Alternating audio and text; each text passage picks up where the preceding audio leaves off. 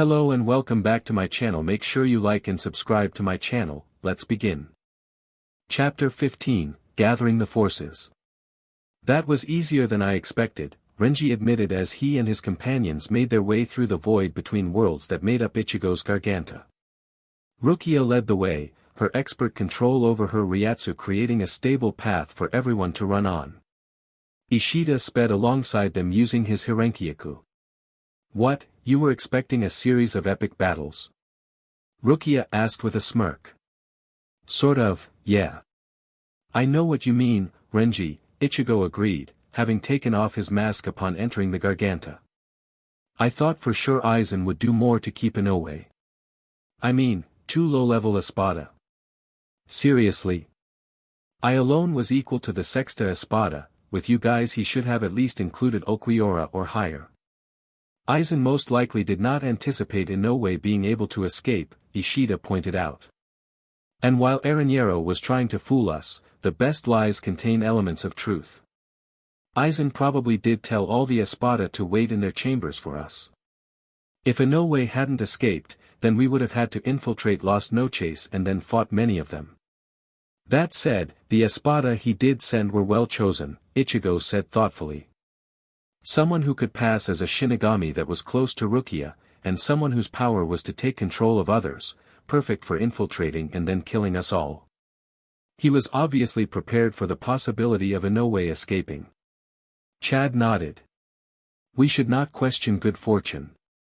Let us simply hurry back to Karakura, to aid the fight against Aizen. Hopefully we won't get into too much trouble with Soul Society, Renji murmured. Relax, Ichigo said reassuringly, would Yamamoto punish you now, when he needs all the able-bodied Shinigami he can get? Especially ones who can take out Espada, or have achieved Bankai. Besides, we never technically broke any orders, Rukia reminded her friends. We were ordered to return to Soul Society. We did, and then we came back. I'm just glad we're all okay, Inoue breathed with a sigh, having been woken up by Rukia while Ishida had battled his opponent. I can't wait to get home. I could use a shower and some food. Speaking of, do you think that Yamamoto Soteicho has already sent a few of the Taicho to Hueco Mundo, and moved everyone else to Karakura? Rukia asked. Maybe, Renji answered slowly. I mean, we were gone for what, an hour? Maybe 2. Sounds about right, Ishida agreed. I don't know for sure, but given what Urahara told us. Renji began, before taking a breath. We probably left Hueco Mundo at the same time as Soul Society's strike force arrived there. Okay, Ichigo acknowledged. If that's true, then it's a safe bet to say that Aizen will attempt to trap them there and move the majority of his forces to Karakura. What's the best way to trap the Taicho in Soul Society? It would depend on the Taicho, Rukia told him. As you have probably already guessed, every Taicho has different specialties. Renji shook his head. No, the easiest way to trap them in Soul Society is to wear them down. One strong opponent, or waves of weaker Arankars. They may be easy to defeat, but even the Taicho have limited amounts of Ryatsu. They'd also come across a problem leaving Hueco Mundo, Ishida realized. They'd need some way to signal to Soul Society for an exit, or someone else with the ability to open a Garganta. It's possible they're relying on Urahara for that part, Ichigo suggested. I mean, he was able to open a way to Hueco Mundo. Maybe he gave them a device to open a way back. Or to signal him. I could see that, Inoue piped up. I mean, they trusted Urahara-san with the super-secret way to protect all of Karakura so all the Taicho could fight at their full power, right? I don't think they'd trust the one man with so much, the archer disagreed. Technically, Urahara Kisuke is an outcast, exiled, remember? He has no obligation or loyalty to them. Asking him for so much would be putting themselves in his mercy. They would have to have something he wants very badly to do that. What do you mean? Ichigo asked, not understanding where Ishida was going with this. Think, Kurosaki. Urahara was banished from Soul Society when he was framed by Aizen for giving the Vizard hollow powers, remember?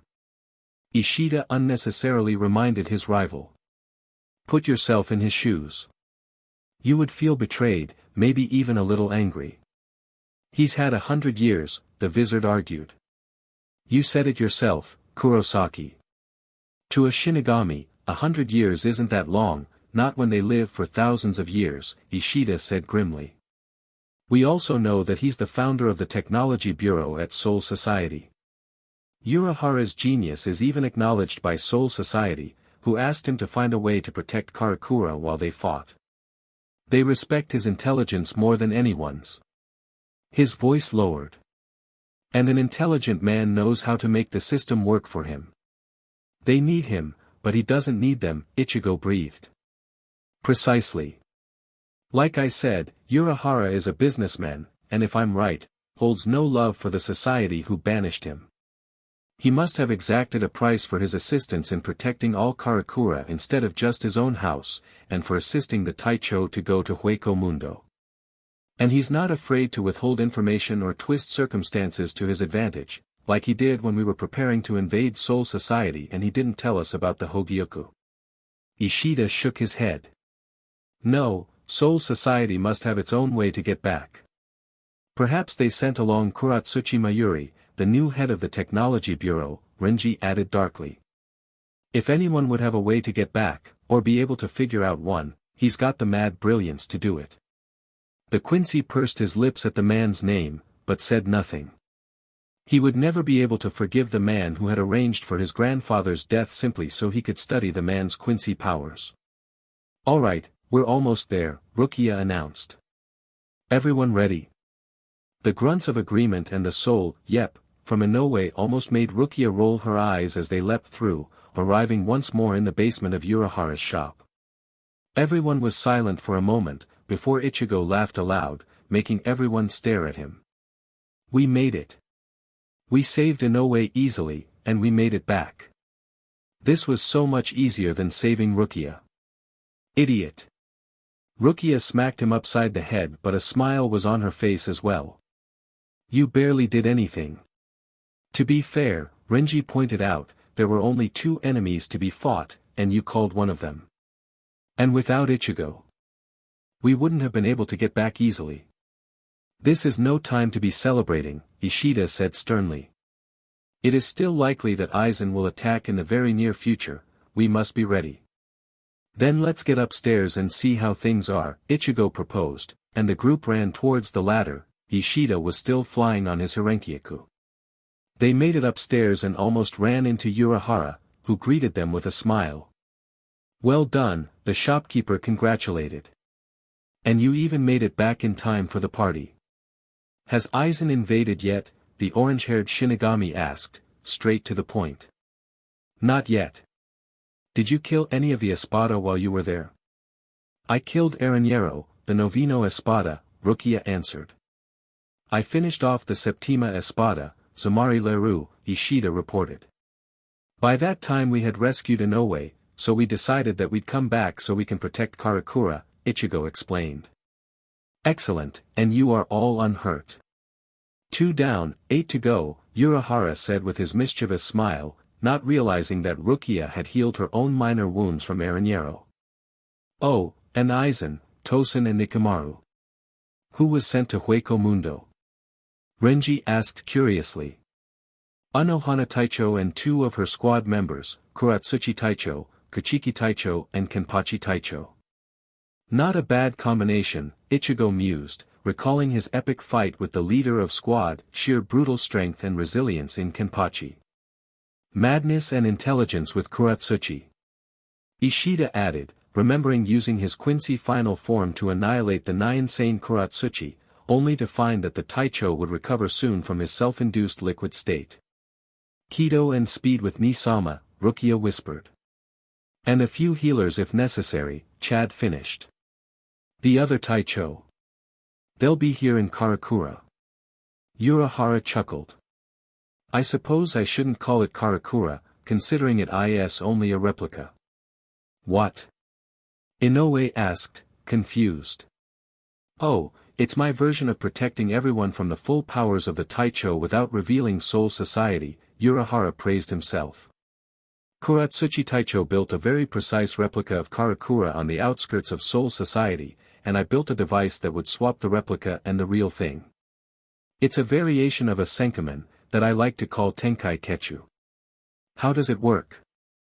Ichigo asked, curiously. And what happens to the people? Rukia piped up. Urahara smiled, it was nice to hear someone interested in his work. Well, like I said, it's based on a Senkaman. Of course, we don't want it permanently in Soul Society, so I had to create a device that would hold it in a barrier in Soul Society until a condition is met.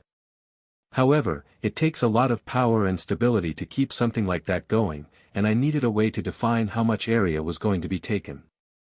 So, with some help from Tensai, we created 4 enormous towers, linked through a variation of Kido. The 4 towers define how much area is going to be moved, in this case, all of Karakura, and the destruction of the towers triggers swapping the replica and the real town back by having the device lose its power. And the people? Ishida queried. They've been put into a special sleep that they won't wake from until we transfer them back. What about people who need medical attention? Ichigo asked, shocked. People who are dreadfully injured. People in hospitals who need periodic treatments. People in the middle of operations. What about people who are freaking driving and crash when they fell asleep suddenly? Relax, Ichigo, Urahara told him cheerfully. Ishida Ryukin went on the news and radio stations, stating that there was an airborne contagion with a relatively short half-life, a contagion that had infected all of Karakura, one that would put everyone to sleep at an approximate time. He heavily warned everyone to stop driving, get to a safe place, etc. He also said he'd brought in some people to oversee the hospital for the duration. Several unseated members of various squads did a quick patrol to make sure the roads were clear, and Squad 4 is overseeing the hospital with Ryukin's assistance. Ichigo sighed in relief. Glad to see all the steps have been taken. So, I assume the rest of the Taicho are here already? Indeed they are. And a few others you may recognize as well, Urahara agreed. I was, sort of forced to stay behind, due to my exile from Soul Society. Are you going to be participating? Ishida asked him pointedly. Perhaps. Not immediately in any case, the exiled Shinigami answered. I don't think I'm particularly wanted or needed at this point. There are 6 Taicho out there, along with whomever they decided to bring along. The Vizard. Ichigo suddenly realized. Did they escape the replacement? Will they help? He frowned. There's no time for me to ask. Guys, we need to get up there with the rest of them, now, Ichigo commanded authoritatively. There's no way to know when Aizen will make his move, and we need to be ready. He turned to Inoue. I hate to say this, Inoue, seeing how far you have improved and everything, but your unique healing abilities may mean the difference between life and death. I'm sure some of us are going to need you soon. Please stay back. Inoue nodded firmly, not liking but understanding the request. Be careful, everyone. That settled, Ichigo swiftly passed his focus to Ishida. I realize you don't like Shinigami. Can you put that aside and work with them for the time being? Ishida frowned, but nodded his agreement. There is little choice in any event. If I wish to help, I must work with people who make up the primary force. Ichigo turned to his best friend, Chad. Do you know how to airwalk yet? No. It's relatively simple. Simply focus your Ryatsu into the air beneath you to create a solid base to stand on. Think you can manage? Chad gave a small smile, silently activating his arms. If it's that simple, there is no problem. My arms' attacks require similar control over my Ryatsu. Seeing determined faces on his team, the substitute Shinigami nodded in acknowledgement. Then let's go. They ran out through Urahara's front door and simultaneously flickered up, above the action, up to where Yamamoto's forces were. Kurosaki Ichigo, Yamamoto greeted in his usual tone. I expected you to be in Hueco Mundo by now, rescuing your comrade. Seeing Renji and Rukia, Yamamoto's eyes opened a sliver further from their usual nigh-closed state. But I see that you must have already done so. Yes, Yamamoto-ji. She is currently waiting with Urahara-san. Ready to heal anyone who requires medical attention, Ichigo responded. With that done, we wanted to help defend our town. I see. Soi Fon Shunpaed next to their group. Kurosaki, are you aware that you and your fellow Ryoka are the only ones of significant power who have not seen the traitor Aizen Shikai? I am. Are you aware of the significance? Ichigo scowled. You guys suspect you're still under Kyoka Suigetsu's influence. That means you want me, Ishida and Chad to handle Aizen. Now it was Soi Fon's turn to scowl. I would gladly kill him, given the chance, but I must concede that it is not wise for me to test myself against his illusions and his skill. Whatever. Fine, we'll take care of Aizen. Ichigo's face hardened as he continued darkly. I owe him a taste of my steel anyway. Be careful, Ichigo, Zangetsu warned. I know, Zangetsu. Been a hell of a day, eh? Find out that Inoue's been kidnapped, risk it all to get my body back, go back to Karakura for backup, return to Hueco Mundo, rescue her from 2 Espada, come back and find out that it's time for the final battle. Indeed. But remember you have a trump card, your Ajucha's mask. Use it sparingly, we have no idea how long your body can tolerate it at this point. Got it. While Ichigo was conversing with his Zanpakuto, Chad found the airwalk to be relatively easy, actually. It was hardly even draining on his Ryatsu when he had both his arms activated, like he had now. I wonder. Why would Aizen come here now, he murmured aloud. There are many opponents here, but only 4 Taicho level in Hueco Mundo. He shouldn't know that we have substituted Karakura or brought the rest of the Taicho here, yet, Ishida answered from beside him. Assuming that, he should take the opportunity to leave Hueco Mundo to come here and take advantage of our weakness, probably by bringing a number of his Espada to keep us busy while he sacrifices Karakura to acquire the king's key. After all, we shouldn't be as strong as 4 experienced Taicho. An excellent analysis, Ishida-san, a calm, easygoing voice commented from behind the Quincy. He whirled to see Kairaku Shunsui. Hello, Kairaku-san, Chad greeted with a smile. Ah, Sato-kun. Shunsui said, delighted. I see you've gotten much stronger, he observed, waving a hand at Chad's improved arms. I have. Let us hope it's enough, the human with hollow-like powers said grimly. Oi, Ichigo. Ikaku. Ichigo was disturbed from his musings when the bald member of Squad 11 approached him. Madarame Ikaku grinned fiercely. Good to see ya, Ichigo. Ichigo gave the man a grin of his own. You too, Ikaku. Bet you're going to have fun, we'll be fighting some very strong people. You bet that large sword of yours I'm looking forward to it. Ikaku agreed enthusiastically. I'm guarding that pillar over there. He pointed towards one not far away. Can't let it get destroyed, otherwise the real Karakura comes back. Oh, that'll get you some strong opponents for sure, Ichigo commented. Who all's guarding the pillars? Let's see. Yumachika's on that one over there, Hisagai's got that one, and Kira's on the last one. Ichigo frowned pensively. I know them all. Then again, that's to be expected, Yumachika and Ikaku are part of Kenpachi's division, and the other 2 are lieutenants. Plastering a smile on his face, the substitute Shinigami made an excuse and left, returning to Yamamoto's group of Shinigami, this time seeing who all he knew. Let's see, all the Taicho are here. Anyone else? He recognized Matsumoto Ranjaku, along with Iba Tetsuzeman, the lieutenants of Hitsugaya Taicho and Kamamura Taicho respectively. There was a familiar one as well standing next to Soi Fon. A ripping sound snapped Ichigo's attention to it. A garganta was opening in the air. Reacting swiftly, Ichigo drew Zangetsu, feeling his partner thrum with power. Ready, Zangetsu. I am ready, Ichigo.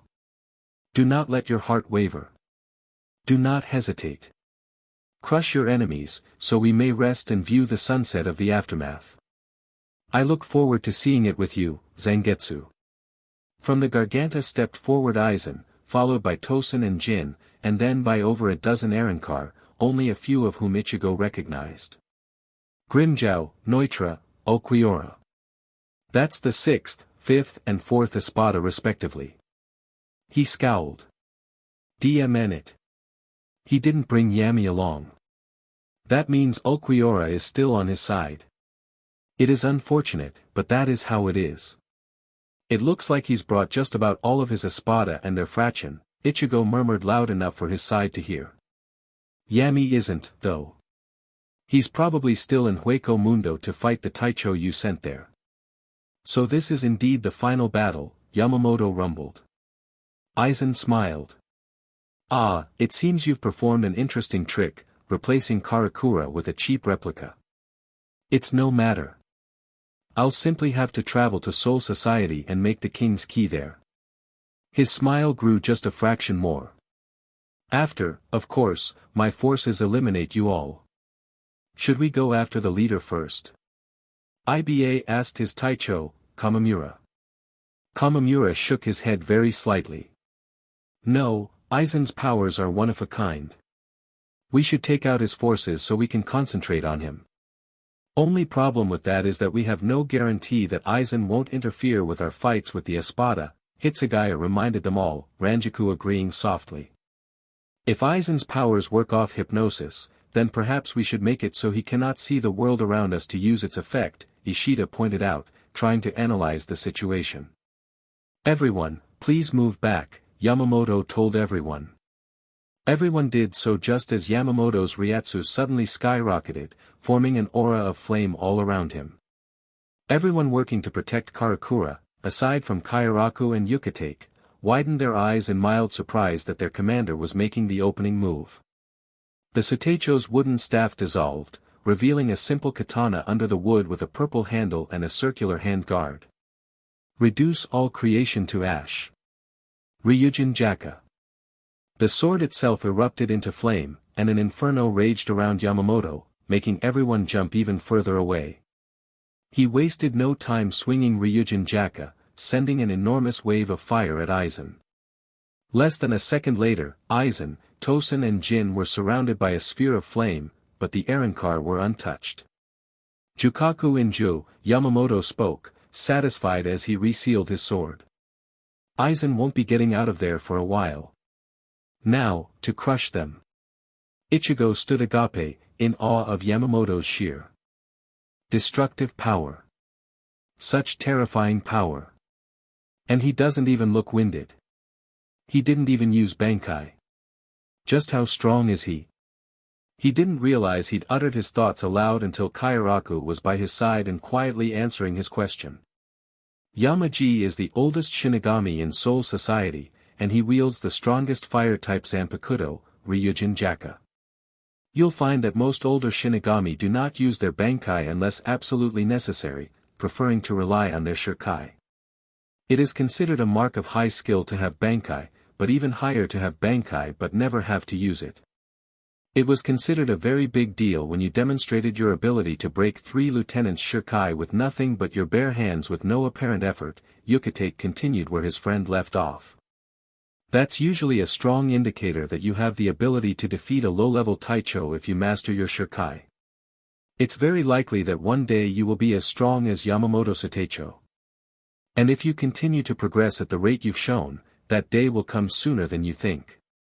Ichigo's attention was once more redirected to the opposing force when one of the Arrancar, presumably an Espada, began to speak.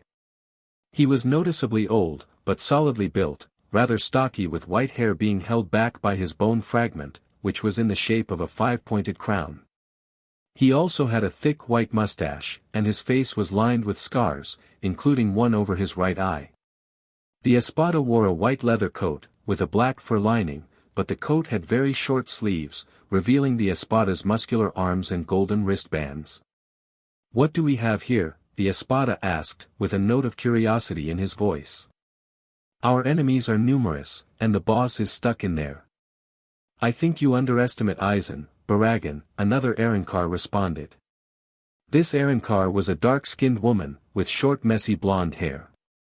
To Ichigo's minor embarrassment, her Arrancar outfit was oddly cut. It covered the lower half of her face, and extended down so only a significant portion of the lower half of her BRSTS was covered.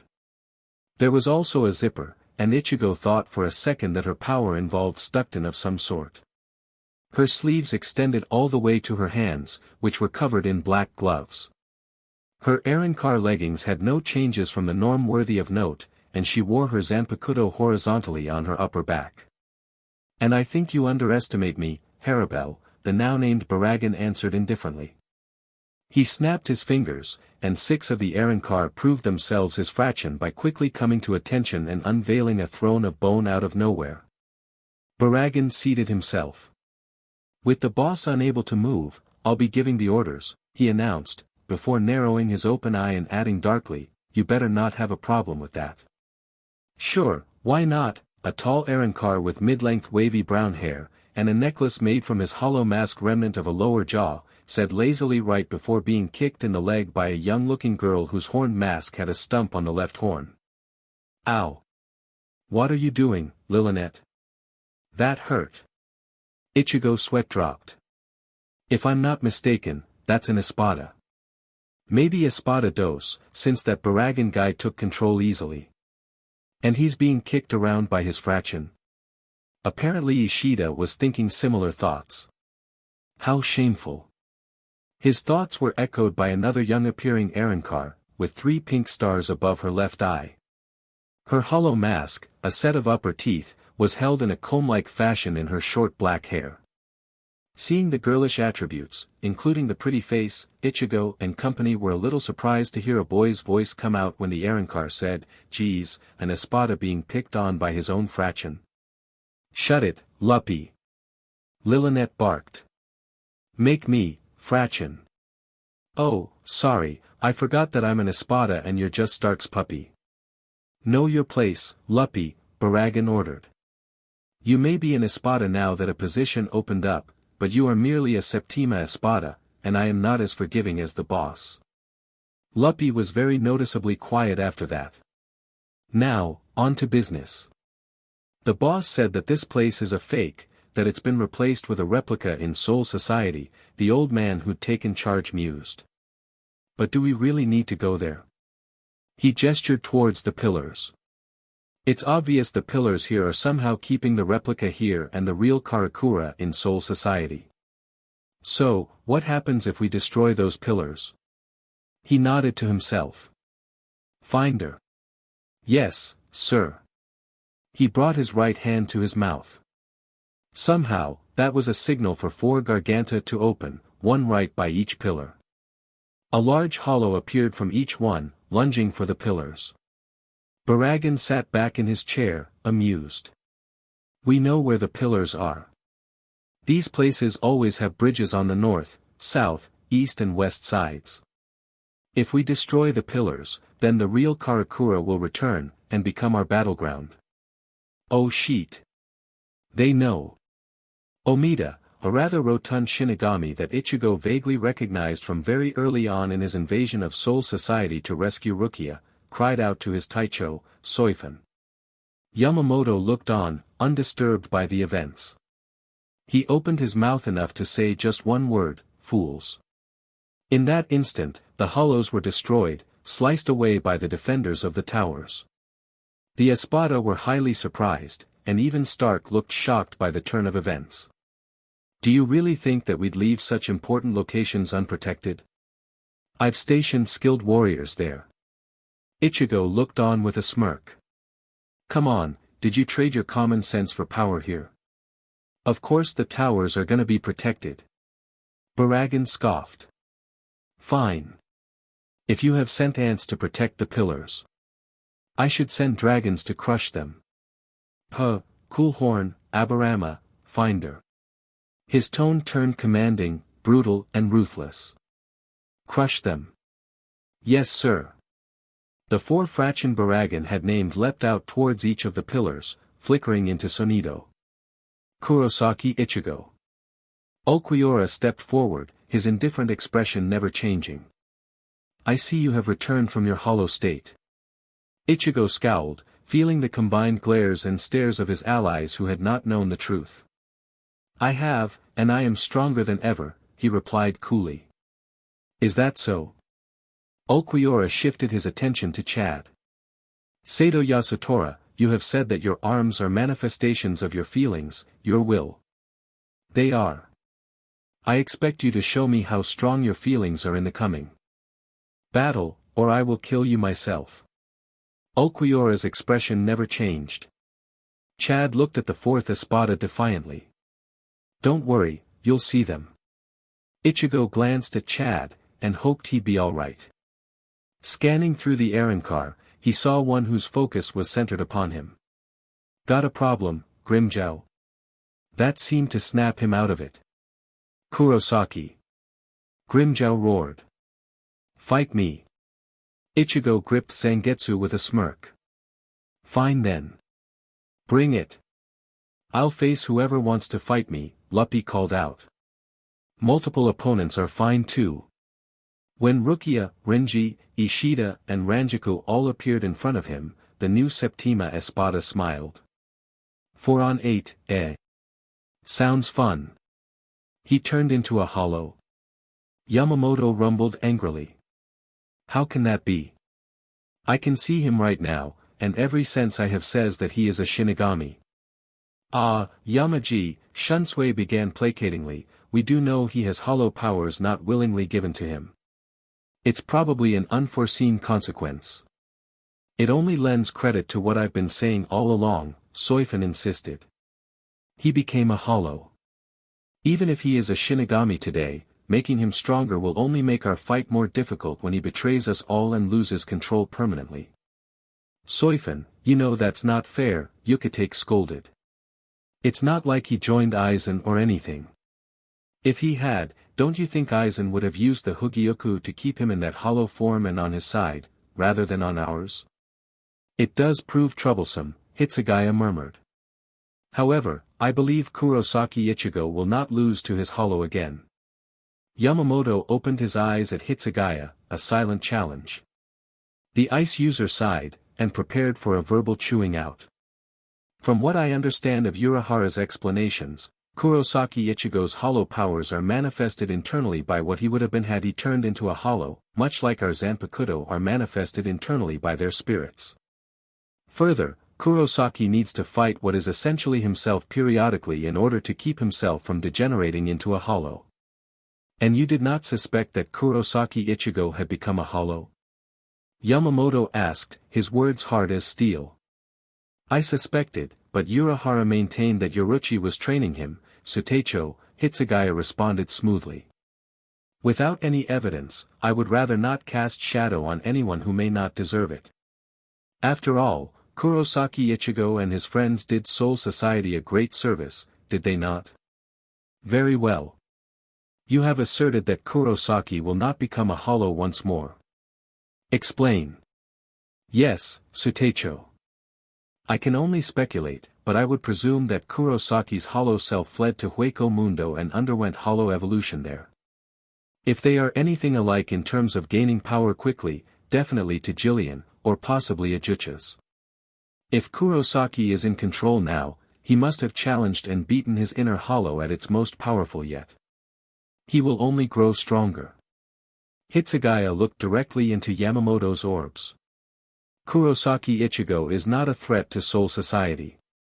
I concede that he may need watching during those times that he fights his inner hollow, but I believe he has proven himself determined and powerful enough to keep that inner hollow at bay. Besides, shouldn't we give him some leeway? Advanced hollow powers might be just the edge he needs to defeat Aizen, and he is the only one with Taicho-class Ryatsu who has not seen Aizen's Shirkai. No one can win every fight, especially against himself, Kamamura protested. Even so, don't we owe him the benefit of the doubt? Shunsui argued. Is this really an appropriate conversation to have at this time? Yukitake asked with an embarrassed smile on his face. Aizen and his forces are still here. That seemed to bring everyone back to reality, and they turned to regard the assortment of Arrancar. Are you quite done, Shinigami? Barragan asked, sounding rather irritated. Good. Now it seems that 3 Espada have chosen their opponents. Anyone else? Neutra stepped forward, holding his precious Santa Teresa in front of him threateningly. I bet not a single one of you can cut me. My Hierro is the strongest of the Espada.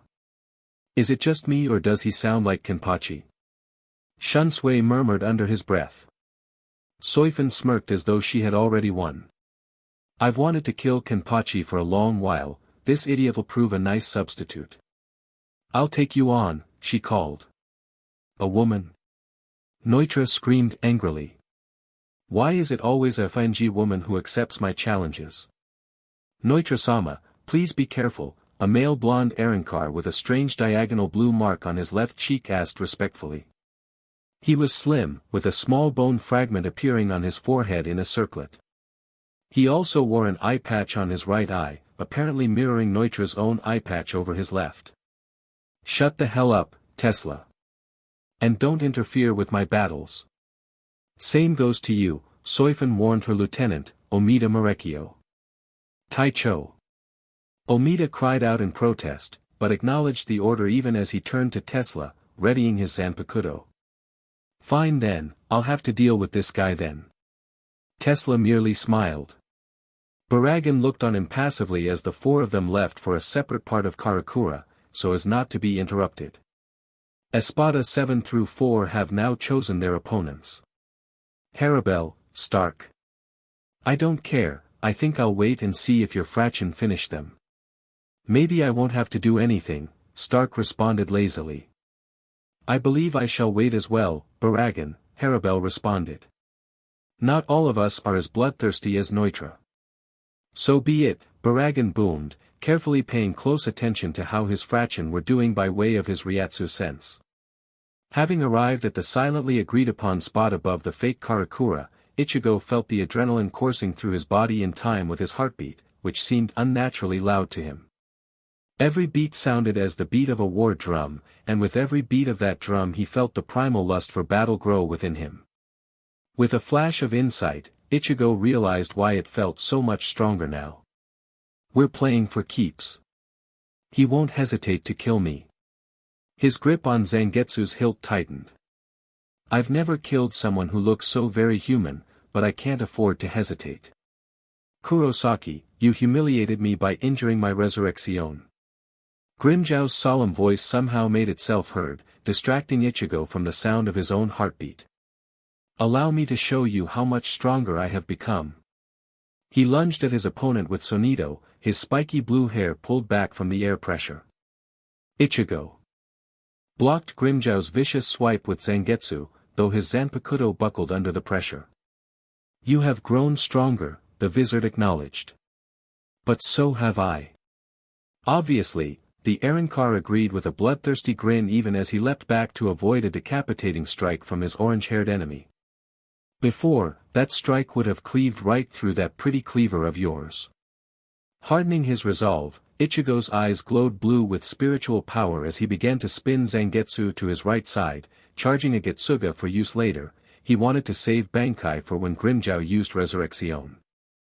Then it's a good thing you're just a PP cat at heart. The Espada saw red. I'm a panther, UFNG strawberry. Grimmjow used Sonido to appear at Ichigo's left side, hoping to capitalize on the opening he'd perceived. Ichigo had anticipated that, however, using Shuunpa to disappear and reappear directly behind Grimmjow, swinging his Zanpakuto. Getsuga Tensho. Never let it be said, however, that Grimmjow was slow. He remembered that move quite well, and so he drew his Zanpakuto with all the speed he had and blocked the Getsuga-enhanced Zangetsu with it. In his other hand, however, Grimmjow had charged a Siro, which he then fired at Ichigo. Ichigo had seen the red glow a moment before the hollow attack had been fired, but didn't have enough time to fully escape or block the onslaught. The powerful Siro burned hotly against his hands even as he used a Getsuga-enhanced Zangetsu to deflect the majority of it away from himself. As the Siro faded, Ichigo gathered his own attack. Hado 4, Byakurai, he murmured under his breath, spinning around and throwing out his right hand, pointing his fingers at his opponent so Grimmjow wouldn't see the pale off-white Kido past the fading red of his Siro until it was too late. It worked. The Sexta Espada had almost no warning before the white-hot lightning pierced him in the shoulder, leaving a hole the size of a nickel. Ichigo had aimed for his torso, but Grimmjow had managed to dodge somewhat at the last moment. The injury managed to enrage Grimmjow further. Before, Kurosaki had needed Bankai to even keep up with him in his unreleased state.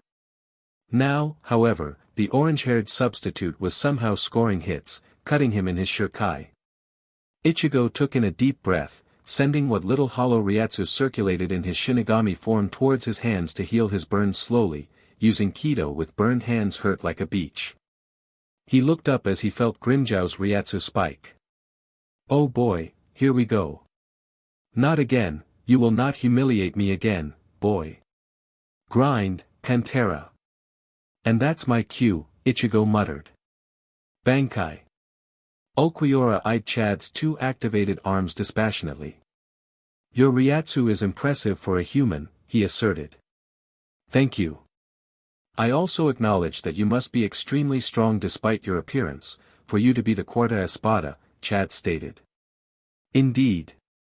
Ulquiorra paused, pinning his head to the side. I invite you to strike me with your most powerful technique on me. You are at your strongest now, yes. I am. Ulquiorra nodded. And I am at my weakest. I am not in Resurrection, and my sword is sheathed. Why do you want me to do this now? Chad asked. To show you the meaning of despair. No human can defeat me, Ulquiorra stated as though it were fact. However, it also serves a second purpose. We must both recognize that under normal circumstances, a human would be hard-pressed to defeat even the most basic hollow, correct? Given that humans typically cannot see them, and do not usually have the necessary strength or knowledge of how to defeat them, yes. The empowered human agreed tentatively. You have said that your power comes from your emotions. More specifically, your faith in your grandfather's preachings for your right arm. Your attack will provide excellent data for how much your emotion affects the strength of a human. Out of curiosity, what does your left strength come from? My will to attack. I see, the Quarta Espada acknowledged. And how strongly do you wish to attack me, to inflict pain upon me? At the moment, not very strongly at all, Chad confessed easily. Right now, we are having a civil conversation. Ulquiorra nodded slowly. I believe I can understand that. Does the fact that I am here to destroy your town and sacrifice it for Aizen-sama make any difference? Chad felt a flash of anger at the reminder. He said nothing, but the Arrancar saw the change in Chad's body language. Pursuing the lead, Ulquiorra decided to push the subject. I wonder what will happen to all the souls that are sacrificed to create the Hugioku, he mused. I suppose they will be erased from existence. Chad's eyes widened. Kigo. Tatsuki. Everyone. Allow me to provide a bit more incentive, Sato Yasutora, to wish to attack me. If you fail to injure me, I will personally remove your arms from you and force you to watch your comrades be sacrificed to the Hugioku and removed from the cycle of reincarnation, Ulquiorra promised. That did it. Chad's rage could no longer be controlled. He dashed forward with all the speed of his Paso del Viento and slammed his left hand, blazing with power, into Ulquiorra's diaphragm. La muerte, he cried out, creating an imprint of a skull with his Ryatsu all around the Quarta Espada, before punching Ulquiorra directly in the face with El Brazo Directo del Gigante. El Directo. An incredibly powerful blast rocketed out from his right arm, an order of magnitude stronger than his normal blasts. Ulquiorra went flying, but swiftly recovered, only to find Chad had used his speed technique to be once more in his face. La muerte. Chad repeated, but this time his left arm found itself blocked by Ulquiorra using both hands to hold his wrist. That was, impressively strong, Sato Yasutora, Ulquiorra stated with a cough. Chad noticed with some satisfaction that the Espada had coughed up a minor amount of blood. Thank you, but I'm not done yet. Chad's right arm slammed into Ulquiorra's head from the side in a truly brutal right hook, which made Ulquiorra stagger just long enough for Chad to complete his earlier technique. Like I was saying, La Muerte. Chad's left fist struck in a picture-perfect uppercut. Die. Ulquiorra was sent flying once again, but he used Sonido to reappear behind the empowered human. How astonishing. He paused to spit out some blood. I would never have expected any human to be able to injure me, even in this, my weakest form. Your emotions, combined with your power, make you this strong. He shook his head. If you master yourself and your power, you will truly be a force to be reckoned with. However, it is time for me to teach you the true meaning of despair. He drew his sword. Bind, Murcielago. Luppy looked around, seeing his four opponents, Ishida, Ranjaku, Renji and Rukia. There's no way you can win against me, you know. And why is that? Ranjaku asked, drawing her sword fluidly, ready to release it at any time. Her actions were mimicked by her fellow Shinigami, while the lone Quincy among them summoned his bow. Yeah, if you can't be beat, then why aren't you the Primera Espada? Ishida pointed out with a smirk. F you. Luppy yelled, inordinately angered by the barb, before suddenly smiling again and leering at Ranjaku. Speaking of, perhaps I will save that big melanced one for later. His smile grew. Yeah, that's gonna be fun. Unlike that girl who looks like she hasn't hit PBRTY yet. I mean, seriously, you look like you're flat as a washboard.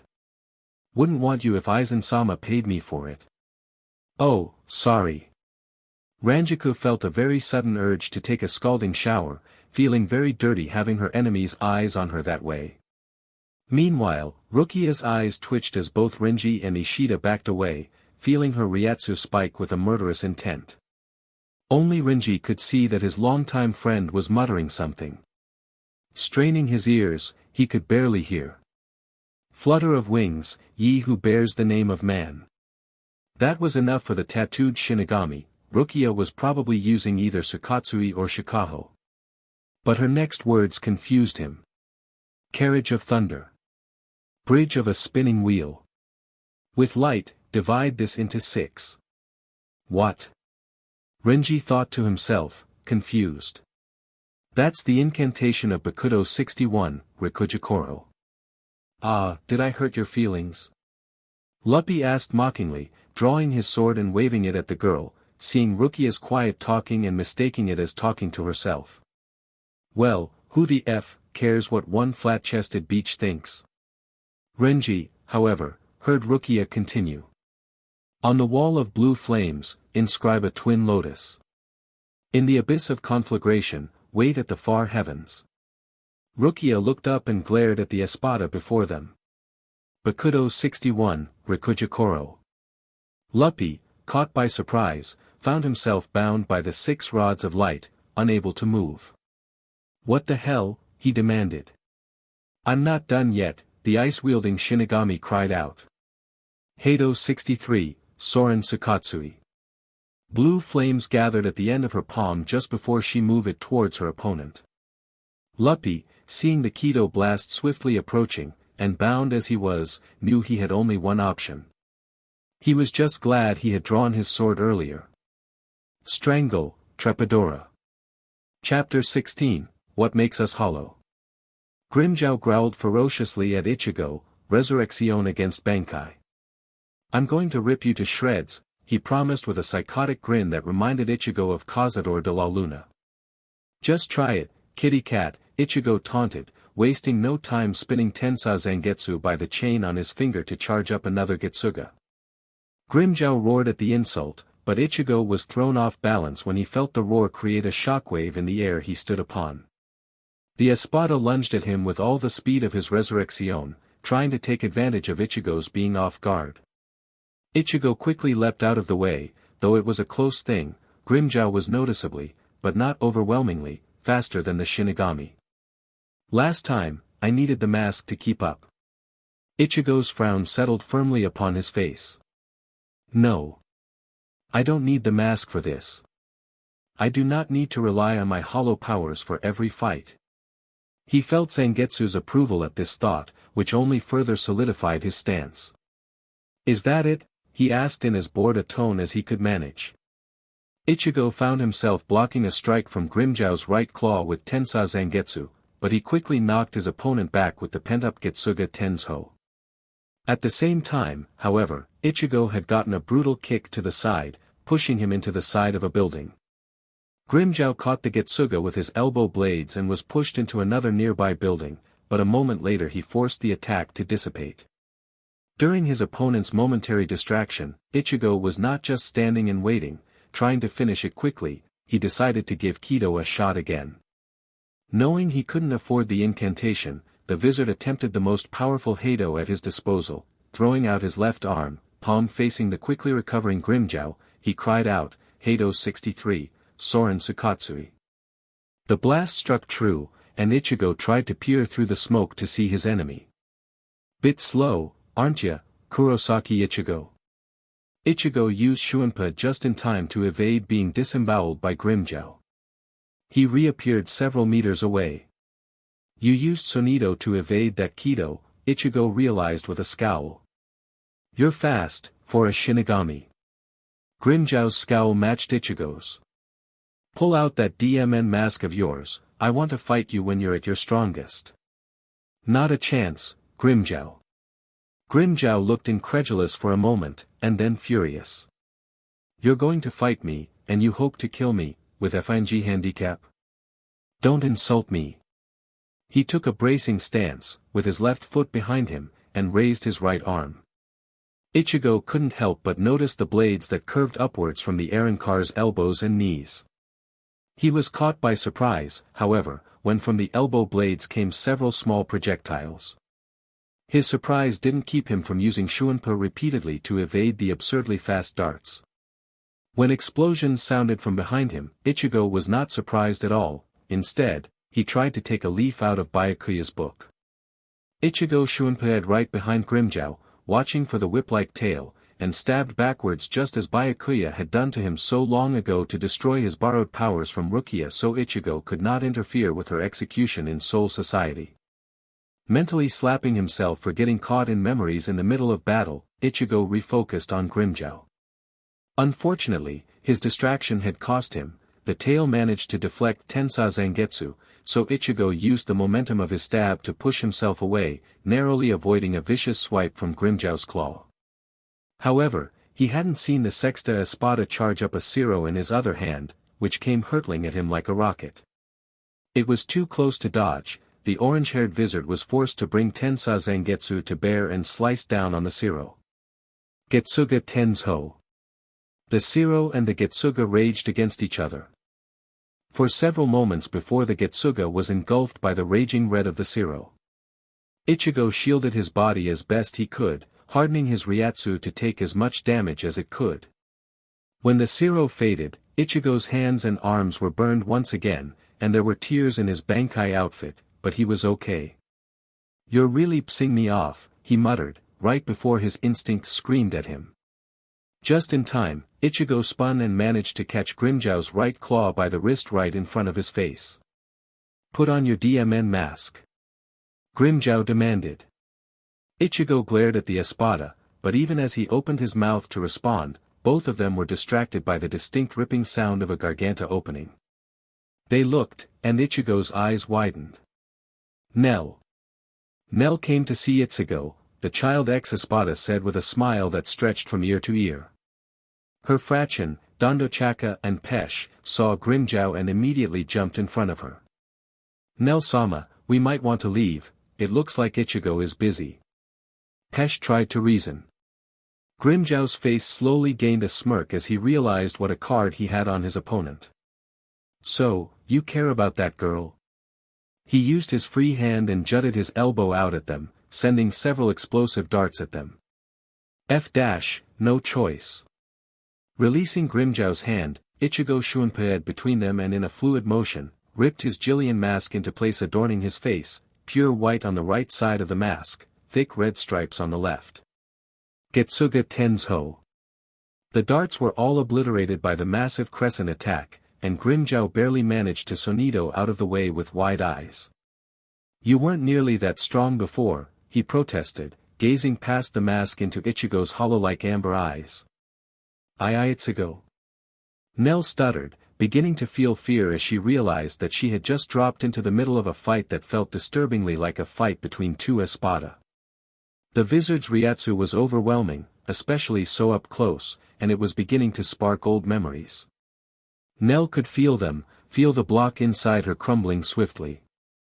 Then, the Ryatsu became too much for her, and she fainted, Dondochaka catching her. You wanted the mask. Now you've got it. Ichigo appeared behind Grimmjow, Tensa Zangetsu practically oozing with black Ryatsu. Grimmjow used Sonido to evade a swing that would have permanently removed his legs from his torso, but realized belatedly that he'd received a serious slash to his back. His spine had been spared, thankfully. What's wrong? Ichigo taunted, spinning Tensa Zangetsu at his side once more to charge up another Getsuga. Where's your cocky FNG grin, Grimchowder? Is little old me too much for you? Grimmjow had no chance to reply, as Ichigo had suddenly thrown his sword at him, covered in the black Ryatsu of the Getsuga Tensho. As he narrowly evaded the incoming Zanpakuto, the Espada barely blocked Ichigo's fist with his own claw. In that moment of contact, he saw Ichigo JRK back on the chain he held in his left hand. Realizing what it meant, the blue-haired Arrancar brought his whip-like tail up and attempted to catch Tensa Zangetsu, only to feel the Getsuga burning and cutting through his tail like a dark flame hiding daggers. Using Sonido at the very last moment, Grimmjow barely managed to escape with a deep slice to his back and tail, watching as Ichigo caught his sword. Giving up already, coward? You who demanded to face this demonic power of mine.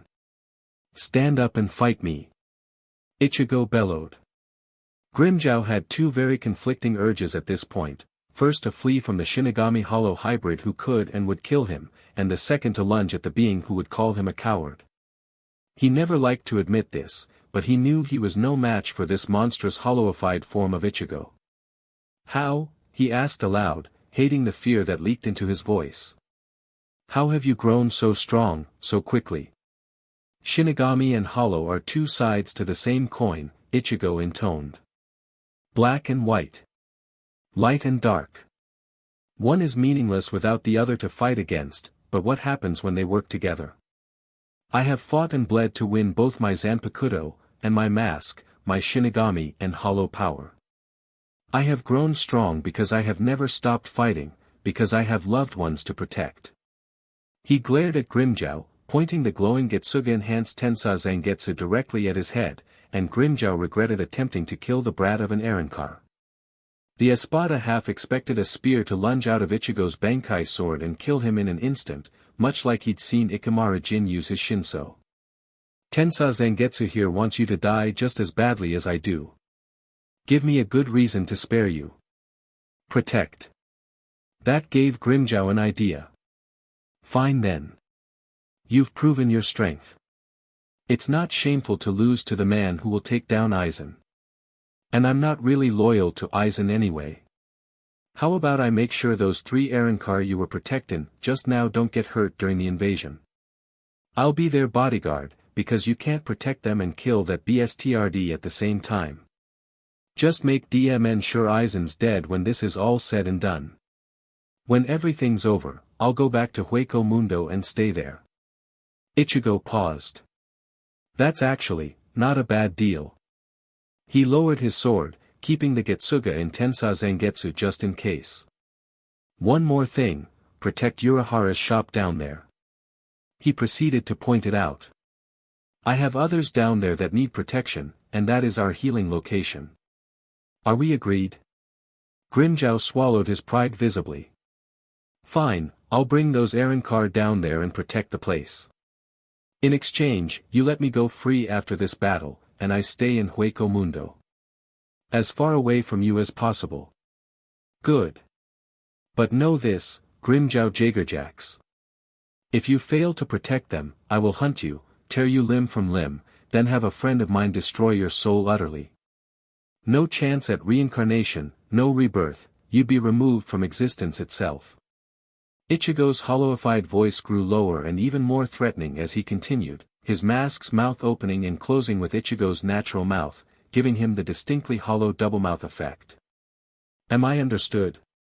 Grimmjow swallowed hard at those words, how could he not?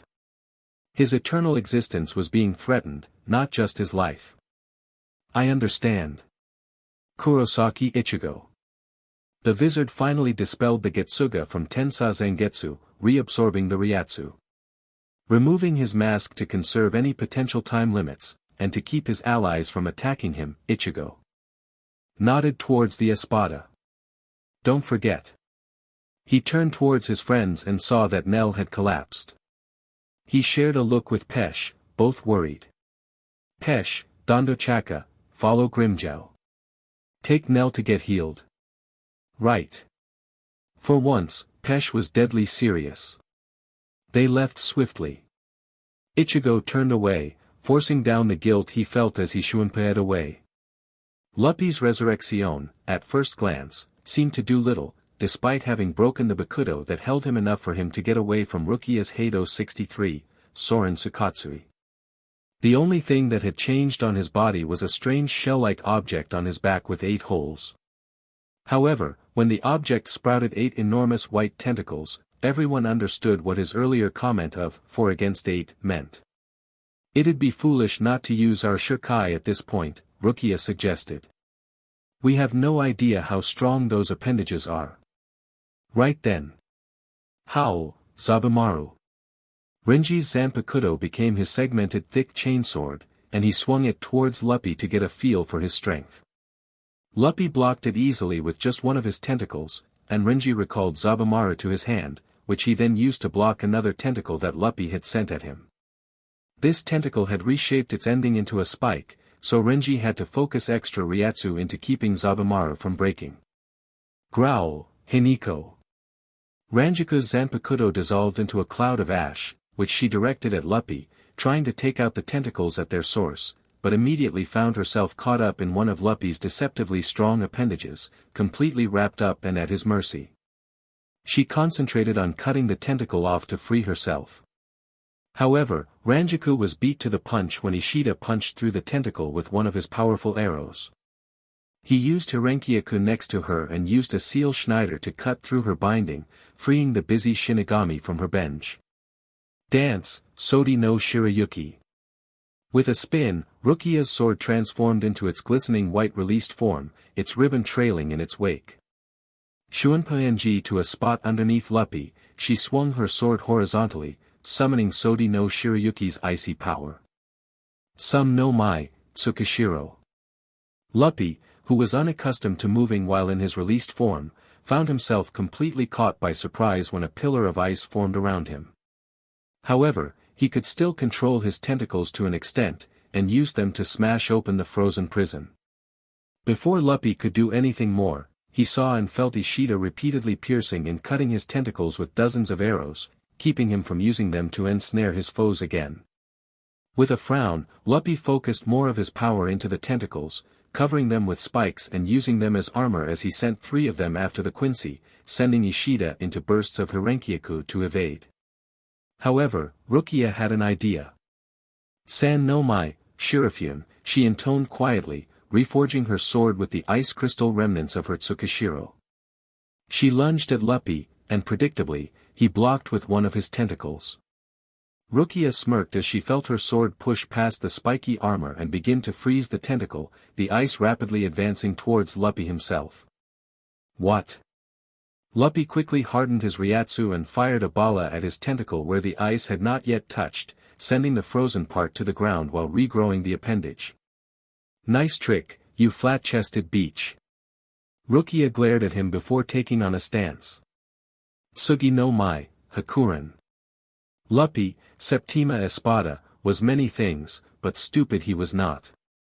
He used Sonido to get out of the way of the wave of ice, even though it tired him. He had grown his tentacles to extreme lengths, and the extra mass made it difficult to use the high-speed technique without his own Resurrection slamming into him. However, his preoccupation left him easy pickings for the rest of the team. Several powerful arrows were shot from Ishida, forcing Luppy to use his extra limbs for blocking them. Meanwhile, the ash from Ranjiku's Hiniko quietly engulfed him, and then with a fell slide, burrowed into the thing on Luppy's back and completely destroyed it, removing Luppy's tentacles from him. Renji used Luppy's shock to wrap him up in Zabumaru's blades, and Rukia Shunpaed in front of Luppy, Sodi no Shirayuki poised to stab him in the head. In case no one's ever told you this, you're a spoiled brat. And with that, Rukia's sword pierced Luppy's head, freezing him solid nigh instantly before he shattered. Now that that's over and done with, let's go help the others on the towers, Renji suggested. Nodding, the four of them split up to aid the four Shinigami on the towers. It doesn't matter what you look like, I'm going to rip that scrawny head of yours from your Afenji shoulders. Chad promised, seeing Ulquiorra's new form. The Espada had sprouted giant black bat-like wings. His mask remnant had also changed, now centering over his head, with two large horns extending to his sides and in front. Ulquiorra's sword had changed shape, now taking the form of a simple javelin, and his hair had grown longer. Prepare yourself, Sato Yasutora. Acting on instinct, Chad raised his right arm in a blocking maneuver, just in time to block his opponent, who had seemingly materialized right in front of him. Wasting no time, the empowered human lunged out with El Brazo Izquierda del Diablo, powering up La Muerte. To Chad's surprise, the attack connected firmly against Ulquiorra, imprinting the skull pattern upon him and the air around him. He should have been able to evade that, given the speed he was going earlier. But it was only now that Chad realized that Ulquiorra appeared completely unharmed. Your attacks can no longer hurt me, Ulquiorra said calmly, confirming Chad's fear. How does that make you feel? Angry, Chad growled, charging up power in both fists. Ah yes, exchanging rationality for power, the bat-like Espada murmured, recalling his first encounter with Ichigo and his friends. I cannot fault you for the effort, you are quite strong, stronger than many high-level hollows. But your power is not sufficient to harm me at this level. You forget, my anger manifests in my will to cause you pain. Chad bellowed, rushing in with his Paso del Viento and plunging his fist into Ulquiorra's face. La Muerte. He lashed out with his right arm and struck Ulquiorra in the mouth. El Directo. Ulquiorra was sent flying, but he swiftly recovered before giving his opponent a measuring look. An interesting tactic. If my hierro is too strong, weaken an already weak area first and then attempt to blast through. You attempted to weaken the hierro around my face, and then fired one of your strongest blasts at my mouth, trying to destroy me from the inside out. No. I just wanted to take your head off, Chad admitted.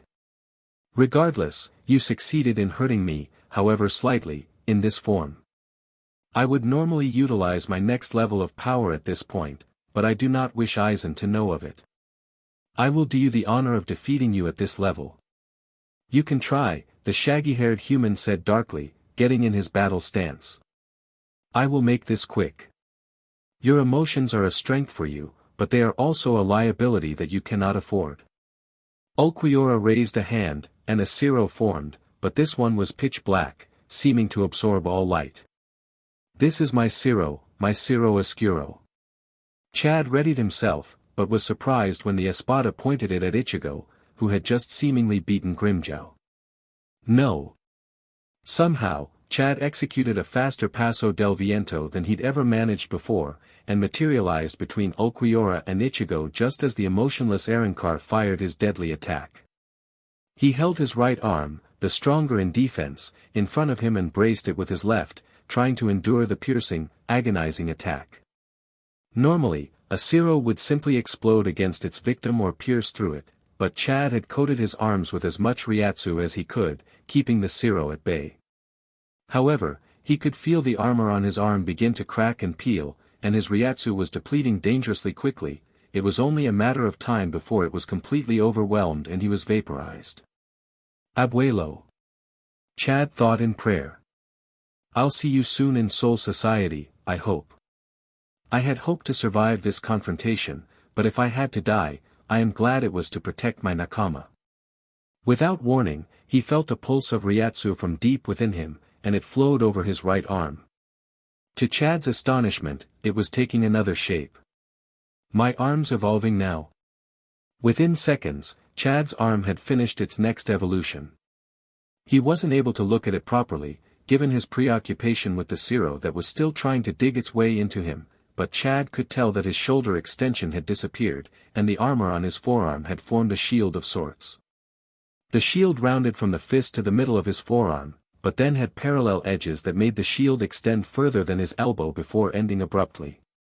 Chad felt the newfound power of his newly upgraded arm, and instinctually channeled it towards the shield. He roared his strength and pushed with all his might, managing to deflect the Zero upwards towards the empty sky. He fell to one knee, barely able to keep afloat using the airwalk technique. I am impressed, Sato Yasutora. The human with hollow-like powers wearily looked up at Ulquiorra before pushing himself to his feet.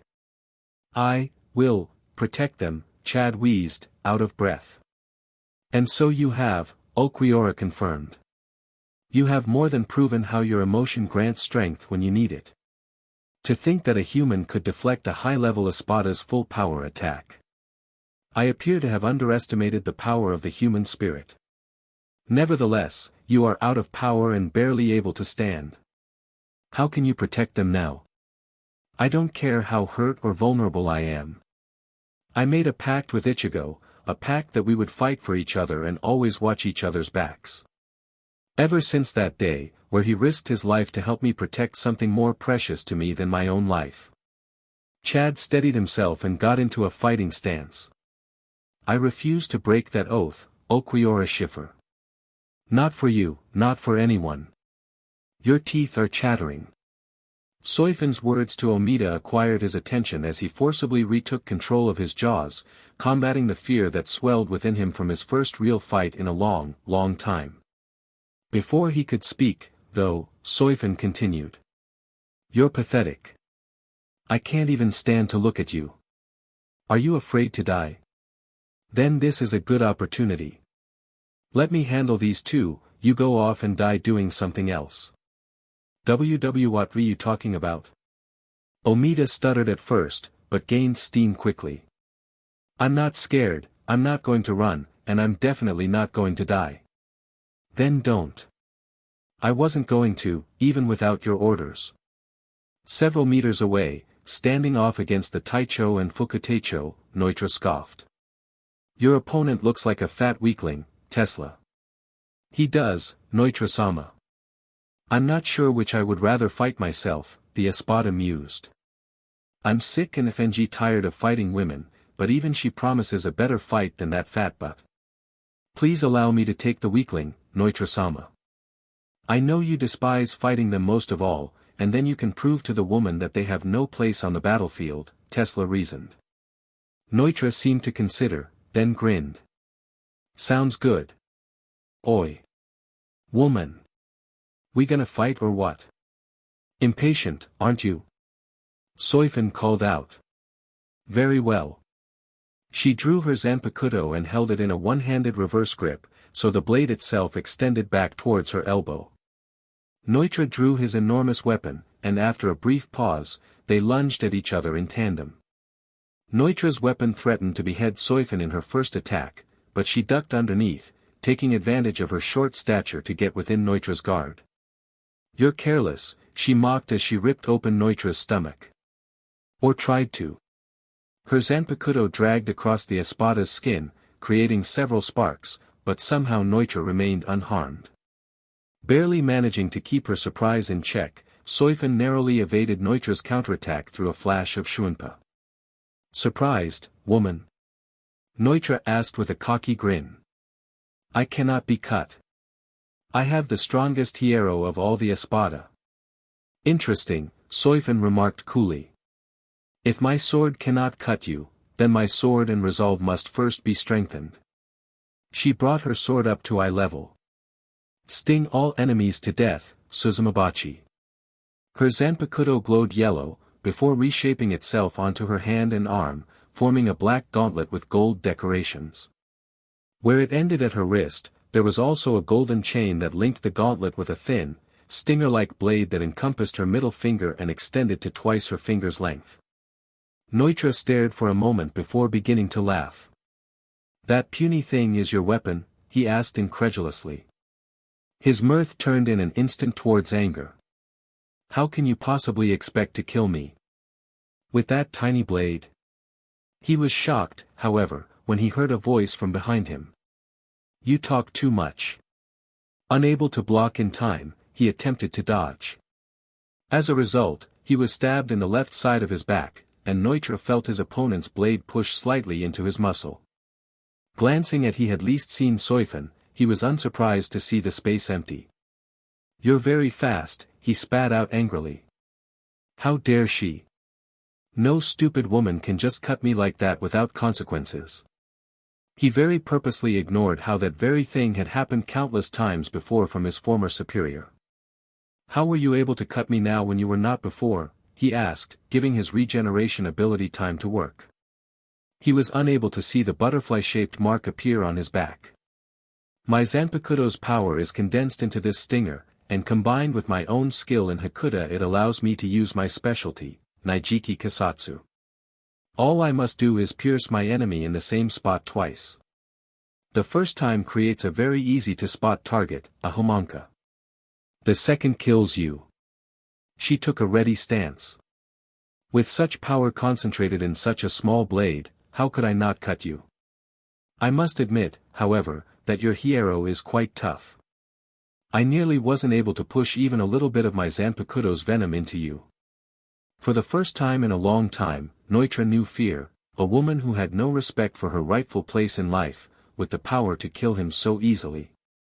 Then his fear turned to anger, then to rage. "I'll kill you," he howled as his Ryatsu flared. "Pray, Santa Teresa.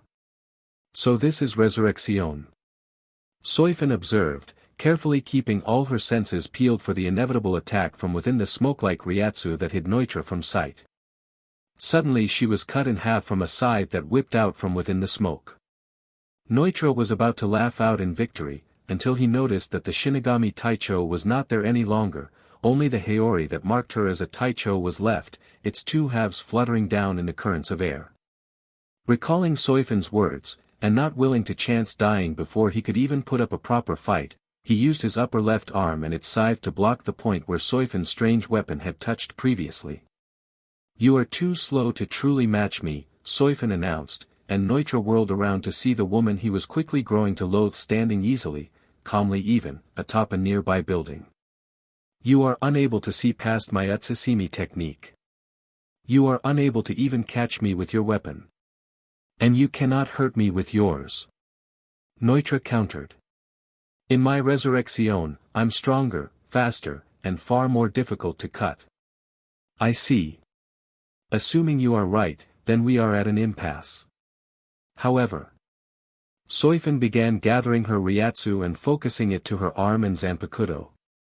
"I do not believe you are capable of defeating me." She dashed at the four-armed Arrancar, Suzumabachi practically buzzing in her ears in its desire to kill. Meanwhile, Omida and Tesla had experimentally clashed a few times, sword against sword. Tesla's sword was slightly odd, however, in that it was a relatively short rapier, and had a chakram built into it just above the hilt.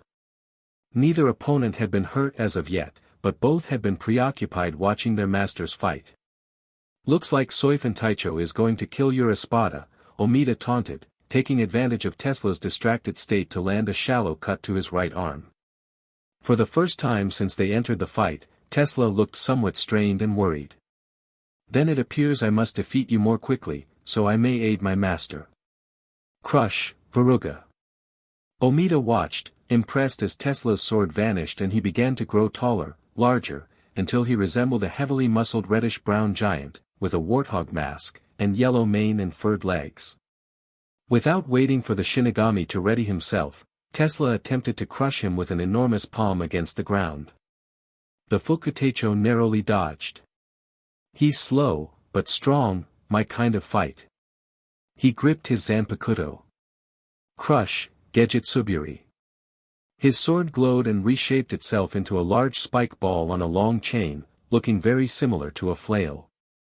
Without hesitation, he hurled it up at Tesla's face, successfully hitting his mask and breaking off the left tusk.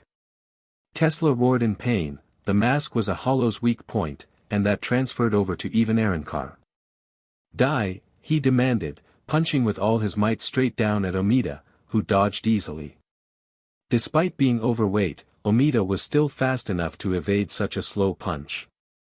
Swinging Gejitsuburi above his head by use of his chain, Omida leapt up and flung his weapon directly into Tesla's left eye. The giant size of the fraction ensured that the mask's eye hole was large enough to accommodate.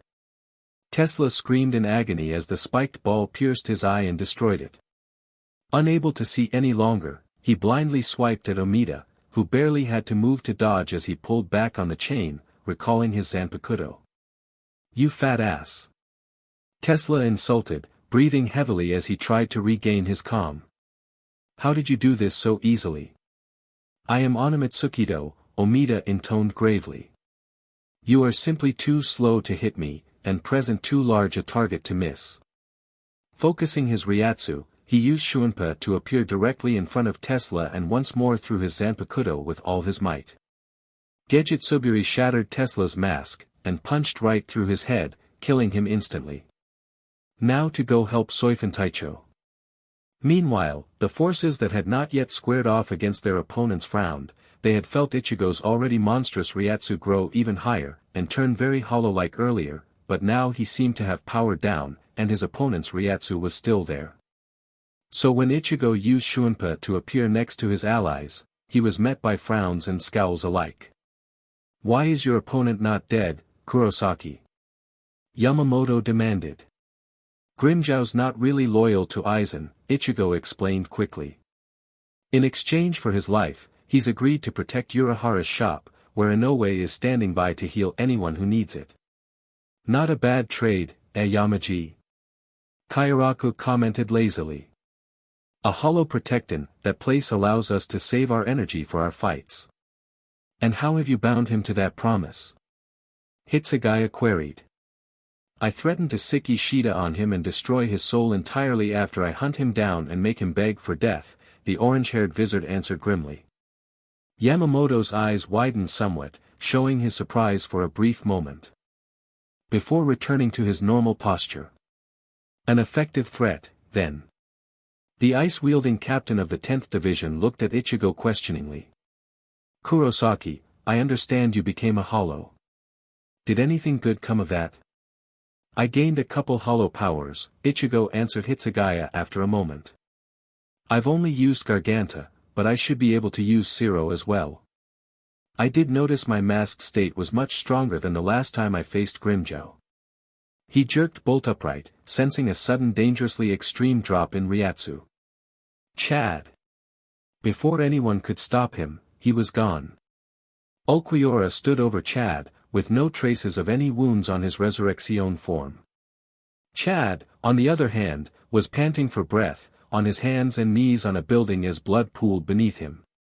He'd fought hard, despite being drained of Ryatsu, but ultimately to no avail. Ulquiorra was just too fast and too resilient. Chad, I'm here, Ichigo told him fervently as he kneeled down next to his best friend. Let's go get you healed up, okay? Ichigo, he's strong, Chad whispered, coughing up more blood that joined the pool of blood on the building even as he allowed Ichigo to help him up.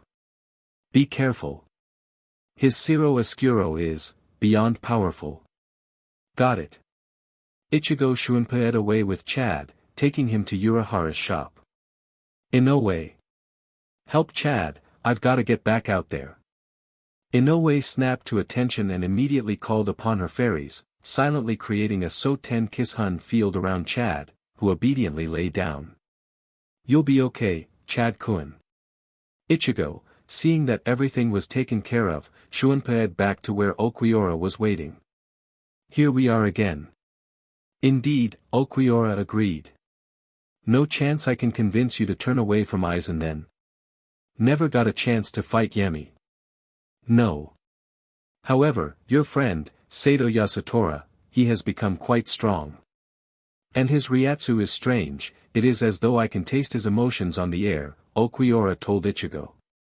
He surprised me in that he was able to mildly injure me in this form using his most powerful attack and a clever strategy, but my regenerative abilities and high speed kept him from landing more than glancing blows afterwards. So, now what? You've got what you were looking for, right? A better understanding of a human's emotions? Ichigo pointed out. Indeed, I have learned much with my interactions with Sato Yasutora. However, there is still more to learn. Ulquiorra took a battle stance. Come, Kurosaki Ichigo. Show me your own will to protect, your own will to attack. I'll show you more than that, Ichigo promised, reaching up to pull on his Jillian mask once more, continuing to speak as he did so. I'll show you my instinct. He glared up at Ulquiorra through hollow amber eyes that glowed eerily from within the mask, spinning Tensa Zangetsu by the chain once more as he flared his Ryatsu to its fullest, making Ulquiorra's eyes widen imperceptibly in surprise. Prepare yourself, Ulquiorra. As you wish, Kurosaki Ichigo.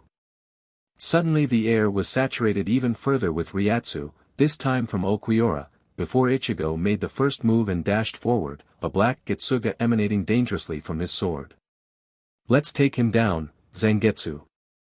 He felt Tensa Zangetsu thrum in his hand, and then he was thrown into combat. Kira Izuru, with the help of Ishida, had Avirama Redder on his knees, his head bowed. Kira calmly walked to the eagle-like fraction, Wabasuk in his hand. Ishida floated alongside him on a platform based on his Hirenkyaku. How? Avirama asked as he struggled to move any part of his body. His name suited him, his body was almost completely covered in blood-red feathers. The only parts of his body not covered in plumage were his tattooed chest and his face, upon which a large beak had formed. He had also sprouted enormous wings, and his feet had reshaped into talons. What did you do to me? Kira indicated his released Zanpakuto.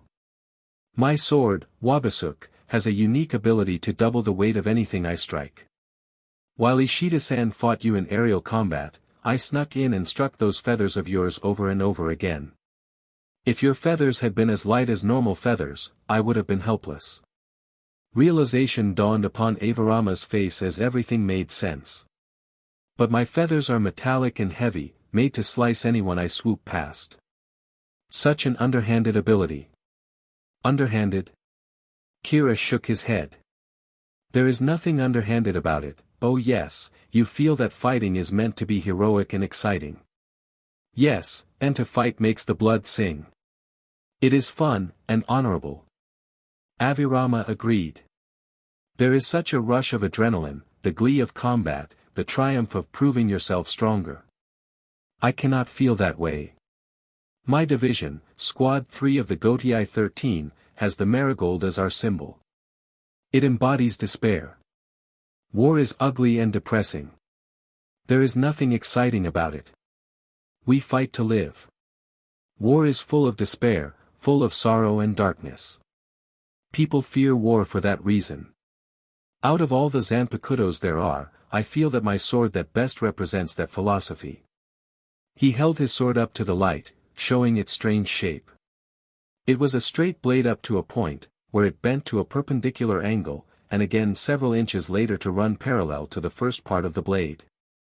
The sharp edge was on the inside of the hook-like shape, while the outside was blunted. Raise your head, Wabasuk. That command is so fitting to my division. When I strike you with my blade, I double your weight, again and again until all you can do is kneel, no longer able to stand. No longer able to even lift your sword. And then Wabasuk's power forces you to bow your head, as if in apology. And that is why it is called Wabasuk, the penitent one. He stood over the helpless Avirama and gently but firmly brought his sword to go around the fraction's neck so the inside edge, the sharp edge, was directly against his skin. W8. Avirama pleaded. A warrior does not beg for his life. And with a tug, Kira beheaded the Arrancar. An interesting philosophy, Ishida commented. Seems to be counter to Squad 11's. Of course, Kira agreed. Most squads have their own philosophy. Squad 3's is despair, Squad 2's is efficient dispatch, Squad 11's is the love of fighting. By having contrary philosophies working together, we are able to take in all kinds of Shinigami and have them work together. They paused as they felt a heavy, oppressive Ryatsu fill the air. Kurosaki. Ishida recognized. Kurosaki Ichigo is the owner of this Ryatsu?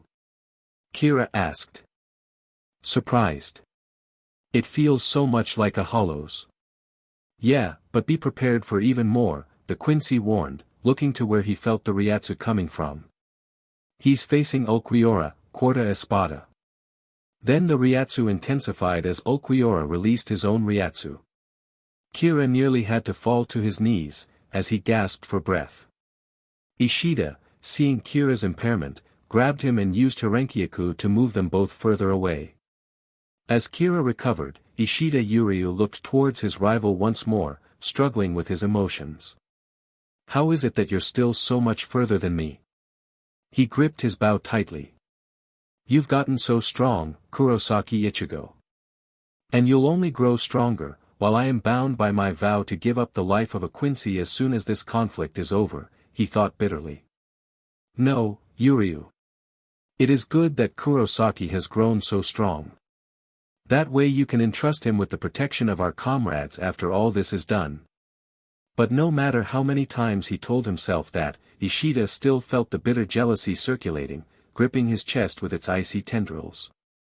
Ayasagawa Yumachika finished off Charlotte Coolhorn's Resurrection with the true form of his Shirkai, Ruriairo Kujaku, from within the Arrancar's Rosa Blanca technique. Ruriairo Kujaku manifested as several vines that wrapped around the opponent and drained the captive's Ryatsu, using it to make several flowers slowly bloom. I have to thank you again, Charlotte Coolhorn, Yumachika commented easily. Without your Rosa Blanca technique to hide us from all sight and Ryatsu sensing, I would not have revealed my true Shirkai.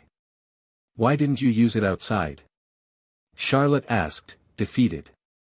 His Resurrection had changed his clothing primarily, giving him white underwear that connected to a pink miniskirt, and a white crop top with extended shoulder pads, which had a pink cape.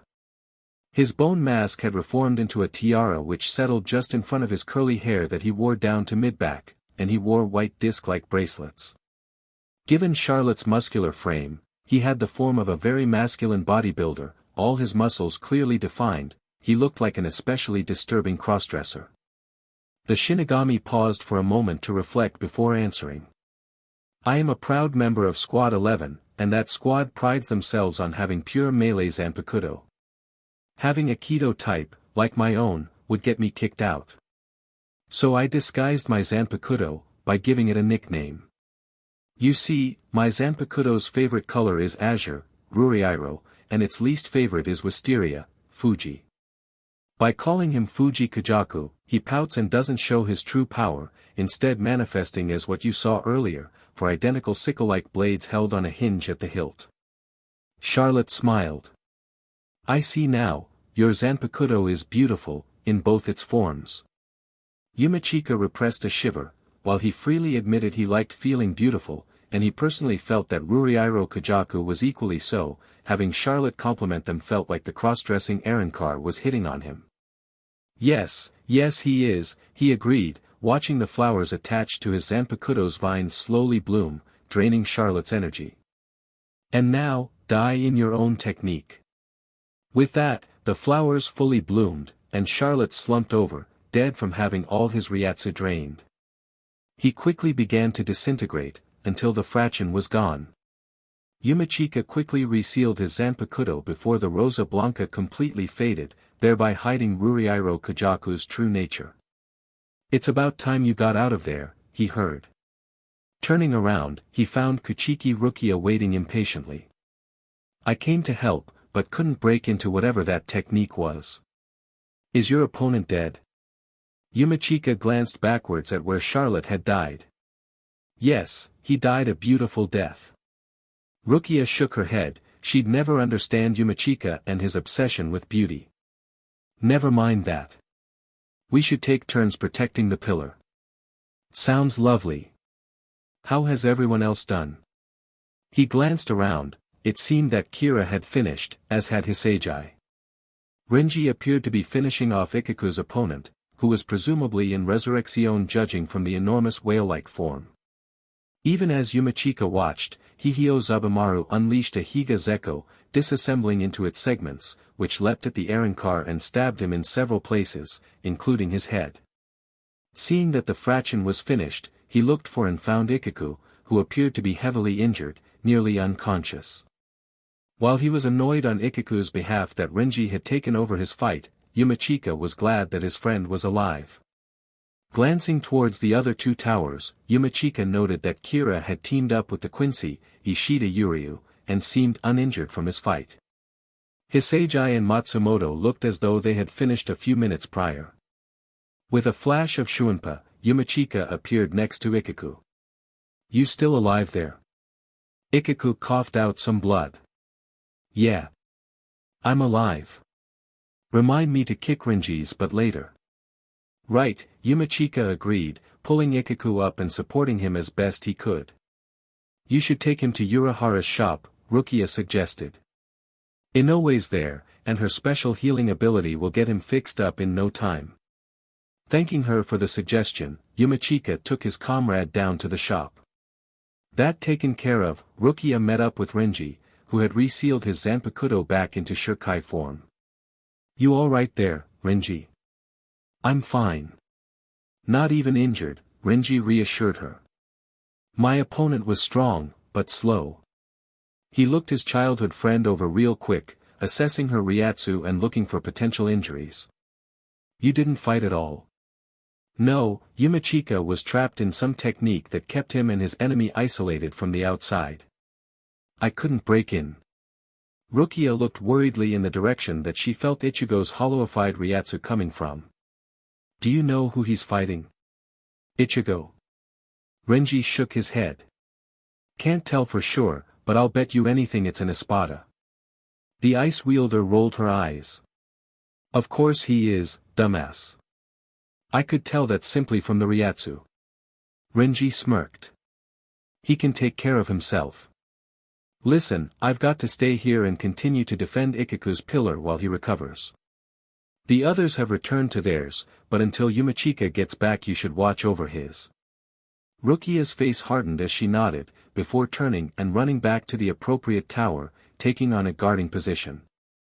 Barragan's face was a reflection of utter fury as his left hand crushed part of his bone throne. Oh! Sheet, one of his remaining fraction cursed with wide eyes, sensing Barragan's rising Ryatsu. Sire, please remain in your throne and allow us to handle them, the other begged. Barragan paused, but he regained his calm expression as he once more sat back. Kill them. Do not leave a single ant alive, or there will be nowhere for you to return to. He gave his subordinates a piercing, judgmental stare. Do not disappoint me, he uttered with the weight of a dictator. It did not need to be said that if they did disappoint him, Barragan would kill his fraction himself. Apache, Sunday through Sunday, Mila Rose, Harribel suddenly called out. 3 more Arrancar, presumably her fraction, rushed to her side. Attempt to destroy the towers yourselves, but do not interfere with Barragan's fraction's battles. Yes ma'am, they saluted, and in tandem all 5 fraction vanished in a burst of sonido. Should we send a Taicho along to help out? Yukitake suggested. Just in case, of course. Who would we send to fight them? Yamamoto asked heavily. He wanted to reserve his heavy hitters, Yukitake, Kairaku, Kamamura and himself, for the Espada, as well as their Shinigami masters. Kamamura understandably wanted to save his strength for fighting his old friend, the traitor Tosen, and it was likely that Hitsugaya would abandon his post to aid him. Kira would most likely want to fight his old Taicho as well, Ikamaru. Yamamoto's attention was split between watching the Arrancar before him, maintaining the fire that separated Aizen, Tosen and Jin from their subordinates, and keeping tabs on Kurosaki Ichigo's fight with Ulquiorra. Speaking of Kurosaki, he hoped that the substitute Shinigami was capable of finishing the Quarta Espada and still be able to take on Aizen. I think we should let the tower's defenders take care of themselves, Kairaku offered lazily. Like you said, Yamaji, they are strong warriors, and they have backup now. I don't think we're going to get a choice, Hitsugaya said grimly, eyeing the Espada. Indeed, they were readying themselves for combat. It appeared that everyone save Barragan was moving to draw their weapons, or simply raising their Ryatsu in challenge. The tower defenders will have to take care of themselves, Kamamura growled dangerously, drawing his own sword. However, just as they were about to split up to fight their battles, everyone stopped when they felt an overwhelming Ryatsu wash over them from the direction of Ichigo's battle with Ulquiorra. The roar of a hollow echoed in the sudden silence. Chapter 17, Defect. Ichigo, garbed in his Jillian mask and already in Bankai, refused to let up against Ulquiorra, Tensa Zangetsu clashing against energy javelins that the Quarta Espada kept generating. His sword was almost constantly raging with the power of a Getsuga Tensho, which Ichigo suspected was the only reason why he was consistently breaking Ulquiorra's weapons. If it were as simple as melee combat, Ichigo had confidence that he could win eventually. There were 3 problems, however. First, Ulquiorra was just too DMN fast to make more than glancing blows. Hold still, he demanded, slashing and releasing a silent Getsuga. Now why would I do that? The Arrancar asked him tonelessly as he once more abused his Sonido technique to vanish and reappear a distance away, out of range of the Getsuga. I have no wish to die just yet. Ichigo lunged at him, frustrated as he witnessed Ulquiorra's minor wound. He'd managed one on his arm just a minute ago, closed up at a speed comparable to his own regenerative abilities. That was problem number 2, Ulquiorra too had high-speed regeneration and just as insane levels of Ryatsu as Ichigo did, which meant that minor wounds meant nothing and major wounds were only temporary. He'd need to cut off Ulquiorra's head or something equally fatal, and even then the hollowified Vizard wasn't sure that Ulquiorra couldn't regenerate from that, if only a limited number of times. As Ichigo flew towards Ulquiorra as quickly as he could, he had to dodge the Arrancar's own attacks. He had a tendency of firing a mixture of teal-colored Siros and energy javelins at the Vizard. While Ichigo was certain he could relatively easily withstand a Siro, he'd already gotten cut by the javelin before, and Ulquiorra was extremely good at hiding the spears within a Siro.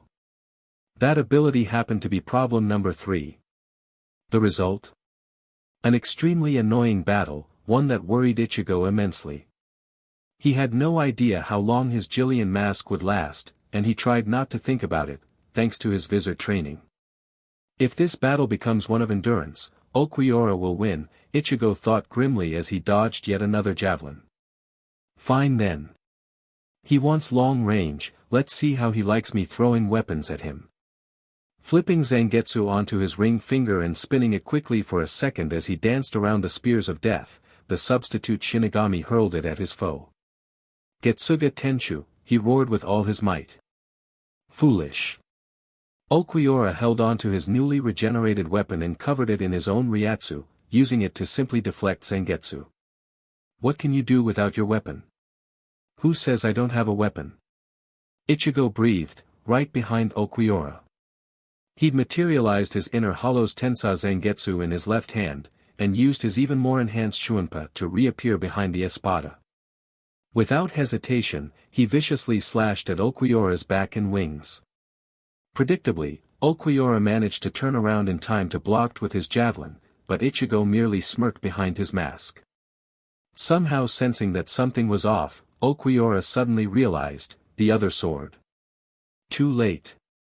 Ulquiorra had been impaled by Ichigo's black Tensa Zangetsu from behind, the blade still raging with a very powerful Getsuga Tensho as it pierced his right wing and lung.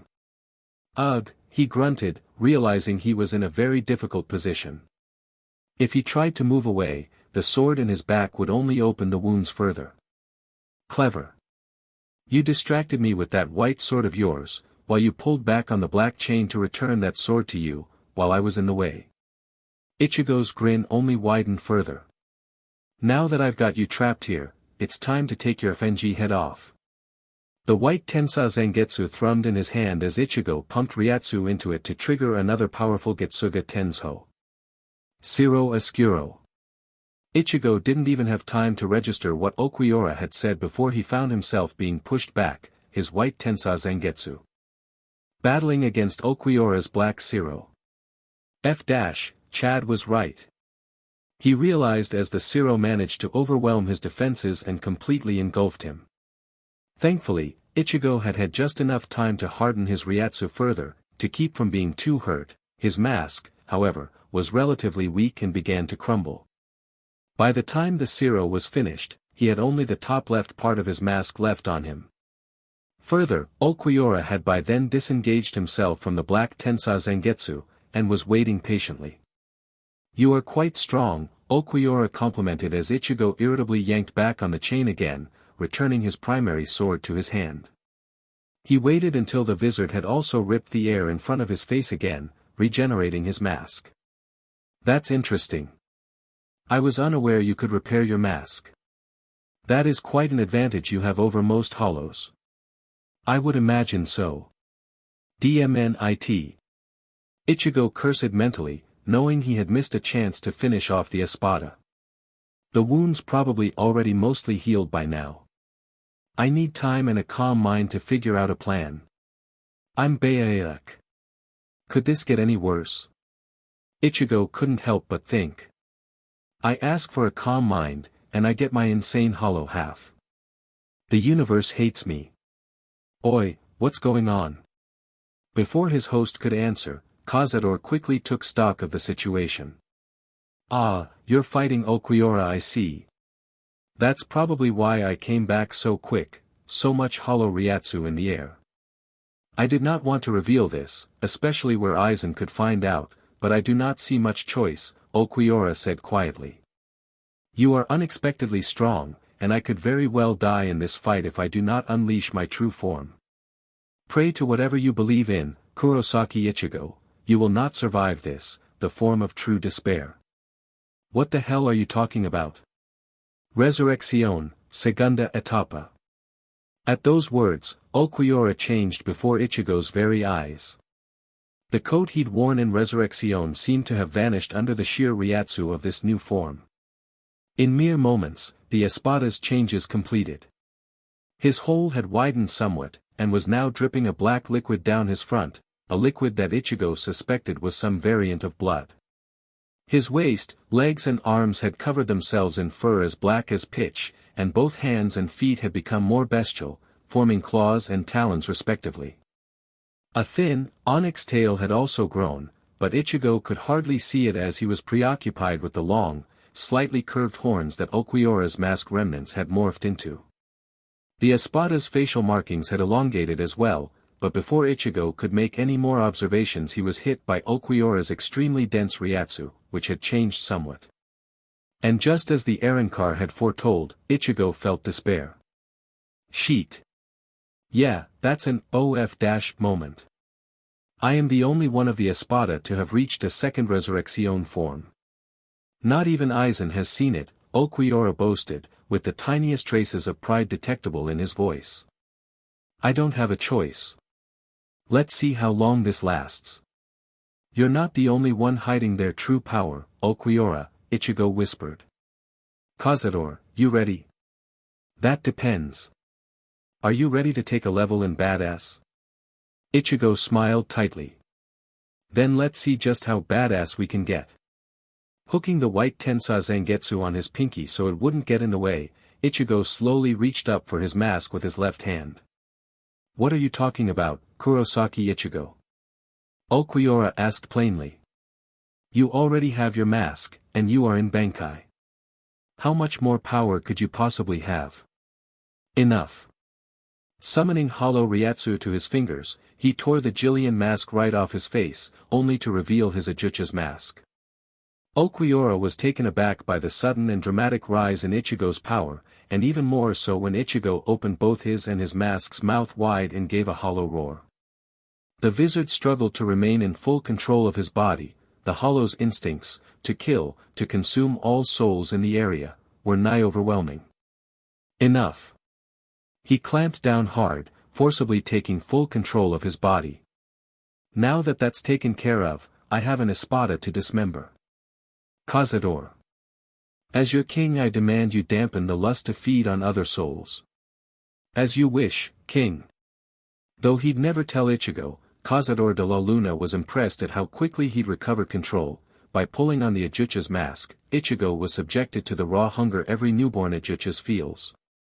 They must eat other hollows near constantly, in order to keep from degrading back into a Jillian. It is only after the first couple of dozen other Ajuchas they eat that most hollows manage to focus on a different picture than always eating, and have a little time between feedings. Cazador had a bit of a buffer on his side when he became an Ajuchas himself. As an Arrancar, he'd kept from using his Resurrection form except when completely needed. As a result, he wasn't using his full power, and needed to eat far less. Ichigo had no such protection, he was at his full power. With his Ajucha's mask, and both Tensa Zangetsu, the Vizard was unleashing Ryatsu that rivaled Ulquiorra's Segunda Etapa form. For his liege to master himself and the mind-consuming instinct to eat other souls within seconds, Cazador had to acknowledge that Ichigo's will and determination were quite strong. It's moments like this that remind me just why I'm not sad I lost to him. He's like a freaking force of nature, Cazador thought to himself. I don't know how long I've got. Ichigo reminded himself grimly. Best make it count. He lunged at Ulquiorra, both his swords lit up with the destructive light of the Getsuga Tensho. Both blades were met by a strange weapon of pulsing, glowing yellow-white energy. It took the shape of yet another spear, but Ichigo could tell instantly that this was on a whole new level of power. Of course, the fact that both enhanced Tensa Zangetsu had been stopped cold by this weapon was also noteworthy. This is my Lanza del Relampago, Ulquiorra introduced. I don't know how you have suddenly increased your power yet again, or why your mask has changed. But allow me to instruct you in despair.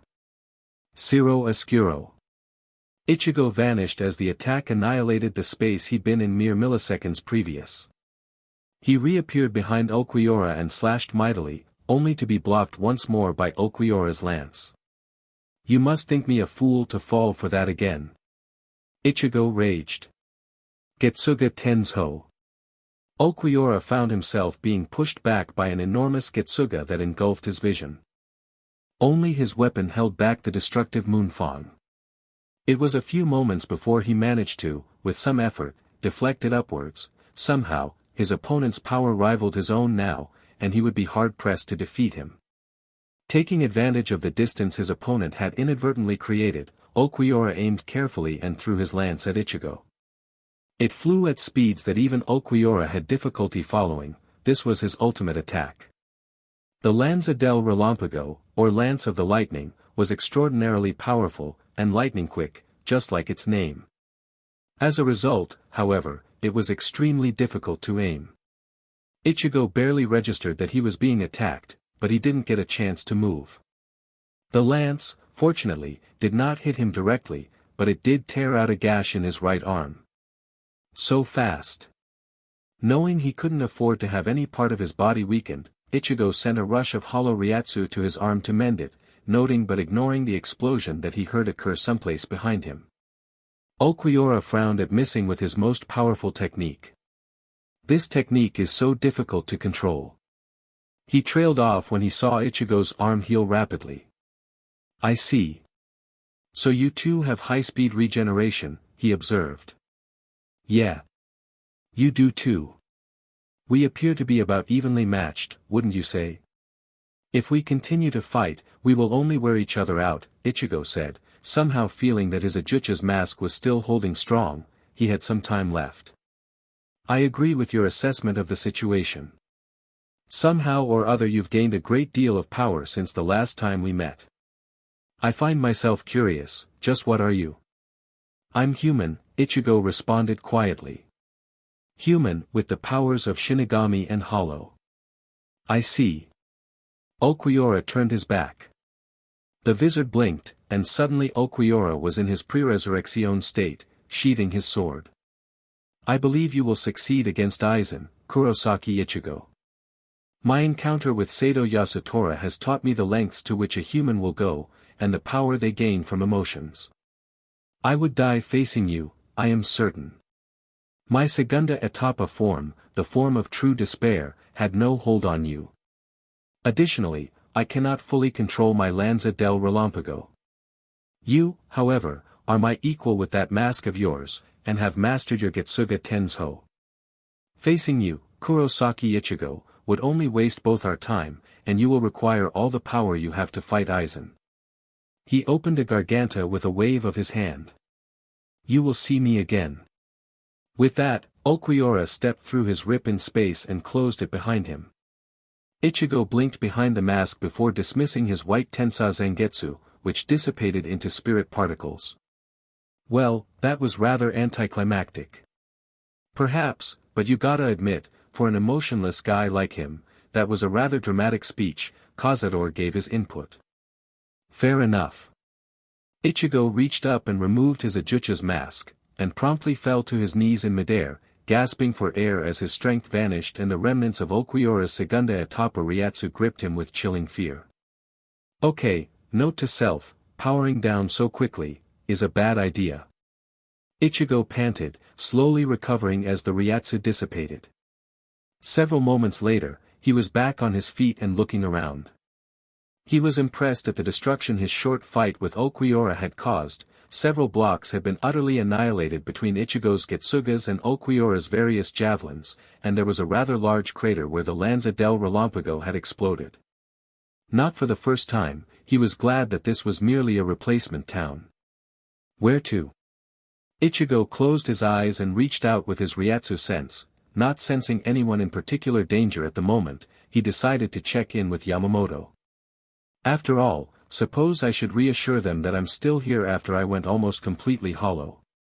Not bothering to dismiss his Bankai, Ichigo vanished in flash of Shunpa. Meanwhile, Soi Fon and Neutra were leaping around, trying to hit each other in their dance of death. Soi Fon was far too fast to hit, but Neutra was keeping her from being able to hit him by forcing her back with his 6 scythes. It was a true test of speed versus power.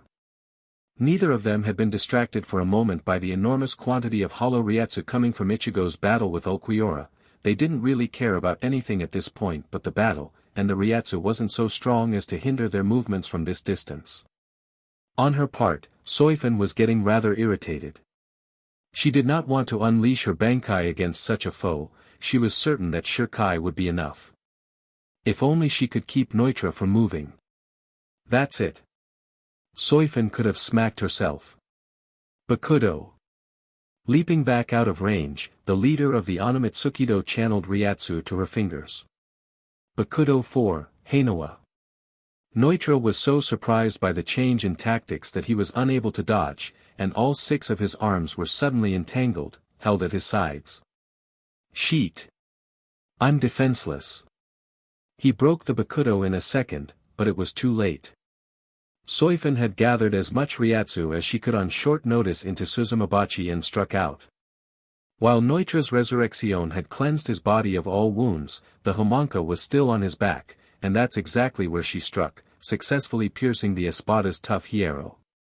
The Homonka began to glow, and then it spread out, swiftly covering Neutra's entire body. Soi Fon quickly Shunpaed away from Neutra's retaliatory swipe. It's over. No. I cannot be killed by a mere woman. Neutra screamed as he felt his body breaking down from Suzumabachi's poison. You beach. I'll come back and I will kill you. Mere moments later, however, he crumbled into dust. TCH, pathetic. Noting vaguely that Omida had also triumphed, Soi Fon turned on her heel and promptly Shunpaed back to Yamamoto, Omida following. On the way, she was surprised to see Kurosaki Ichigo also heading the same direction, and looking completely unharmed. Silently, they began going side by side, looking for tactical advantage against ambush through safety in numbers. Keh. I would have thought that you'd be in tatters by now, Kurosaki. Especially since after almost every fight Soul Society's recorded with you, you need medical attention. Predictably, Ichigo turned to glare at her. You faced the Quinta Espada, Neutra, who specialized in brute strength. I faced the Cuarta Espada, Ulquiorra, who specialized in speed and regeneration. Even if I was in tatters, you still wouldn't have any room to talk. At least I took down my foe with merely my shuriken, Soi Fon bit out. Stupid brat, you flaunt that bankai of yours in every DMN fight. You've grown too reliant on it. Besides, if there was only one difference in rank, how large could the difference be? Ichigo snorted. How far are you from Yamamoto? He's your Soteicho, which is only one rank from Taicho, isn't it? Or would you prefer a comparison of Fukuteicho to Taicho? Oh. Soi Fon challenged. Surely you haven't forgotten the day Kuchiki Rukia was to be executed, the Vizard growled. I took down 3 Fukuteicho with my bare hands in seconds, but nearly died fighting Byakuya. That shut her up. After a few moments, as they made their next Shunpa jump together, Ichigo sighed. Listen, I don't know what you've got against me, but I have several things against you, Kurosaki, Soi Fon interrupted. I think you're a security risk. I think it's too dangerous to keep you alive with your hollow side, especially as you've confirmed you've become a full-fledged hollow before.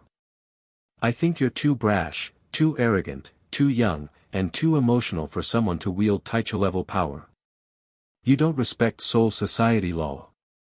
You resort to your bankai for every serious fight. You don't respect anyone, and don't hesitate to trample on our pride. I don't like you, Kurosaki Ichigo. But right now you're an asset to Soul Society, and needed to help defeat Aizen. And for that I'll tolerate you. But if Yamamoto Soteicho ever suggests you need to be eliminated, I will be the first to line up for the job. Ichigo gave a bitter chuckle. Typical. Somehow, that one word got under the Taicho's skin. And just what do you mean by that? The Vizard and Shinigami locked gazes. I'm saying it's typical of Soul Society to destroy that which it doesn't like. The Bount. The Quincy. The Mod Souls. Your own Shinigami who, through no fault of their own, acquired hollow powers. That's your default response, isn't it? Don't like it? Kill it. Doesn't matter if you created it or not. In that way you're no better than barbarians. Ichigo turned up his glare as hard as he could, the Ryatsu he constantly leaked becoming denser and heavier with killing intent. Behind them, Omida was affected and looked at the Vizard with fear. I'll tell you the same thing I told Byakuya that day on Tsukioku Hill. I gained this bankai to trample on Soul Society's pride, and to do whatever it took to protect my friends. And I warn you, Soi Fon, Taicho of Squad 2 of the Godai, if you ever come after me or my friends, you will need Yamamoto Genryusai himself at your side to save you, because I swear I will come at you with all of my power. With that, he turned on his heel and shunped away from them, choosing to go help his friends over reporting to the Soteicho. He was too angry at the moment to have anything to do with the Godai. As soon as Ichigo was gone, Soi Fon continued on her way to Yamamoto. She easily dismissed Kurosaki's words against Soul Society. TCH. The brat's too young to understand why those decisions were made. The Bount were a threat to Soul Society and lived forever only by consuming the souls of humans. The Quincy were a threat to the spiritual balance because they destroy souls. The Mod Souls were a crime against ethics. We shouldn't just take human corpses and force them to fight hollows for us. The Shinigami who illegally obtained hollow powers became hollows. And everyone understands that we have to purify the hollows so they can re-enter the cycle of reincarnation. I swear I will come at you with all of my power. Soi Fon repressed an involuntary shiver of what could only be fear before shunting it to the back of her mind. None of that will matter if we die today, she told herself firmly, focusing on the coming fights. Renji and Rukia stood back to back, facing off against Harribel's 3 fraction, Apache, Mila Rose, and Sunday through Sunday. Apache was of a slight build, very pale with a unicorn-like horn for her mask remnant. Her eyes were 2 different colors, her right was an icy blue, her left amber. Her hair was a much darker shade of blue, almost indigo, but her Zanpakuto was nowhere to be seen. Mila Rose, however, was almost Apache's exact opposite. Her appearance was very much like the stereotypical Amazonian, dark-skinned, well-endowed, tall, but obviously quite strong. Her mask remnant was also atop her head, but took the shape of a three-section crown going back over her long wavy hair. An additional part of her mask was present as a necklace, while her Zanpakuto was an extremely large broadsword. Where Apache's outfit was moderately conservative, Mila Rose had modified it to take full advantage of her BRSTS size. Finally, Sunday through Sunday was quite slender, with long straight olive green hair that ran down to the middle of her back. There were 3 pink dots lined vertically on her right cheek, and her mask fragment took the appearance of 3 hair clips. Her outfit had also been modified, now taking the form of a dress with exceedingly long sleeves that went past the hands, much like the traditional Japanese priestess. Her Zanpakuto had yet to be seen. The 3 of them had appeared almost out of nowhere around Rukia, possibly seeing her as the weakest target. Upon seeing this, Renji had rushed to her aid, managing to save her from a zero to the back from Sunday through Sunday while Rukia fought Mila Rose. Seeing as the 3 Arrancar had already encircled them, the 2 childhood friends immediately took a back-to-back position, releasing their shurikai. "Any ideas?" the tattooed Fukatecho muttered under his breath, knowing full well that Rukia would hear him. "Maybe. Have you mastered that trick of yours? The one you've been working on lately?" "Yeah, but I don't see how it applies here." Renji replied, confused. Rukia allowed a small smirk that resembled Ichigo's own. "I'll provide a few pillars. Think you can handle the rest?" "No problem." "What are you 2 dead Shinigami talking about?" Apache demanded. "You know, Shinigami are almost always dead to begin with," Mila Rose teased. "After all, how else would they end up in Soul Society?" "F you, Mila Rose. You know goddamn well what I meant." Apache. Sunday through Sunday scolded. "You shouldn't give them any opportunities. These 2 are strong and you know it. We might even have to bring out our pet." The high-strung Fraction scoffed. "Yeah, right. Renji, I'm going to need you to protect me for a little bit," Rukia asked quietly. "What I'm about to do is going to take quite a bit of my Ryatsu and concentration." Renji nodded, which the diminutive ice user felt due to their size difference. "I've got your back, Rukia." She closed her eyes and began calling up as much Ryatsu as she could. She's doing something." Apache noticed and yelled out. "We know. So stop her, we're kinda being blocked by her partner." Mila Rose replied back.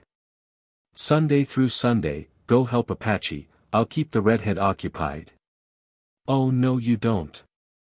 "Howl, Zabumaru."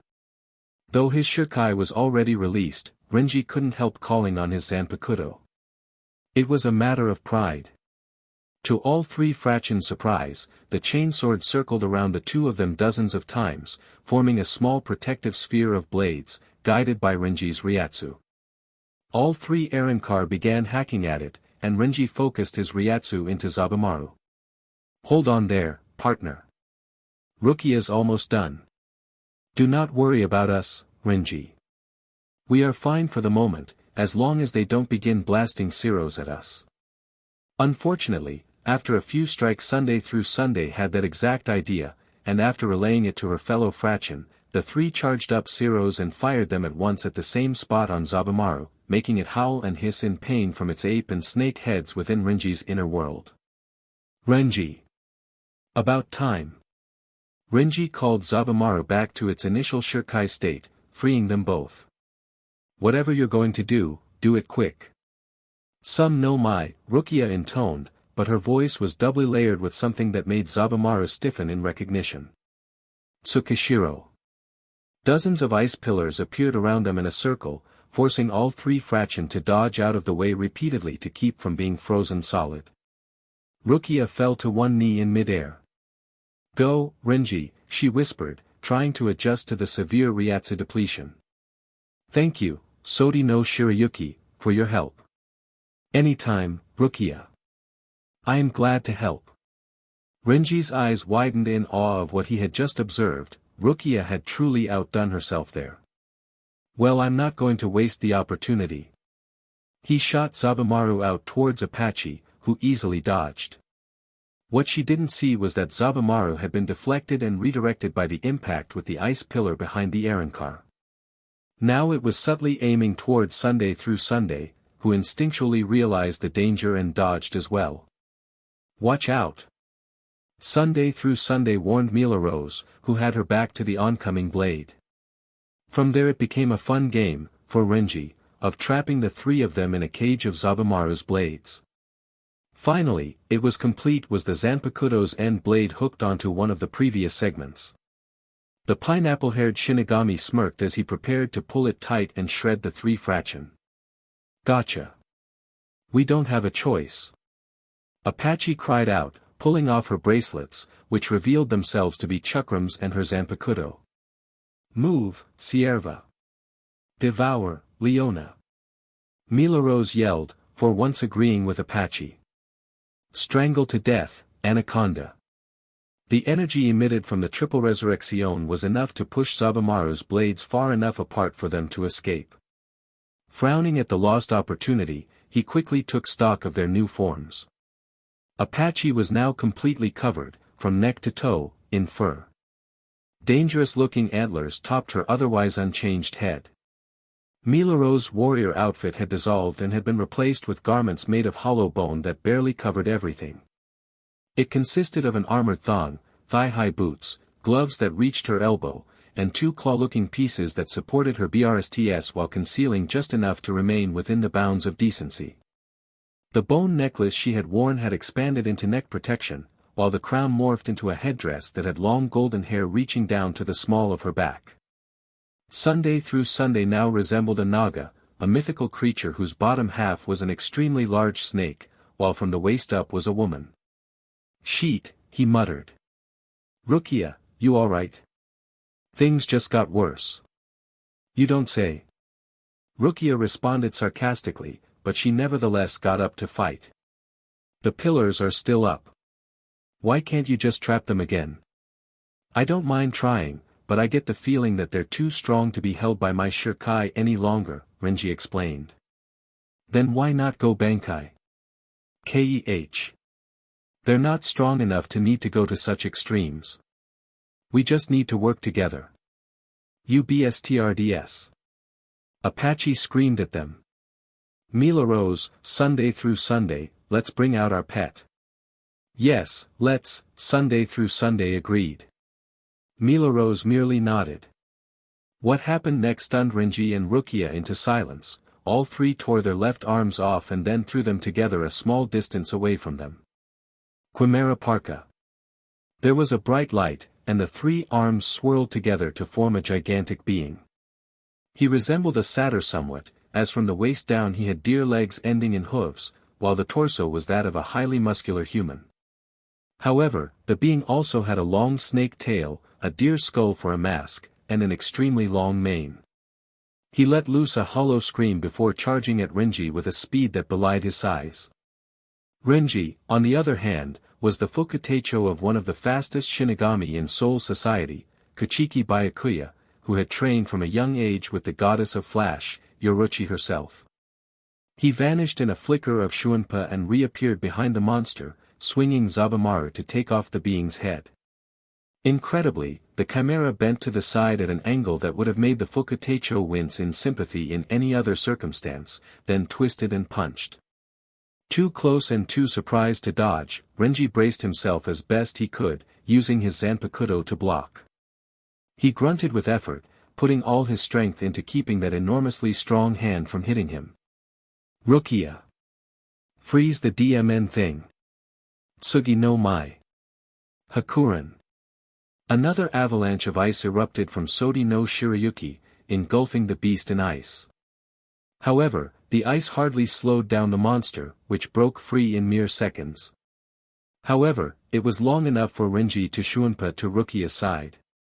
Heh, you'll never defeat our pet, Alon, like that. Apache taunted.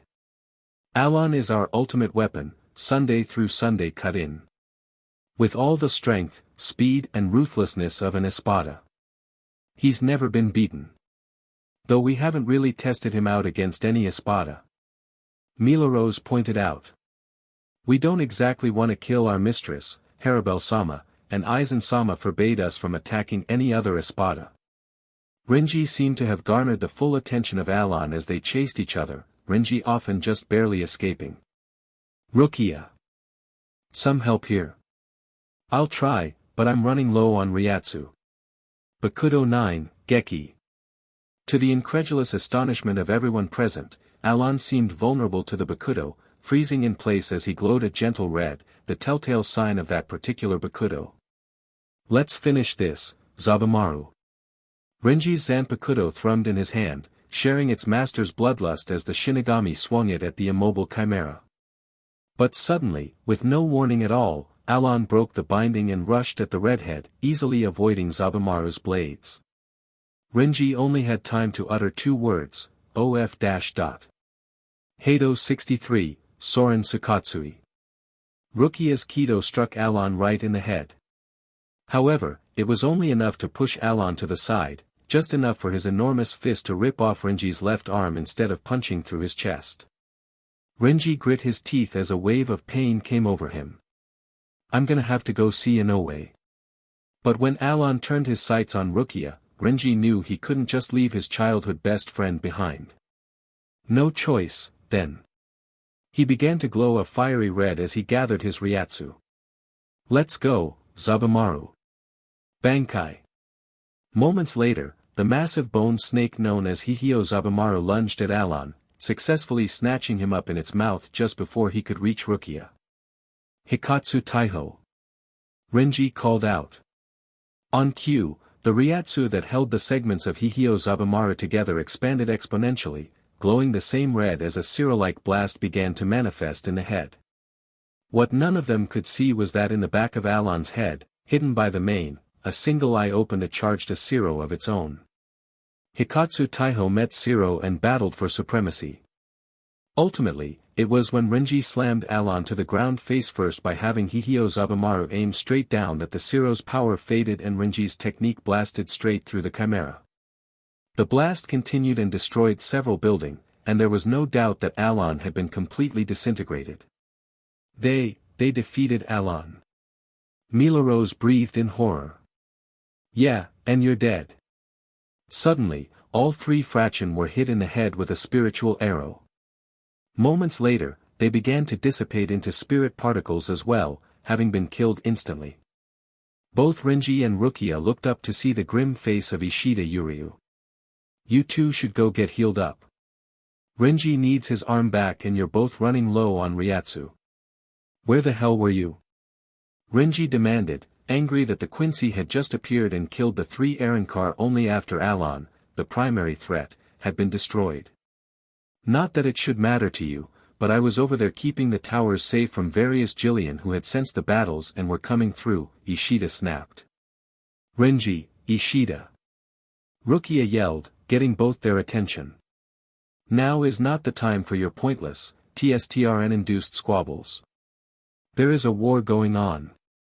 Renji, except that Ishida was helping out in one of our primary objectives. Ishida, Renji just lost his FNG arm. He's got the right to be angry when to all appearances you hadn't done anything. Now Renji, you and I are going to get healed. Ishida, continue to protect the towers. If you two are going to continue like this I will kick both your buttes. Are we all clear? Yes ma'am, both answered dully as Renji dismissed his Bankai. Good. Now let's go, Renji. Harribel clenched her fists as she felt her subordinate's Ryatsu be extinguished. Skilled warriors on the towers, she whispered hoarsely, remembering what Yamamoto had said as she watched the massive bone snake vanish. She turned to go after the ones who had killed her precious fraction, and vanished with a burst of sonido. She arrived where the fight had taken place, only to find no one nearby. There was a single human in white clothing atop one of the towers, who was systematically destroying Jillian as they appeared using a spiritual bow. The Espada shook her head. That can't be him. He looks too busy, and he's obviously not a Shinigami whose ability involves a giant snake. The thought struck her to destroy the tower herself, and Harribel paused for a few moments to consider. She decided against it, however, as she wanted to take personal vengeance on whoever had caused the death of her subordinates, and if she did not pursue immediately, she would not be the one to exact revenge. Harribel's head whipped to the side as she felt Barragan's fraction die, and she sensed that several Shinigami had worked together to defeat them quickly and easily. Noting that they once again returned to the towers to protect them, she shook her head to remind herself of her mission, and began looking for traces of her fraction's killers. She spotted two Shinigami making their way to a building on the ground, and her blood boiled as she realized that they must be the ones who had killed Apache, Sunday through Sunday, and Milarose. They're heading to a healing station. She dashed after them, memorizing their appearances so even if they escaped momentarily, she would know them by sight. The smaller of the two jerked suddenly before turning to look straight at her. Following suit, the red-headed one looked the same way, and a grim realization crossed their faces. Harribel smiled behind her mask and high-collared jacket. That's right, see your end as I come to take your lives. She drew her sword from behind her back. It was much wider, and shorter than most swords, but the truly unique aspect is that it was completely hollow inside. It consisted of nothing more than the edges and hilt. Her sword in hand, Harribel lunged at the two. Only to be blocked by another sword, one very familiar sword. Grimmjow. What do you think you're doing? She demanded. Kurosaki had me beat, was about to kill me, but then offered a way out. He agreed to spare my life if I protect that building and whoever is inside. Something tells me he would count anyone trying to get there, and nothing personal, and I can't die just yet, Grimmjow explained. Traitor. I'll cut you down. She jumped back and channeled her Ryatsu into her sword, making the hollow inside become filled with her yellow Ryatsu. Ola Azul. She brought her sword down in Grimmjow's direction, and the blade-shaped Ryatsu launched itself at the Sexta Espada. Grimmjow grimaced as he realized that if he dodged, the building he was sworn to protect would be damaged, and he couldn't afford that if he wanted to survive past today. He fired a bala at the attack, which successfully decreased its power and deflected it away. While he felt he was on par with the Quarta Espada, Ulquiorra, he knew that until he proved that, Harribel as Espada Trace would remain out of his league. If I can't win against Ulquiorra, I know I can't win against Harribel. But I must survive so I can grow stronger. There was only one option, so Grimmjow reluctantly swallowed his pride. Please, Harribel, can't it wait until the ones you want come back outside? I can guarantee them and they will, because they wouldn't be able to stand not being able to help their friends. They killed my fraction. Grimmjow honestly could not see why Harribel cared for her fraction so much. His own fraction had been cowards, the lot of them, giving up on their dreams of Vastolord. However, it was as good a reason as any for vengeance, he supposed. So you want revenge? Fine, then. But wouldn't your vengeance be so much sweeter if you crushed them while they were at full power? To make them see that it didn't matter what they did, they had lost the moment they faced off against you. Harribel stopped in the middle of casting another Ola Azul, hit by the possibility Grimmjow's words offered. They made a kind of poetic sense. They destroyed my fractions at full power, the least I could do is do the same to them. She sheathed her sword. Very well, Grimmjow Jägerjacques. Tell them when they come out that I await them where they killed Apache, Sunday through Sunday and Milarose. I don't think you'll get that chance. Harribel spun on her heel to see someone she had not seen in a long time. There was a woman, garbed in a torn two-piece olive-green outfit. She had long, blue-green hair and her mask fragment was the front part of a skull with a pair of curved horns similar to a goat's. There was a crimson line reaching across her face directly underneath her eyes, across the bridge of her nose. Nell tu Odelschwank. Harribel breathed. But, how? I was told you were lost. I was, Nell agreed. I was betrayed, Tia-chan. Neutra and Sale attacked me from behind, and damaged my mask. I lost most of my Ryatsu, and reverted into a child form with amnesia. My faithful fraction, Dondochaka and Pesh, took care of me. She shook her head. Just earlier today, we came across an Arrancar named Cazador de la Luna.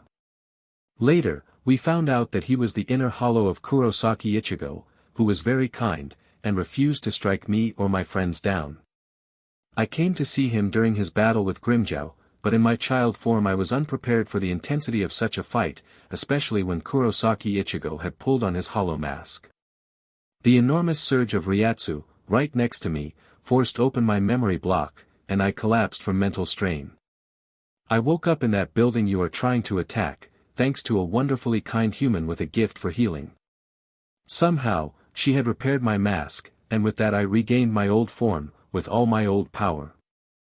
I am glad you are recovered, Nell, and I understand that you owe your recovery to these people. But they killed my fraction. Tell me you wouldn't do the same if yours were killed. Harribel shouted. I cannot, the former Espada trace admitted. But you must put the blame where it truly lies, Tia-chan. Who is responsible for their death?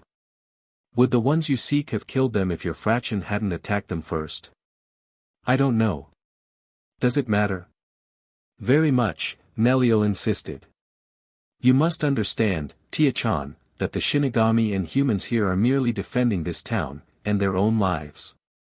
But Aizen-sama needs this town to create the Uken. And why does he need it? To ascend to the royal realm, and become a god. And there was no other way? Nell questioned. Of course there was. Aizen looked for the original Uken for a long time in Soul Society. The best he could find were the instructions on how to make a new one, and that only the Suteicho knows where it is. All he would have had to do is become Suteicho, and then he could have ascended without causing all this needless violence and death. She shook her head sadly. You know I abhor fighting, even when I know it is necessary.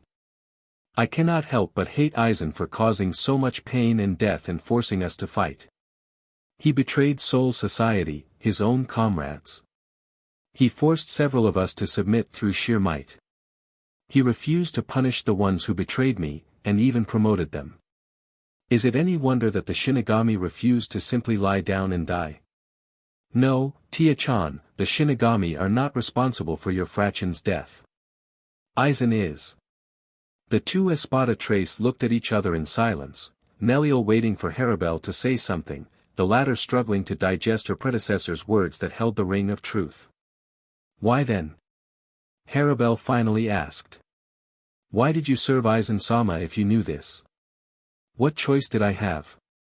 I desired to live, and Aizen did use the Hugyuku on me, for which I will forever be grateful. And I admit, for a time Aizen did have my loyalty. But I have seen him for what he is now. Aizen is a monster beyond that of any hollow. Nell? Is that you? Both Espada trace turned to the side, where they saw Kurosaki Ichigo, currently in Bankai, looking at the blue-green-haired former Espada incredulously. Ichigo. Nell promptly tackle-glomped him, sending Ichigo tumbling to the ground. I'm so glad to see you're okay. I was worried when I woke up that I wouldn't have a chance of help you. Ichigo blinked and tried to keep from turning too red. Nell was most definitely a full-grown woman, and if he so chose he could have an excellent view of her BRSTS. Plus there was the fact that Nell was now straddling him. Now's not the time. Nell. I'm glad to see you too, but could you let me up please? Oh, right. Nell giggled a little, standing up before giving Ichigo a hand up as well. Ichigo, this is Tia Harribel, Espada trace. Tia, this is Kurosaki Ichigo. The two glared at each other in suspicion before the Vizard tentatively offered a hand to shake. The Espada looked at it for a moment before reluctantly doing the same. They shook hands quickly then let go. Ichigo quickly turned his attention back to his friend. Nell, how did you grow up so fast? Last I saw you were still a kid. That friend of yours, Inoue, has a real talent for healing. Nell explained happily. She fixed my mask, and Viola, I'm back to my old self again. Well, I'm glad you're better. Harribel was surprised to see honesty in Kurosaki's eyes. What do you plan to do now? I won't lie, we could use your help, but I wouldn't blame you if you didn't want to go near Aizen or his forces ever again. Well, I could go after Neutra. Nell mused. I do owe him a good beating. He's dead, a Shinigami Taicho killed him, Ichigo interjected. DMN. What about Sale? At the Vizard's confused look, she elaborated. Tall, pink hair, glasses, pretty creepy. Has a tendency to stalk other people, supposedly so he can study their powers and find ways to nullify them? Ichigo burst out laughing for a moment. You mean to tell me there's a tall, creepy guy with pink hair and glasses in your ranks? He must be the laughingstock of the Espada. You've got no room to talk, Harribel put her 2 cents in. Orange hair. Really? That shut him up for a moment. Anyway, he's not here. If he's an Espada and still alive, he's probably back in Hueco Mundo getting slaughtered by the team of Taicho the Shinigami sent there. Shame. I would have liked to introduce him to my Resurrection, Nell commented. Oh well. Who all is left around here? Well, from what I could see on the way here, the Septima Espada is dead, Grimmjow's guarding this place, Neutra's dead, Ulquiorra's retreated and left Aizen's ranks, most of the fraction are dead. Only ones left so far as I know are the guy on the throne, the bored-looking tall guy and his fraction, and Harribel here, Ichigo summarized. Oh, and Aizen, Ikamaru and Tosen who are still trapped by Yamamoto-ji's flames. Harribel looked at him oddly. You made Ulquiorra retreat? How did you manage that? Ichigo glanced at her, his eyes slightly frigid. I don't want to talk about it. What was left unsaid was I don't want you to know, just in case I have to fight you later. Wait a minute, have you killed even a single Espada yet? Harribel demanded incredulously. Ichigo thought about it for a minute, rubbing his chin with his hand. Let's see. Yami? Nope, he escaped. Rukia killed that Aranjero guy. Ishida's the one who killed Zamari. Grimmjow's alive, so is Ulquiorra. Nope, haven't killed even one of you yet. And that doesn't bother you? Harribel questioned. Not really. Don't really have anything against Ulquiorra. Sure, I think he's a little creepy, but hey, who am I to judge? Grimmjow sees me off. Yeah, you PSS me off too, a-hole, came Grimmjow's yell from a distance away. But if I don't need to kill him I won't. Yami I would have killed if I had a chance, but that's only because Ulquiorra said he'd defect to our side if we did, as it would show that we had enough power to possibly defeat Aizen. Would have killed Aranjero and Zamari too for a number of reasons, but Rukia and Ishida wanted to face them alone. Ichigo shrugged. Doesn't matter though. We just need to defeat Aizen, to protect my town and those who live in it. His eyes softened a little as he gazed at the rest of the foe town, taking in the sheer destruction before hardening again. As for whoever works for him, I don't give a DMN. If you all just went back to Hueco Mundo, I wouldn't follow you. Just leave my town and my friends alone. Harribel was forcibly reminded of Nellio's words from earlier.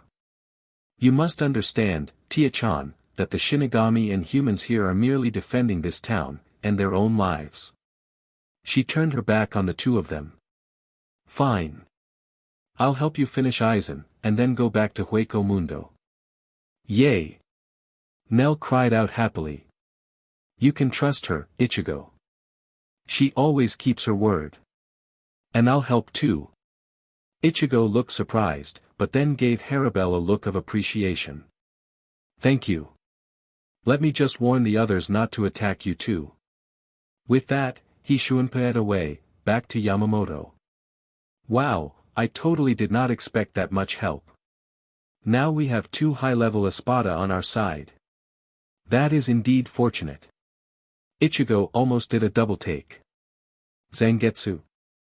Wait, I thought Cazador was back in control. Not that I'm against hearing from you.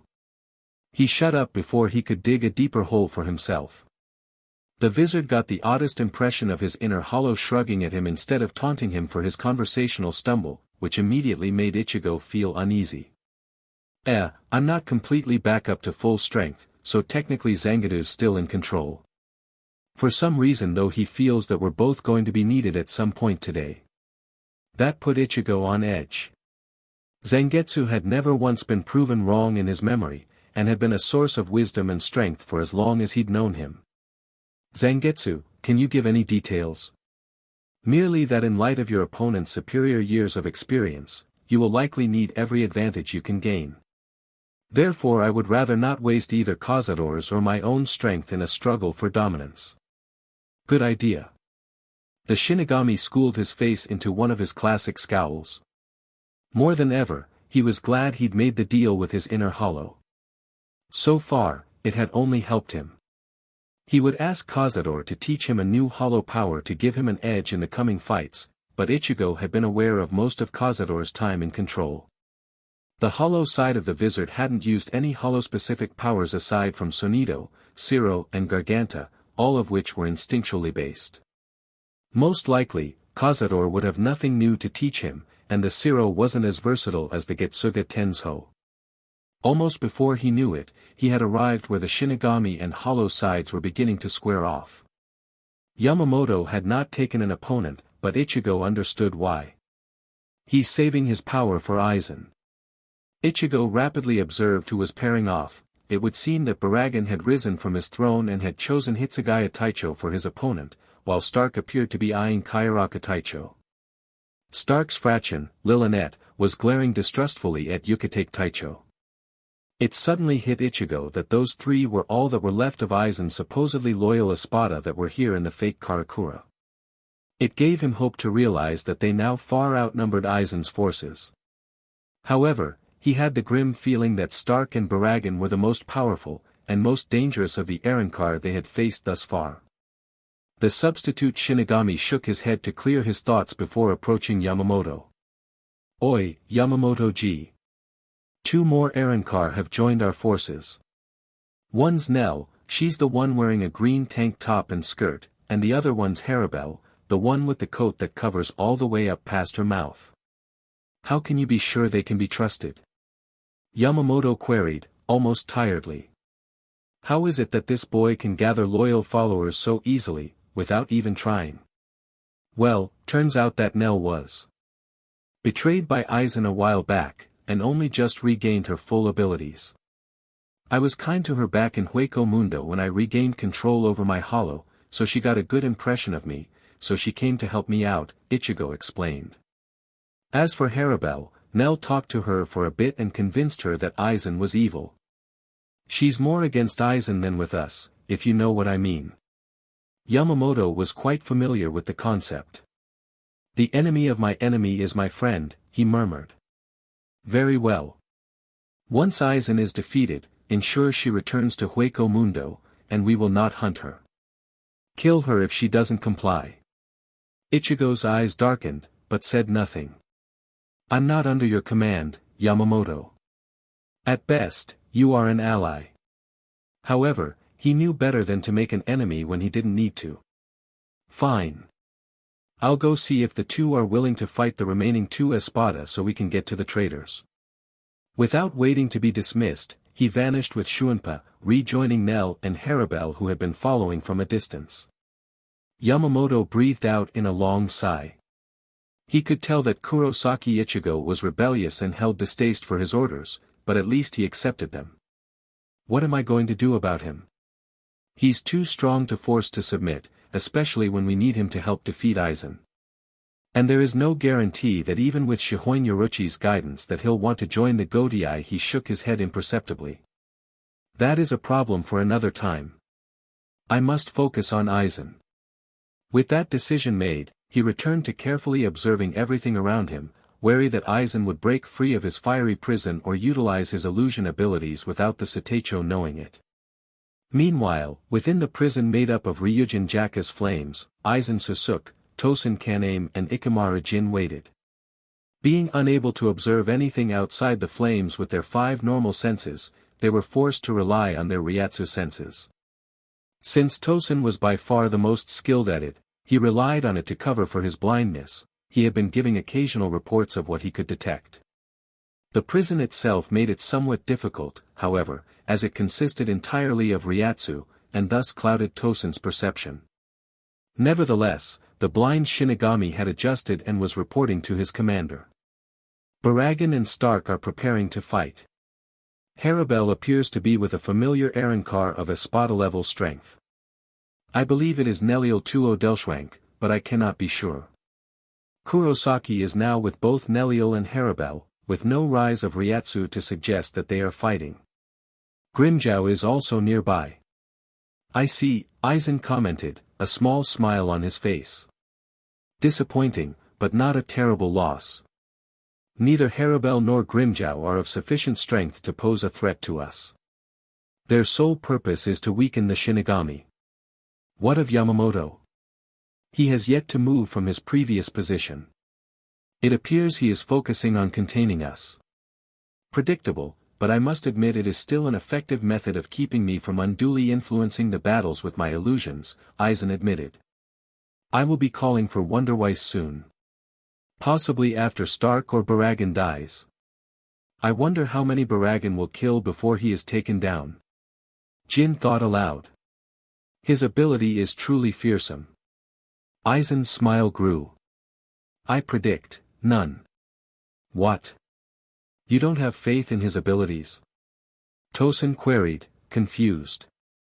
I do. I merely know that the Gotei 13 have more than one person with a possible counter. It is all a matter of when they will realize it. Chapter 18, Reinforcements. Hitsugaya, Toshiro and Barragan faced each other in silence, neither preferring to talk at the moment. They had clashed in silence a few times, with no wounds to either. Each was testing the other's abilities, but it was time to take things up a level. Sit upon the frozen heavens, Hyorinmaru.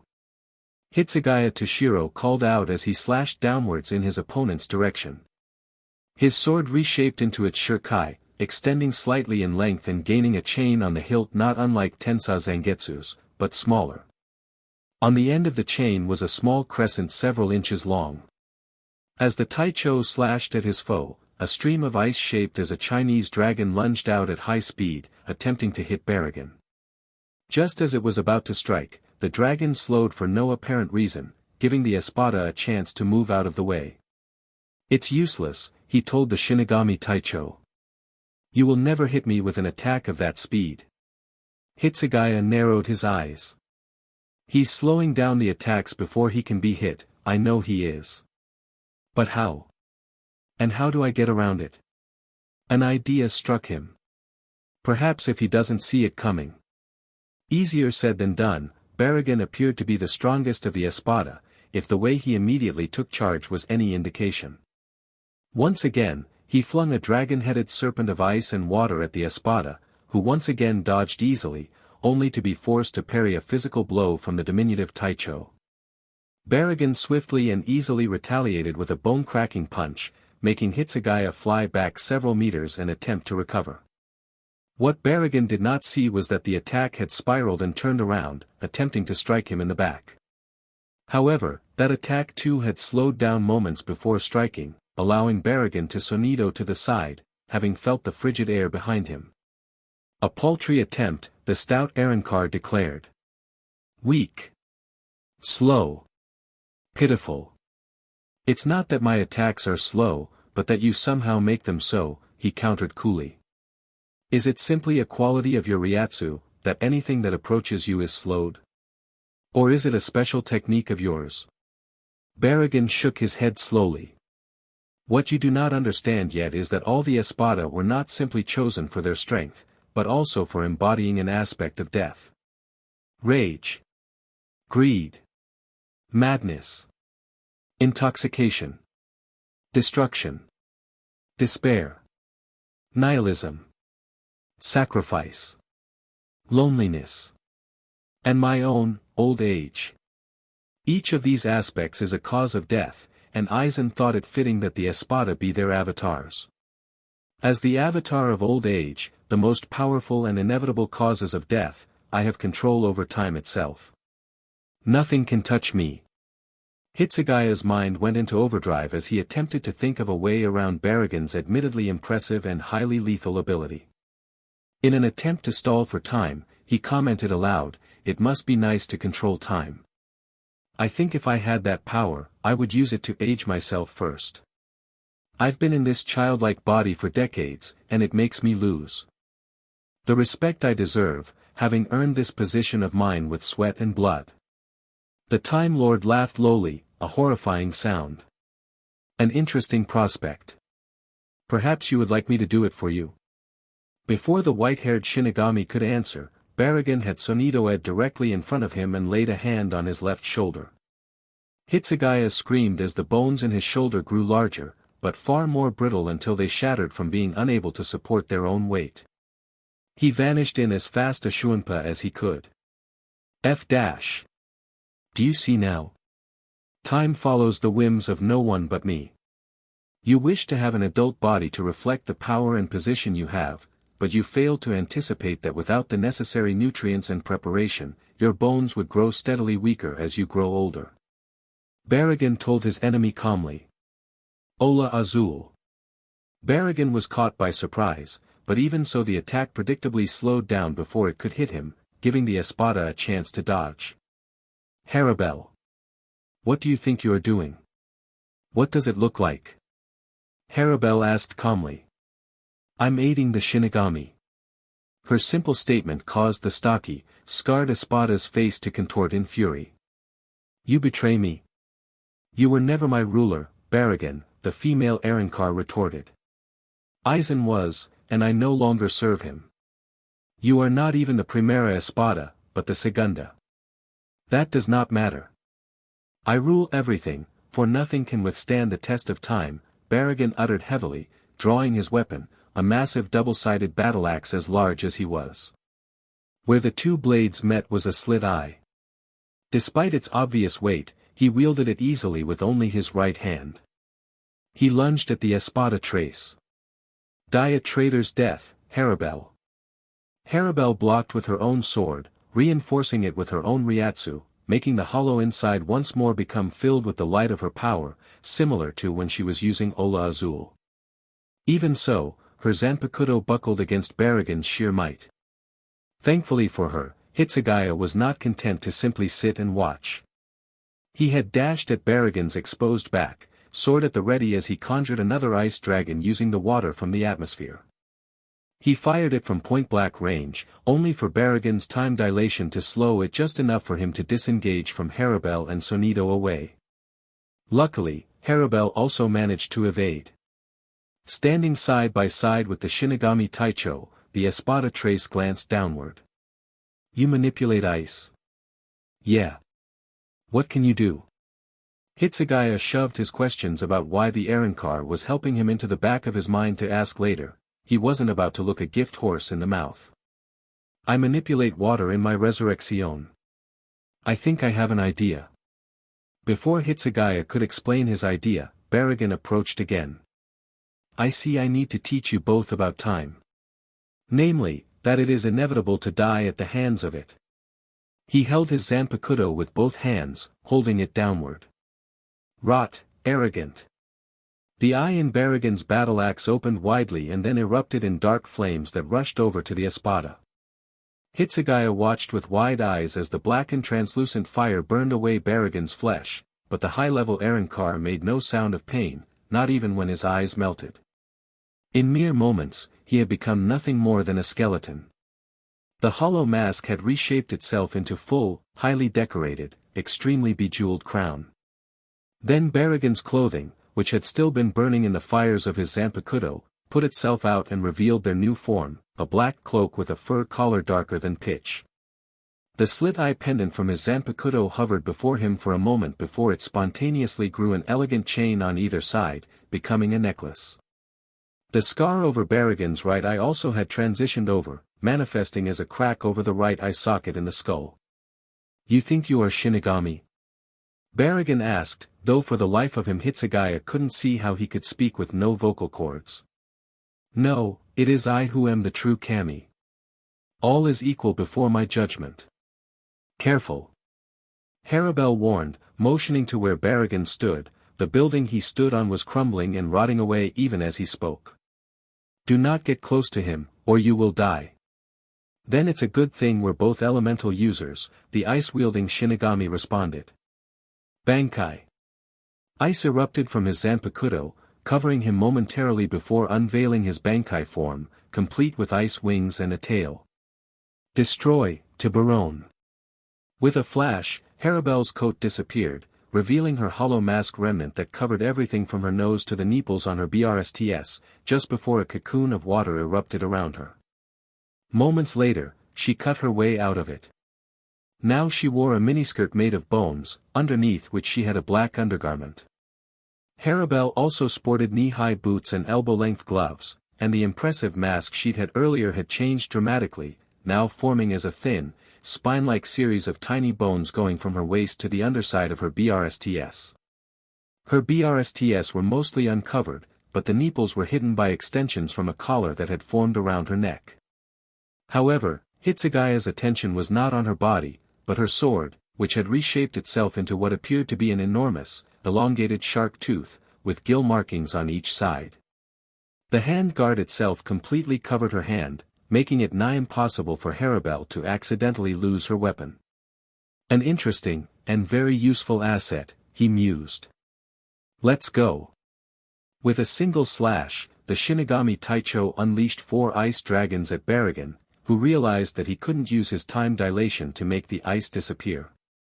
But he did use it to slow down the dragons long enough to evade. Humph. You presume to use water, knowing that I cannot rot something that is as eternal as I, Barragan observed. Fine then. Let's see if you can evade this.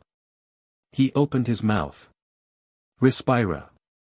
A black haze oozed from his open mouth and spread quickly. Too fast for me to evade, even with Shunpa.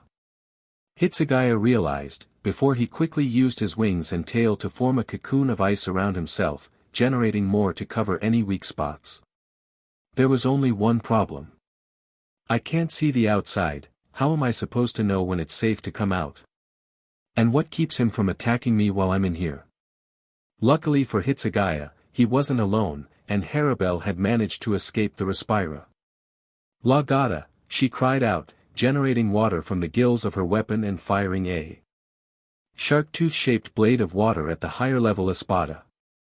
She fired several of them one after another, forcing Barragan to give up his Respira in favor of dodging. Sensing the dark, deadly Ryatsu of the Respira retreat, Hitsugaya came out of his icy shell and observed with a critical eye, to see when he could strike. Enough of this. Out of his cloak, a far more dangerous and wicked-looking battle-axe than the one Barragan had originally wielded appeared.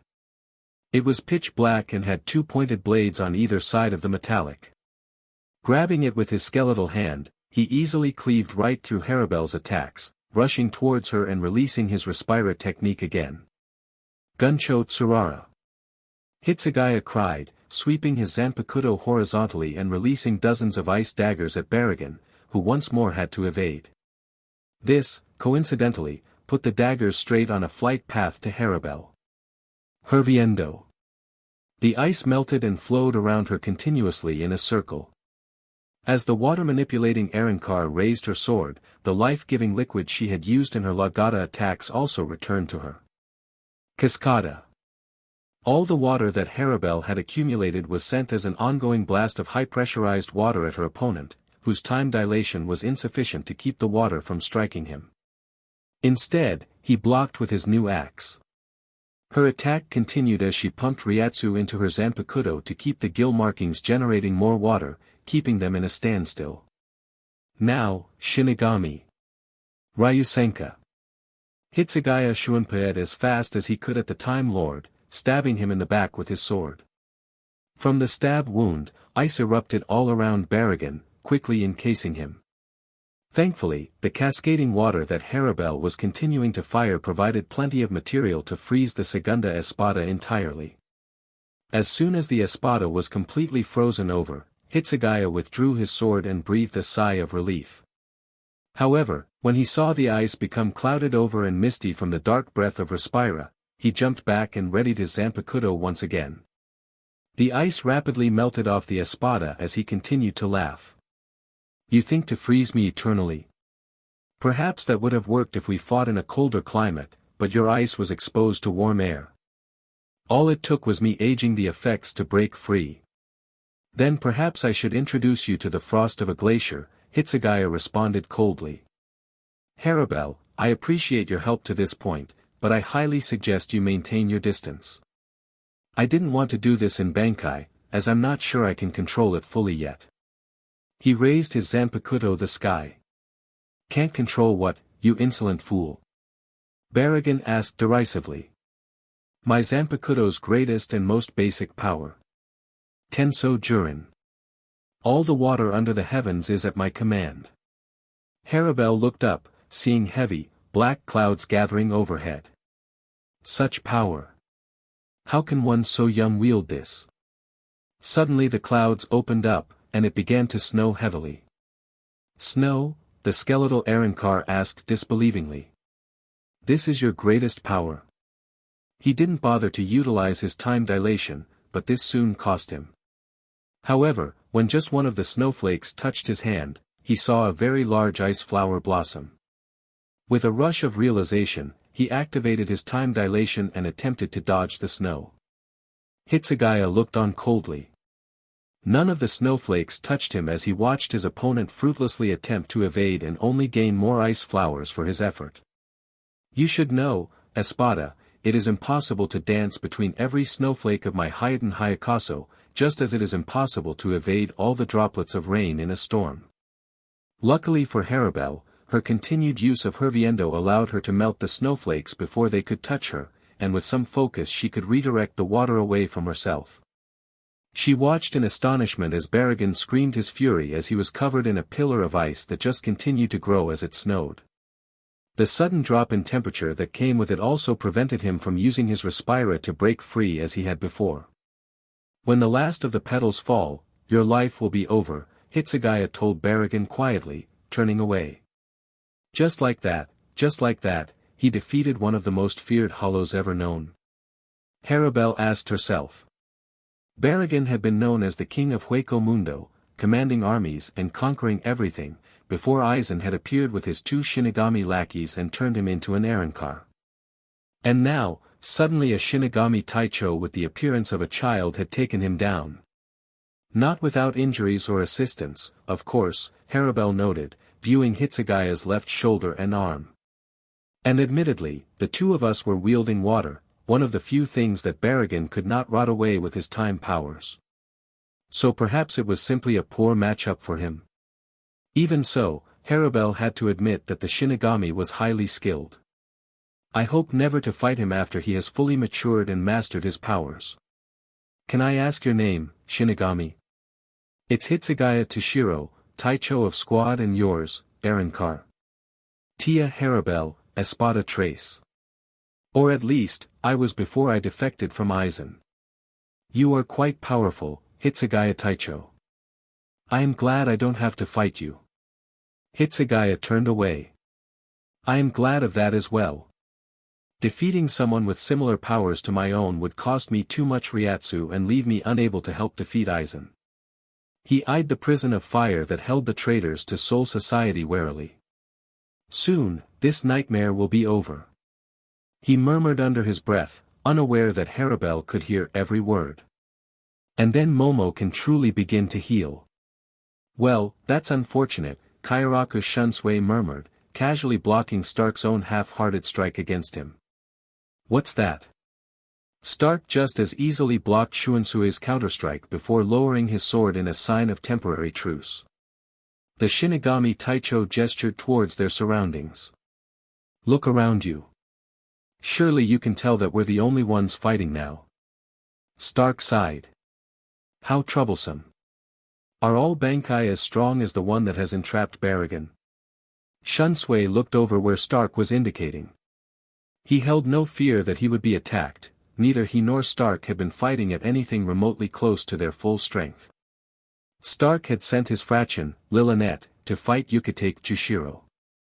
Currently, Shuansui's best friend had somehow deprived the Arrancar of her Zanpakuto, a scimitar of some sort, and was very easily keeping her from it while refusing to fight someone who to all appearances seemed a child. Seeing the pillar of ice that reached to the heavens, he smiled. Bankai is a Shinigami's secret weapon, the pinnacle of a Zanpakuto's power. The stronger the Shinigami, the stronger the Bankai. Then is he stronger than you? The blunt question made Shunsui pause. In 100 years, he might be. He smiled again. Toshiro is a very quick learner. Then yours is stronger. I wish to see it. The lazy Arrancar eyed Shunsui seriously. You are not even using the short sword at your hip. I suppose I have to earn seeing your release. I'm afraid so. It's somewhat troublesome for me to simply release, and if you manage to force me, I'll explain why, the Shinigami offered. Stark sighed. Lilinet, come, he ordered. But Stark, my sword, the child Fraction whined. Forget about it, just come back to me. Lilinet gave the completely unharmed Yukitake Taicho a dirty look before reluctantly returning to Stark's side. Yukitake took the opportunity to Shuanpa to Shuansui's side, only to be caught off guard as his best friend tossed him the pink Haori he typically wore. Wadash. I think he's finally ready to fight for real, Shunsui answered with a small smile. Stark looked at the pair of Shinigami seriously. We are different from all the other Espada, he declared softly. When they evolved from Hollow to Arrancar, they chose to seal their powers into their Zanpakuto, their weapons. However, my power is split between myself and Lilinet. Long ago, we were one. And now, to release our full power, we will become one once again. He placed a hand on Lilinet's shoulder, flaring his enormous Ryatsu. Kick about, Los Lobos. Lilinet seemed to melt into Stark's side, becoming reabsorbed by her other half. A swirl of Ryatsu surrounded Stark and kept him from being seen for a few moments, and when it dissipated, the Primera was kneeling on one knee. Part of Lilinet's mask, the part that had covered her left eye, had materialized on his face, which Shunsui had anticipated. The rejoining of their powers would naturally combine their masks to an extent. What Shunsui was surprised about, however, was Stark's new clothes and his weapons. The Primera now donned a gray, fur-lined jacket over a vest, in addition to skin-tight pants with fur from the ankles to the knees. Finally, Stark didn't wield any kind of sword, instead, in each hand he held a stylized pistol. A long-range fighter? Guess I don't have much choice. You look pretty strong, Shunsui complimented. Shunsui brought his two swords against each other in a cross in front of him. Flower Wind Rage and Flower God Roar, Heavenly Wind Rage and Heavenly Demon Sneer, Kaiten Kayakatsu. Whirlwinds twisted around his hands and swords for a mere moment before the Taicho's Zanpakuto revealed its new form, a pair of huge, highly curved Chinese scimitars with long red tassels on the end. Shunsui held them angled upwards and away from his body from his sides, in a clear battle position. Stark looked at his opponent with a critical eye. This is not your Bankai. I went through the trouble of this pain-in-the-butt release, so show me your Bankai already. I have no intention of showing you my Bankai, the Shinigami replied easily. If you want to see it, you'll have to force me to resort to it. Stark's expression changed to one of annoyance before he swung his right pistol up to shoulder level, and in that swift motion fired an extremely large Siro directly at Shunsui, seeming to engulf him. When the Siro's light faded, Shunsui was nowhere near. Stark wasn't fooled for even a moment, and spun around, blocking Shuansui's powerful melee attacks with his guns, reinforcing them with Ryatsu to withstand the assault. Such simple tricks won't decide this battle, Shinigami, Stark told him calmly, seeming to teleport several feet away, almost faster than Shunsui could follow. Vanishing with a high-speed technique to make it seem like I'd annihilated you, then capitalizing on the moment of weakness that would come with my relaxing my guard. You insult me. That one shot would not have killed you, you're too strong for that. Why, thank you, Shunsui accepted the compliment gracefully even as he readied himself for another long-range attack. You're pretty strong yourself, and from the looks of it your speed is incredible. Your gun fires zeros, right? Right. Can it do anything else? No. The Shinigami Taicho smiled thinly. You're a poor liar. Stark gave an identical smile back. So are you. You're holding back, I can tell even now. Surely you don't think that I would be fool enough to think that your release simply increases the size of your swords. What do I have to do to see your Bankai? More than simply fire zeros at me, Shunsui answered. Meeting the mild rebuke with a frown, the Primera Espada once again raised his right pistol, but this time he spoke as he fired. Zero Metrolita. Instead of 1 zero, a dozen appeared simultaneously, all of them aimed right at Shunsui, who was taken by surprise. All waves, rise now and become my shield, lightning, strike now and become my blade, Sojio no Kodawari. Yukitake Jushiro jumped in front of the multiple blasts, his twin Zanpakuto, connected by a thin rope, held at the ready, and suddenly an enormous blast was headed straight at Stark. Stark disappeared with a burst of sonido, reappearing several meters outside the blast range. How did you fire a zero? He demanded. You are not Hollow or Arankar. Who knows? Jushiro replied blithely with a knowing smile. Maybe if you do it again, you'll figure it out. Don't, it's a trap. Stark's pistol suddenly ringed out with the voice of Lilynette, surprising both Jushiro and Shunsui. Even if it is, I find myself curious. And with that, Stark fired another zero at the white-haired Shinigami, only to once again have it coming right back at him instead. Frowning, he sonido-ed away, much closer this time to his target. Zero Metrolita. This time, however, he was able to see what was truly happening. Dodging the latest reflected energy attack, he approached the chronically sick Shinigami. I see. You are not simply reflecting all my attacks back, but absorbing them into one of your Zanpakuto blades. Then the attack flows along the rope that connects them, and it is fired out of the other blade at a target of your choosing. The process is fast enough to merely appear as though my attacks cannot affect you. Yukitake Jushiro was not a very easily surprised man. He had gone to the Shinigami Academy with his best friend, Kairaku Shunsui, and after witnessing and even helping to cover up so many of the Playboy's exploits, Jushiro had developed a resistance to surprise and now had a tendency to take everything in stride.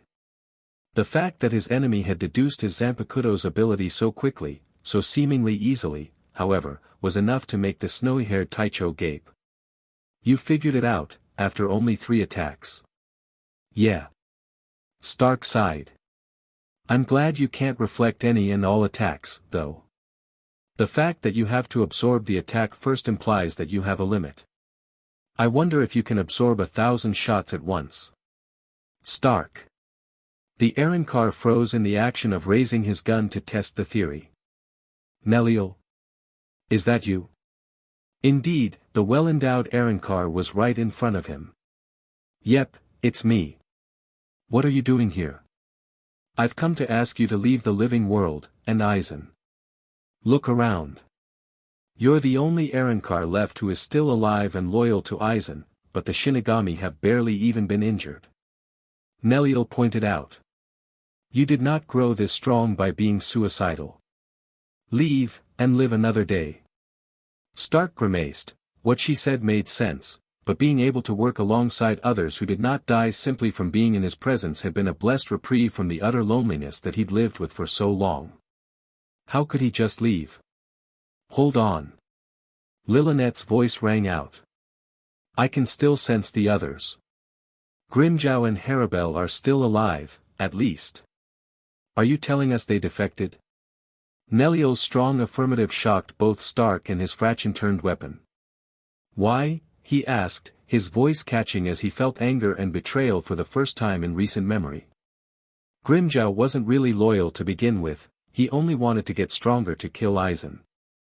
Harribel lost her fraction because of Aizen. Please, Stark, Lilinet, leave now before Aizen escapes his fiery prison. Nell pleaded. You were a wonderful friend to me before my accident, please don't make me lose you because you chose the wrong side. Silence reigned as Stark struggled with a decision. Finally, he sighed. I can't do that, Nell. Sorry, but I owe Aizen too much. Thanks to him, my time with the Espada fulfilled my greatest wish, companionship. Can you understand, Nell? Can you understand the unbearable loneliness you suffer when anyone who approaches you dies because you are so terribly strong that your Ryatsu suffocates them, crushes them over time? Lilinet and I split our very soul to lessen our loneliness, but Aizen allowed me to escape that fate. I owe him my loyalty.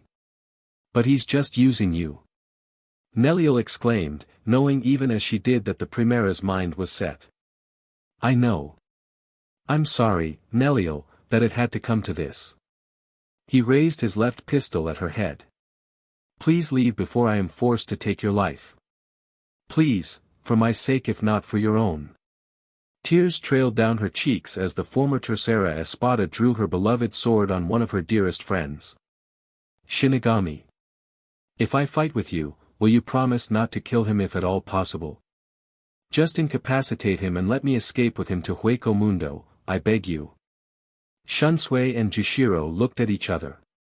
In that single glance, a whole conversation was had, courtesy of their centuries-long friendship. Finally, the laid-back Kairaku shrugged nonchalantly, though inside he was taken aback at just how Shinigami-like the pair of Espada were. The desire of companionship, loyalty over personal wants, sorrow over the possible death of a friend, willingness to work with Shinigami for a greater good? Those aren't hollow traits. Why not? But we might have some trouble with that.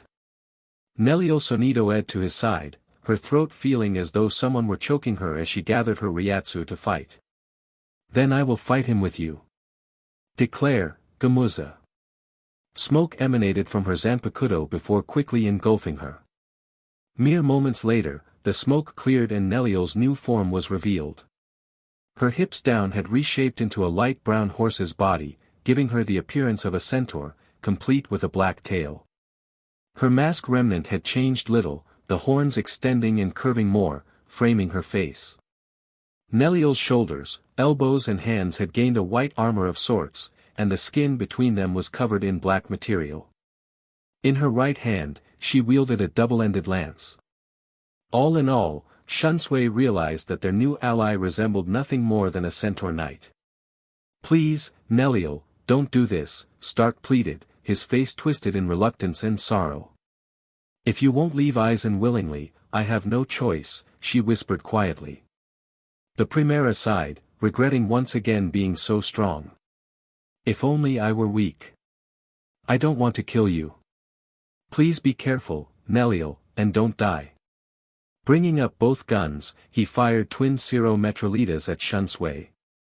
Both of the target's partners jumped in front of him once more, Jushiro quickly absorbing as much as he could before seeing how Nell was holding up. To his utter surprise, she had simply opened her mouth and seemed to eat the dozens of Ciros. Sogio no Kodawari got his attention with a mental poke, reminding its wielder that it couldn't hold on to the attack forever. With a silent acknowledgement, he fired it right back at Stark, only to be surprised once more as Nell appeared to have done the same, sending back the Ciros she had eaten, and layering her own Ciro on top of it. Stark had no choice but to get out of the way, surprised for only a moment. I should have known.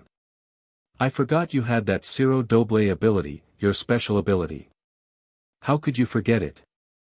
It's the only reason we were even close to the same level in our occasional spars, the former Tercera reminded him with a hint of a teasing tone in her voice. Catching it, Stark smiled in fond memory. You surprised me the first time you used it, you know. I never thought someone could absorb someone else's Ciro and use it against them, and now I'm fighting two people who can do it. He eyed Shunsui. No chance of you doing that as well? Not so far as I'm aware, but you never know, the Shinigami replied glibly. It was then that the distinct sound of the sky ripping open caught all the fighters' attention. A small blond boy in an Arrancar outfit stepped out, followed by an enormous grey hollow of some sort, taller than the tallest Minos Grande. Shuansui's eyes widened when he noticed that the beast had Jillian masks for nails on its enormous feet. It was Stark who spoke first, however. Wonder Weiss. It seems that Aizen tires of this battle. As if to mark his words, the boy, Wonder Weiss, gave what sounded like a bestial cry, and the monstrous hollow let out a mighty blast of wind that blew away the fiery prison that held Aizen, Tosen, and Jin. Wonder Weiss then turned towards the ice tower that held Barragan, and screamed louder, creating a sonic shockwave that shattered the ice, releasing the Segunda Espada. Ichigo, who had been watching with Yamamoto and the remaining Shinigami Taicho as he rested to recover his Ryatsu, felt a sudden wave of despair that almost made him think that Ulquiorra was in the area in this Resurrección, Segunda Etapa again. He looked at the knowing smile on Aizen's face, the one that seemed to say, "Come then, let me show you how futile all your efforts are," and Ichigo scowled. "No chance of your entrapping him again," he muttered to Yamamoto. "There is no longer any point. His forces have all but been annihilated, between the deaths and the ones that turned traitor," Yamamoto rumbled. Hitsugaya Taicho, finish the job with the Arrancar that was just freed. Kamamura Taicho, I believe you wish to confront the traitor Tosen. Soi Fon Taicho, hang back and look for an opportunity to end this war. Kurosaki, you are to dash. He was cut off by the call of a new voice. You have no authority over him or us, Yamamoto Soteicho. Ichigo turned around and smirked before Shuanpai next to the newcomer. You made it. I almost thought you weren't coming to the party. Hirako Shinji snorted, gesturing behind him to the other Vizard. What, and miss out on all the fun? Ichigo gave an amused sound before turning around to see the reaction of the Shinigami Taicho. Hirako Shinji. Yamamoto breathed, eyes wide for once in his life. Soi Fon appeared to recognize them, but Hitsugaya looked more bewildered. So you were hiding in the human world after all. The leader of the Vizard ignored the commander of the Shinigami, instead choosing to address the other Shinigami Hollow hybrids. It's been a while since we've seen M. Anyone wanna say hello to anyone in the Godiai 13? Nope. Hiyori said dismissively. I'm fine, Love put in quietly. Rose nodded in Love's direction. Me too. There is no one in the Godiai 13 that I'd like to greet, was the input from the neutral-sounding Hachi. Me neither, Kensei agreed with a bit of a bitter tone. Hiyaitharai 3 berry tan. Mashiro yelled happily, making Ichigo palm his face. Of all the things she could have said. Lisa, however, was silent and vanished in a flicker of Shuanpa. With a shrug, Shinji turned his attention back to the leader of the Godiai 13 and flickered over to him. Have you come to settle your grudge? Yamamoto asked wearily, but sternly. With Aizen, yes. We don't really have anything against you, aside from fighting behind such a stupidly strong barrier that we couldn't get in earlier. Shinji thumbed a finger at a Shinigami who, on cue, appeared in a kneeling position before Yamamoto. If it wasn't for him, we'd still be outside trying to find a weak point. I apologize, Suteicho. Very well. Hirako Shinji. Can we think of you all as allies? Shinji fixed him with the most serious look Ichigo had ever seen adorn his face. The answer to that is obvious. Waiting a beat to let that message sink in, he finished with, absolutely not. We're not your allies. You banished and tried to kill us, remember? We're not on your side. We're against Aizen. That, and allies of Ichigo.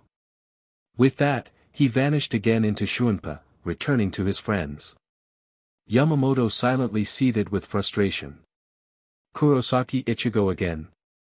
How in all the worlds is he gaining so many allies, all powerful enough to pose a threat to Soul Society? Is he trying to build an army? You done talking? Love asked as Shinji reappeared next to them. Nah, but the time for talk is over. Besides, the enemy won't wait any longer. Indeed, Wonderweiss took a deep breath, and began to scream again. In response, as though following orders, Fura opened a gargantuan, toothless mouth, and began to vomit a black substance, which quickly separated upon contact with the ground and then reformed into dozens of Jillian. The people who were guarding the 4 pillars, Ishida, Kira, Matsumoto, and Hitsugaya, as Rukia, Renji, Yumachika and Ikkaku were all in various stages of being healed by Inoue in Urahara's shop, all looked on in horror and awe as a veritable Jillian army materialized before them. How are we to fight all those? Similar thoughts were had by the Taicho, but they were grimly determined. However, the Vizard were more than ready. Let's go, Shinji said softly.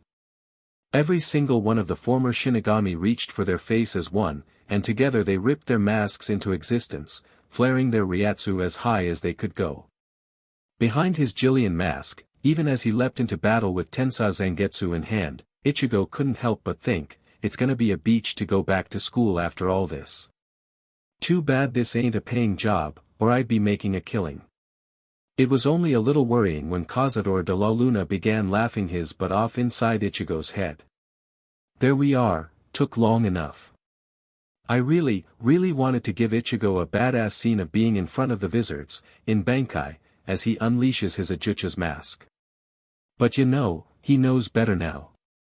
It's a secret weapon, unlike his Bankai. Yes, Soi Fon has a point. He uses it in every freaking fight ever. But then again, can you blame him? He's always fighting people who are strong enough to kick his butt otherwise. Let's go through the list, shall we? Byakuya. Ichigo tries to hide his Bankai, he tries. But then Byakuya pulls out his Bankai, and Ichigo has no choice. From then on out, the enemies just get tougher.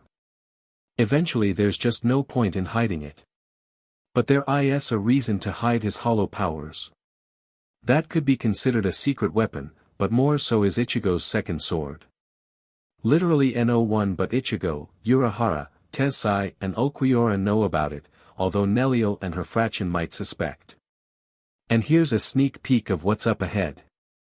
Zangetsu and Cazador de la Luna both looked up in Ichigo's inner world as the sky darkened with thunderclouds before promptly letting loose a drenching, freezing rain.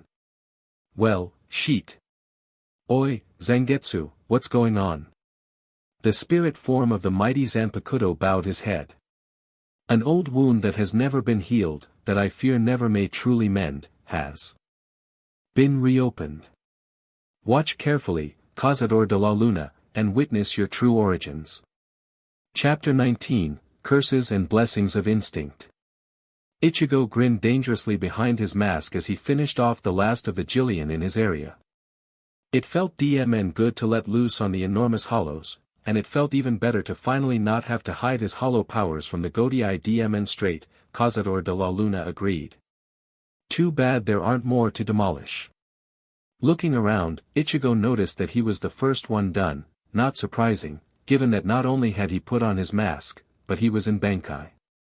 The others weren't far behind, but what caught his attention was that Shinji was facing Aizen, striking down at him, only to be parried by Tosen.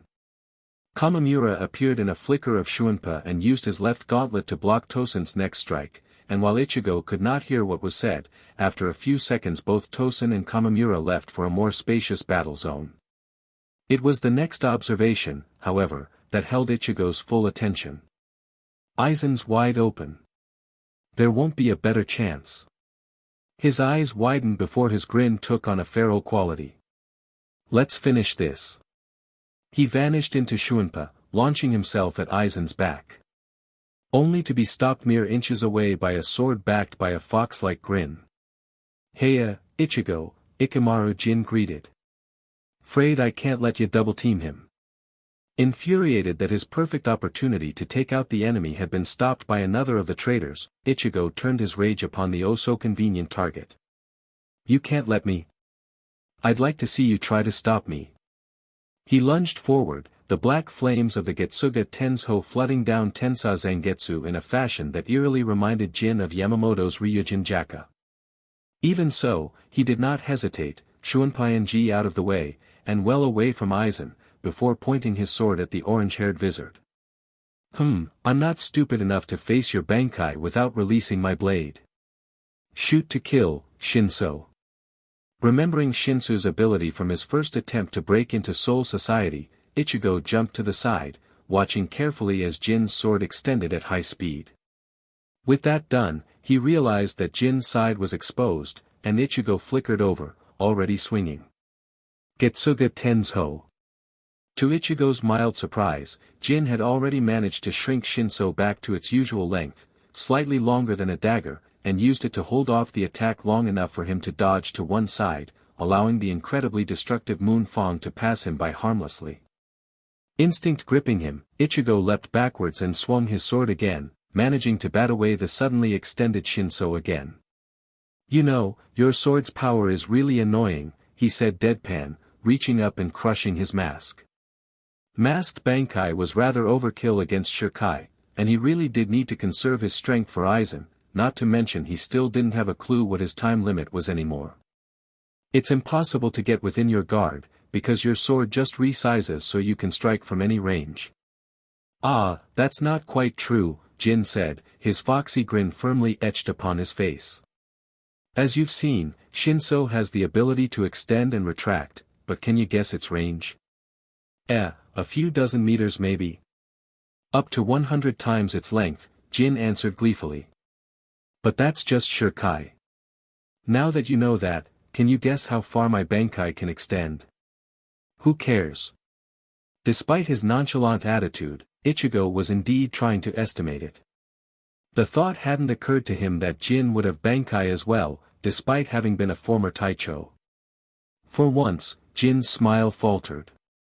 He took on a disappointed look as he gazed on the Vizard. How sad, you won't play with me. Alright, I'll just tell you. My Bankai can extend up to 13 kilometers. Ichigo froze. That's. I know, an enormous length, isn't it? But it's one you can't really understand until you see it. Jin brought his sword up to point it in the general direction of the foe's city where no one else was fighting. Bankai. Kamishini no Yari. The next moment, several buildings in the distance had been cut cleanly in half and were collapsing on themselves, with Jin's ridiculously long sword to the side. Ichigo gaped for a moment before instinctively bringing Tensa Zangetsu to the side, stopping Kamishini no Yari's blade in its tracks. He smirked at Jin's face. Why are you so surprised, Jin? A Bankai can always be stopped by another Bankai. Batting the blade away, Ichigo promptly swung his sword in Jin's direction. Getsuga Tenzo. Jin was hit from point-blank range, but when the smoke cleared, the traitor was only mildly wounded. His clothes were singed, and his forehead and knuckles bleeding somewhat, but it appeared he deflected most of the attack using his suddenly short sword. However, there was something wrong. Jin's eyes widened as he realized, Ichigo was no longer there. He threw himself to the side even as he spun around, but it was too late to fully evade all injury. Tensa Zangetsu cut deeply into his back as Ichigo rushed by him, narrowly missing Jin's spine, but it was enough to be quite painful. You've gotten a lot stronger and more ruthless since we last fought, Jin complimented, trying to buy some time. He'd underestimated the kid, and now he was injured. I remember, after I cut Jidanbo's arm. You came rushing at me with such a threatening attitude. He smiled. What an amusing kid, I thought to myself. I don't remember that. Jin chuckled. Liar, liar. Are you trying to provoke me? Because I'm sure you could do better than that. Ichigo shook his head. No. I don't remember your sword, or your heart. When your blade crosses that of another's, you understand a little about them, like the strength of their resolve, whether you're acknowledged or looked down on. He paused for a moment. When I'm actually fighting someone, I'm always fighting for my life, so I don't get the chance to think about it. But afterwards, it comes to me. And what I've found is, the stronger the person, the more of their heart is translated to me. My, how poetic, Jin commented dryly. Shut up, I wasn't finished. I didn't get anything from you. Neither acknowledgement, nor resolve, nothing. You didn't even see me, you were busy with something else. Maybe your upcoming defection? Ichigo theorized. I thought you were amusing, but now I can see that you're rather creepy. Jin said carelessly. He's grown so fast. I think I see why Aizen Taicho is interested in you. Ichigo. Sweat dropped. I'm not gay. Jin looked at him oddly, his smile becoming somewhat strained. That's not what I meant. He took on a pensive expression. Then again. I've never known him to be with a woman. Not even his old Fukatecho, Hinamori, who was so desperate to please. He could have had her in a minute had he chosen.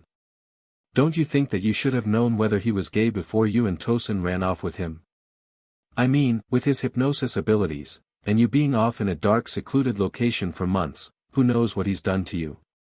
Ichigo pointed out. There was an awkward silence for a few seconds as neither of them moved, before both shuddered in unison. Let's just forget we ever had this conversation and get back to the fight, Jin suggested. Yeah. We meet again, Bug.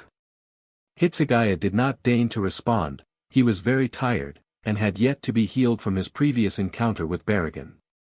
He did sneak a glance out of the corner of his eye, seeing Harribel once more at his side, still in Resurrection.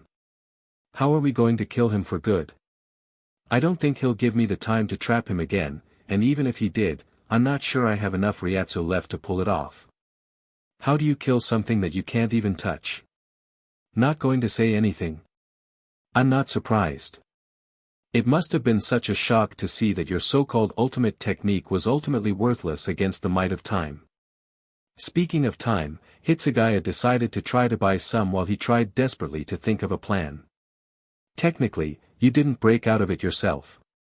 You had to rely on someone else. Seems that you, oh avatar of old age, still have limits. He's a skeleton. Even time must bow to the everlasting. Without any muscular padding, the bones themselves should break relatively easily, if they weren't being reinforced by his Ryatsu. But I can't get close without being aged into dust. He glanced at Harribel. Given the strength of his Ryatsu, we would need a colossal amount of power, compressed to a single point. If we can break his skull, or maybe even some of his ribs, that might give us the advantage we need. The only one that came to mind who seemed to suit that particular requirement was Kurosaki Ichigo, whose Bankai was unique in that its immense power was compressed into a simple sword. Hitsugaya shook his head, melee is suicide against him. Kido is our only hope. Mind if I join you? Hitsugaya spun around, ignoring the pain in his shoulder, only to see a rather large man wearing a very odd, human-style outfit standing beside him in midair. Suddenly recognizing him from the glimpse of the Vizard before they had pulled on their masks, Hitsugaya's eyes widened momentarily before realizing he didn't have much choice. I'm afraid I don't know who you are, but at this point we could use all the help we can get. I am Ashoda Hachijin, Kido specialist. Hachi kept his eyes on Barragan as he spoke. It seems to me that you are injured beyond anything normal Kido can heal. It was an effect of his time dilation, Hitsugaya reported. Don't get close, no matter what. His time dilation ages and disintegrates everything around him. What happened to my shoulder and arm was his time dilation before Resurrection. I really don't care to know what would happen if you get close now. I don't plan to get close. Go visit your healing station, I will take care of this errand car. As much as it pained him to admit it, Hitsugaya knew that was the best option. Someone fresh that Barragan hadn't fought had a better chance of surprising him. With a curt nod, he shunpaed away. Inoue was quite tired. She'd spent the past several minutes healing several people. Yumachika and Ikiku had left a few minutes ago, and she was working on restoring Renji's arm. And, there. She stopped her So-Ten Kiss Hun technique, breaking the godlike event reversal barrier. Renji's arm was restored as though it had never been lost. Renji stood up and flexed it a few times, testing it. He sent an honest, appreciative smile to the human who'd single-handedly fixed an injury that Anohana Taicho herself could not have repaired. Thanks, Inoue. She smiled back. No problem, Abarai-san. Renji opened his mouth to correct her and ask her to call him by his given name, but Hitsugaya's sudden appearance cut him short. Hitsugaya Taicho. What happened? The second Espada, the diminutive Taicho said shortly, clutching his wounded shoulder. Inoue Orihime-san. Please heal me as best you can, I must rejoin the fight soon. Aizen is free. Renji's eyes narrowed in anger and frustration. Aizen, he bit out. Before anyone could stop him, he vanished into Shunpa. DMN that hothead, he's as bad as Ichigo. Rukia cursed as she turned to follow him. Kuchiki, I would not normally ask such a thing of you as you do not have Bankai, but the two of us are the only ice users here, Hitsugaya interrupted Rukia. The one I fought, he is susceptible to ice and water. Please, go aid the large man who took over for me until I return. But be cautious, and fight from a distance, melee is suicide, even to a Taicho. Yes, sir. Rukia flickered into a Shunpa of her own. Lie down, Inoue ordered wearily. She was tired, but she could not afford to rest now, not when everyone needed her. I may not be able to fight physically, but I can at least help where I am needed most. The healing goes faster if you are completely resting. Hitsugaya gave a short nod before lying down, doing his best not to jostle his wounded shoulder and arm any more than he already had. Soten Kiss-hun. As soon as the healing barrier came over him, Inoue frowned in concentration, determining just what had happened. She'd never seen an injury like this before. Hitsugaya Taicho, your shoulder and arm's bones are longer and more brittle than the other sides. What happened? They were forcibly aged with a time dilation field, the white-haired Taicho said wearily, feeling the injury start to mend. Aged? Inoue murmured. That explains why the bones are so weak and brittle there right now. They collapsed under their own weight. Don't worry, I should be able to fix it, and your arm will be good as new. That intrigued Hitsugaya. The man who replaced me said that my injury was beyond any Kido. How can you fix it? I don't use Kido, the redhead told him. My power is rejection. This shield allows me to reject your injuries, and make it as though they had never happened. I haven't found anything I can't fix given enough time and Ryatsu. And that gave the Taicho of Squad 10 an idea. Kamamura Sajin looked stoically at his old friend. They stood, staring at each other.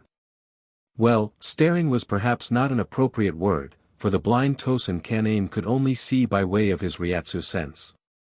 He spared a glance at his left bracer, which had been slightly damaged from taking Tosen's sword strike. I never thought I'd be protecting someone from you, he murmured lowly. But Tosen's keen hearing caught it anyway. I knew. We were always destined to cross blades one day, Sajin, and on that day, one of us would die. That time is now.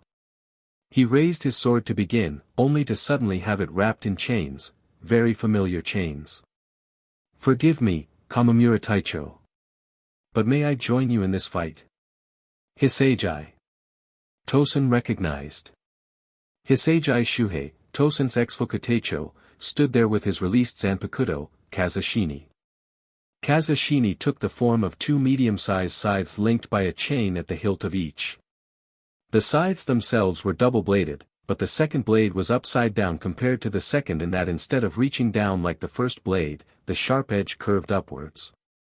Kamamura gave Hisagi a brief, but critical once-over. Hisagi appeared to be doing quite well. He'd probably managed to get some healing and rest between fights. He wasn't at full strength, that was obvious, but close enough to fight well. Very well. Hisagi merely nodded, his mind burning on the tattoo of the number 69 on his cheek. On that day as a child, I was saved by a man who bore this number. Now it is time for me to save my mentor. It's been a long time, Tosen Taicho. I'd like to thank you. The dark-skinned blind man's face hardened somewhat. Are you being sarcastic? No. Thank you for everything you've taught me. I will be using those very techniques I learned from you, to open your eyes and take you back to Soul Society. Hitsugaya finished strongly, determinedly. Open my eyes? You really think you can do that? Humph. You haven't changed, Tosen scoffed as he focused Ryatsu to his Zanpakuto. Suzumushi. His blade vibrated strongly, emitting enough sound to force the chains of Hisugaya's released Zanpakuto, Kazashini, around it to loosen, allowing its owner to draw it easily. I do believe I taught you that men who do not know fear are not fit for battle, for it is only knowing that fear that grants the wisdom and caution needed to succeed. But there isn't a shred of fear in your words. Not a shred. No matter, now that Aizen-sama has entered the battle, I will fight at my full power. Let us fight our destined fight, Kamamura. You will release your Bankai. Then so shall I, the giant of a Shinigami promised, preparing to unleash his full strength upon his traitorous friend. However, Kamamura was startled when the sightless enemy scoffed and shook his head. No, I will not. For what is Bankai, when I have achieved a power so much greater? And with that, he reached up to his face. Kamamura recognized the move instantly, having watched several Shinigami do it in tandem mere minutes earlier. Beside him, Hitsugaya was equally shocked. Tosen. Don't tell me you've. Horror erupted anew from within Kamamura's chest as Tosen proceeded to complete the move, spawning a swirl of Ryatsu that blocked sight of the traitor for a few seconds. Just how far have you fallen, Tosen? He roared, both in anger and in pain from the realization of just how much his ex-ally had betrayed him. Taicho. Hitsugaya grunted, standing his ground despite the Ryatsu trying to push him away. Then the smoke cleared, and Tosen was revealed. He had materialized a white, blank mask with only a line reaching vertically down the middle. Astoundingly, a chest plate and shoulder guards had also appeared, bearing the same design as the mask. Kamamura's keen intellect that had borne him through to his position as Taicho coldly informed him Tosen must have completely mastered hollowification. A hollow form? Hitsugaya asked incredulously. Yes, Tosen confirmed matter-of-factly. Why? The Fukuteicho cried out, his voice breaking as he struggled to comprehend why one of the strongest Shinigami would turn his back on everything to become a hollow. Tosen said nothing, but was suddenly in front of his ex-subordinate, swinging down. Luckily, Hitsugaya managed to block the worst of it with his own Zanpakuto, though he still received a deep cut to his shoulder. Tenken. Kamamura barked as he swung his sword at his friend-turned-foe. A disembodied arm swung down with him, a giant sword bearing down upon Tosen as though to cleave him in half. However, the newly revealed hybrid blocked with merely his unreleased blade. There was no apparent strain either, which made Kamamura's eyes widen, even as he was abruptly sent flying back and down by a retaliatory kick that moved too fast for him to see, even with a Taicho's experience. What is this power? The anthropomorphic canine crashed down into a building, then, but Tosen did not pursue. It's strange, he said. You are all quite willing to align yourself with, and even fight alongside, that half-Shinigami boy, hollow form and all. But when I gain the exact same power, it's something I should be ashamed of. Kurosaki Ichigo was never given a choice, and even if he had been at the time, he required all the power he could gain to go against the will of the Godai 13 and save his comrade, Kamamura argued. But you, who were so strong, so respected, so liked among all the Godai 13, you chose to become this. How have you become corrupted? Corrupted? Tosen sounded almost amused by the thought. How does flirting with my inner hollow mean that? No, Kamamura, you are blinded by what Yamamoto has taught you, that Shinigami and hollow are opposites and never meant to mix. I'm not talking about that, the canine growled. You threw away everything you ever knew for forbidden power. Your friends. Your subordinates. People who trusted you, who believed in the justice you preached. That, dear friend, is where your corruption has led you astray. Distracted by the conversation, Tosen was caught completely by surprise when the same chain as earlier wrapped around his neck and picked him up off his feet, slamming him into a nearby roof. A moment later, Hitsugaya appeared in a flicker of Shunpa and gripped Tosen by the throat, holding one of the blades of his released Zanpakuto at his ex-Taicho's throat. You are being far too lenient, Tosen reprimanded. I know, Hitsugaya admitted freely. But this is one of the lessons you taught me, not to use excessive force. There was no true malicious intent in catching you with my chain, which I suspect is why you did not do anything about it. But I need to know, Tosen Taicho, you taught me that those who do not fear and respect their weapons did not deserve to see battle. You told me that because I was so afraid of my blade, my Kazashini whose blades look like they reap life itself, I was a true warrior. How can you say such things, and then ignore them? Look at yourself.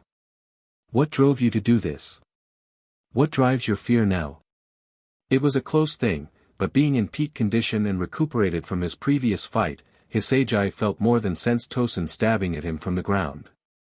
As it happened, Suzumushi stabbed through one of the links in the chain between Kazashini's two scythe-like blades. Abandoning his grip on the Shinigami Hollow Hybrid's neck, Hitsugaya leapt back, using Kazashini's chain to snag the Zanpakuto in the link it had stabbed through before tugging. Suzumushi had still penetrated Hitsugaya's shoulder somewhat, but it was merely an annoying injury instead of a crippling one. Startled once again at the unusual maneuver, Tosen suddenly found himself without his Zanpakuto.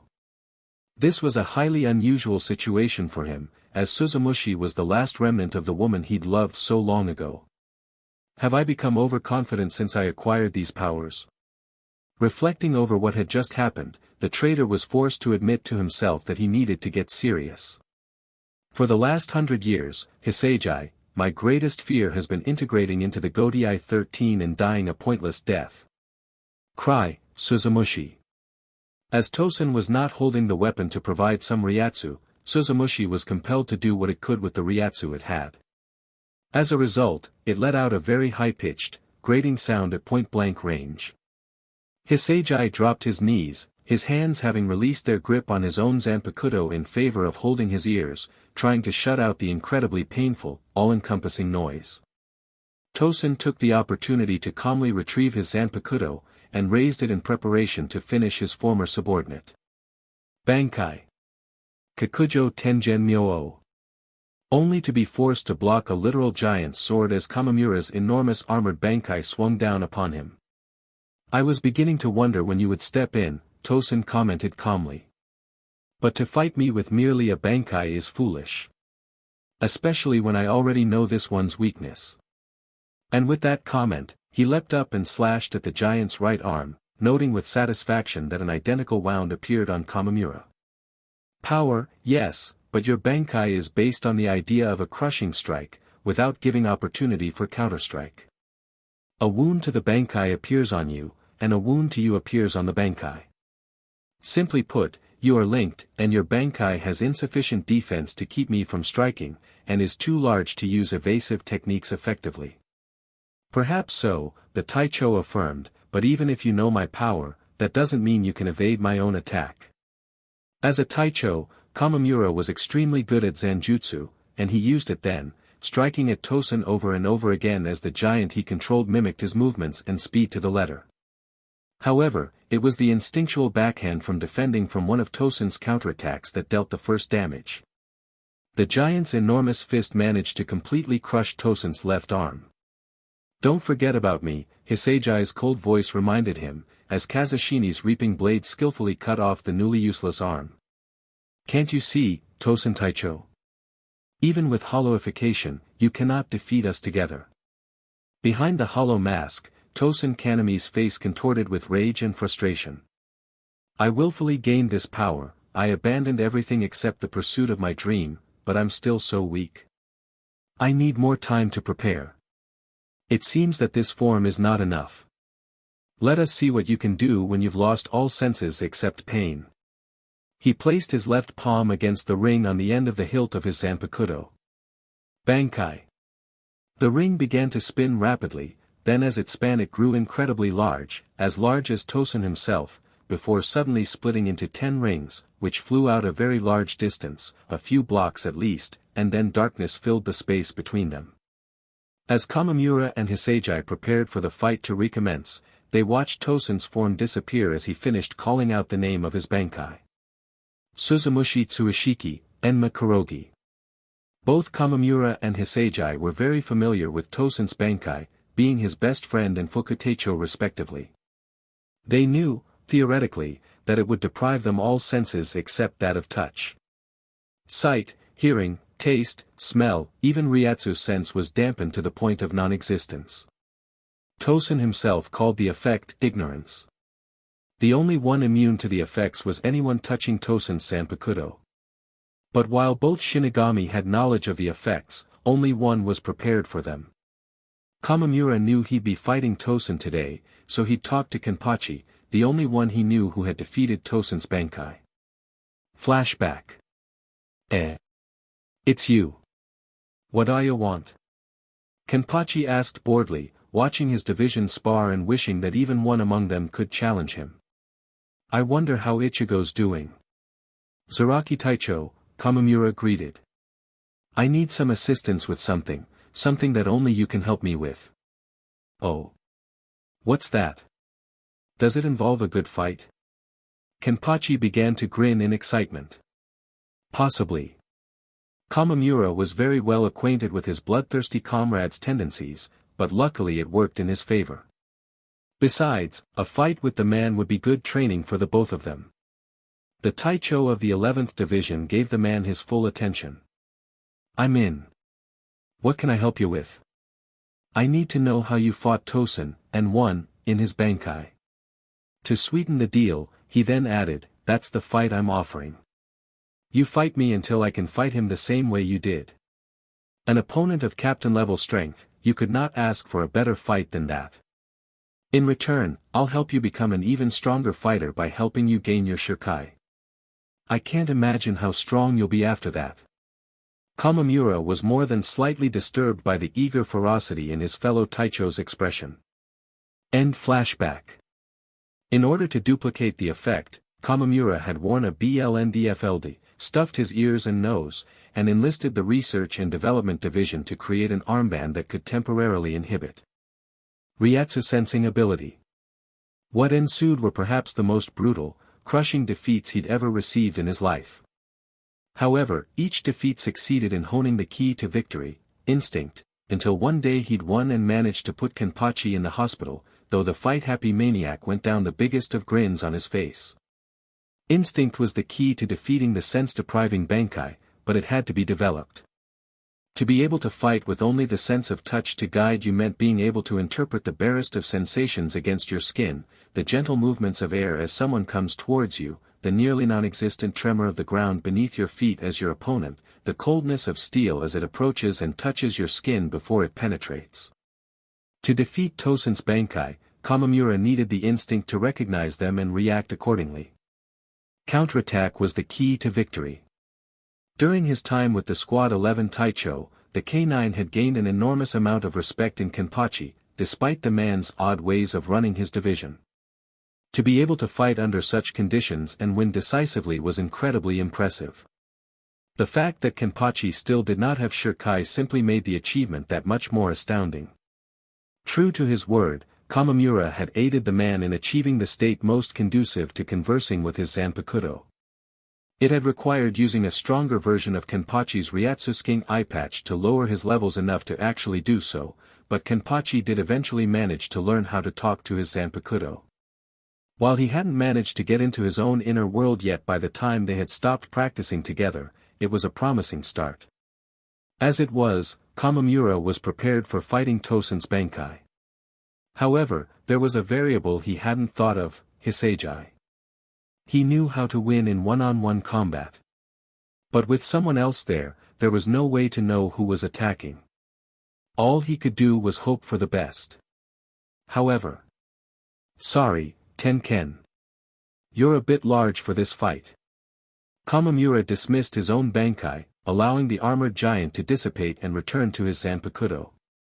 Tosen observed his two familiar opponents as they prepared themselves for combat. Unsurprisingly, Hitsugaya seemed nervous, if his Ryatsu was anything to go by.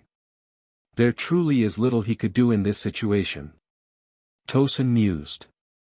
However, he was intrigued by his former colleague, Kamamura. The fox-like being had taken on a strangely familiar stance. It seemed a blend of what he typically used, but it held hints of Zaraki, the masked traitor spat in realization. So, you've been learning how to fight me from that brute? Naturally, Kamamura couldn't hear, and so didn't respond. Tosen took a deep breath to calm down. No matter. I'm far faster in this form, and you cannot possibly counterattack fast enough to catch me. With that, he began walking towards Kamamura. Hitsugaya was weak, and could be easily disposed of after Kamamura was put down. Besides, the darkness that concealed him was more than sufficient to hide how his arm was being restored by his hollow powers. High-speed regeneration is truly a godlike ability. I never would have gained such power if I limited myself to purely Shinigami abilities. Shinji and Aizen continued to face off, neither of them injured. But then, they had only been testing each other's capabilities through speed and swordplay, and Shinji was trying to buy some time. He'd seen Ichigo's attempt to tag-team Aizen, and it was a good idea, especially with Shinji's Zanpakuto's power. However, there was no more delaying the true fight, it was time to take it up a notch. Aizen, I hope you realize you're going to die today, Shinji prophesied. Of course I am, he agreed unexpectedly. But then, to be reborn as a kami, one must die in a certain sense of the word. You were right all those years ago that I could have seen your betrayal coming if I'd just come to know you, let you become a friend. But I always kept you at arm's length, Shinji recalled. But that goes both ways, Aizen. You have no idea what my Zanpakuto does, and if you think you're the only one with a Zanpakuto that affects the senses, then you've got another thing comin', Shinji informed him lowly. Why do you think I was always so good at detecting your meta-illusions? Aizen merely smirked. And just what does yours do? You'll see. Collapse, Sakanade. Shinji's sword pommel became a large ring about 2 hand spans wide, while the sword itself grew very straight and gained 5 small holes along the length. He began spinning it almost out of habit. An interesting shape, the leader of Traitors complimented.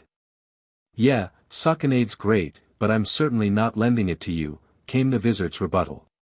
But it doesn't seem to be giving off any sort of aura of power, Aizen observed with a frown. Did I mishear about your Zanpakuto having sensory-affecting abilities? Take another look, Shinji suggested.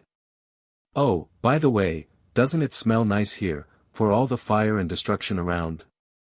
Aizen's eyes widened, and suddenly, everything was upside down. Too late to escape, Aizen.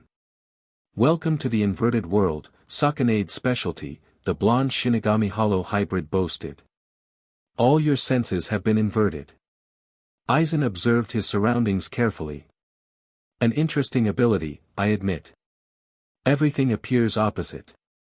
Up and down, and if I'm not mistaken, left and right as well.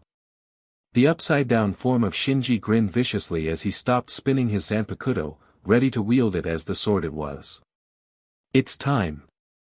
After all these years, vengeance. Let's finish this, Sakanade. My Sakanade equalizes all opponents in that everyone reacts on instinct in close quarters, Aizen. Every time they see something coming from their left, they'll block to their left, but in this inverted world, the block will go to their right. It's impossible for the brain to interpret all the opposites in time to change your reaction accordingly, and so you fail, every time. With that, he dashed at Aizen, hoping to finish it quickly. Aizen prepared himself, having figured out another secret of Shinji's Zanpakuto. Back and front are reversed too. Did you think I wouldn't figure it out? Your power is simplistic, but it certainly has potential. He span around at the last moment and smiled, slicing at the Shinji coming from behind. However, Aizen was shocked when it went right through. Luckily for him, his own instinct made him leap to the side, keeping him from being stabbed straight through, but he received a deep gash for his efforts. He opened his mouth to question what had happened, but was cut off by the sudden appearance of a familiar giant bone snake, a red orb of explosive power in its mouth. Hikatsu Taiho. Renji roared, bringing his most powerful attack to bear upon the traitorous leader of the Espada. Aizen, thinking he'd learned the trick, did not spin around this time, but faced the blast head-on.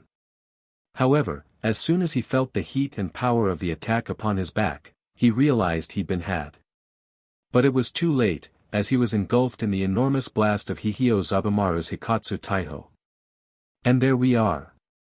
Renji keeps getting beat down in canon. I don't think he's won a single fight in the manga. Initial opening against Ichigo. Lost. Second fight against Ichigo when he gets Shirkai. Lost. Fight against Byakuya after gaining Bankai. Lost. Fight against Sale with Ishida. Lost. Fight against Yami with Rukia, Chad and Ishida. Lost. But now is Renji's time to shine. Go Renji. Obliterate Aizen, become the unexpected big hero. Of course, we all know how that's gonna turn out. But hey, you all don't know how much damage he's done. Heh, I'm saving that for next chapter. Might make an make for Renji being the one to beat Aizen though. Tosen has used his Bankai instead of Resurrection because I figure that it takes time to gather the Hollow Ryatsu to transform that way for a Shinigami. On top of that, he got a wake-up call when Hitsugaya stole his Zanpakuto. Given how surprised he is that he can see in canon, I've surmised that Tosen has not used his Resurrection, ever, so he decided to stick with what he knew to whittle them down until he can release it and show them just how hopeless it is. I had Kamamura undergo sensory deprivation training with Kenpachi because seriously. He knew he was gonna fight Tosen. Why not prepare for it? Plus it provides a nice tie-in to canon when Kenpachi hints that he's heard his Zanpakuto when fighting with Neutra.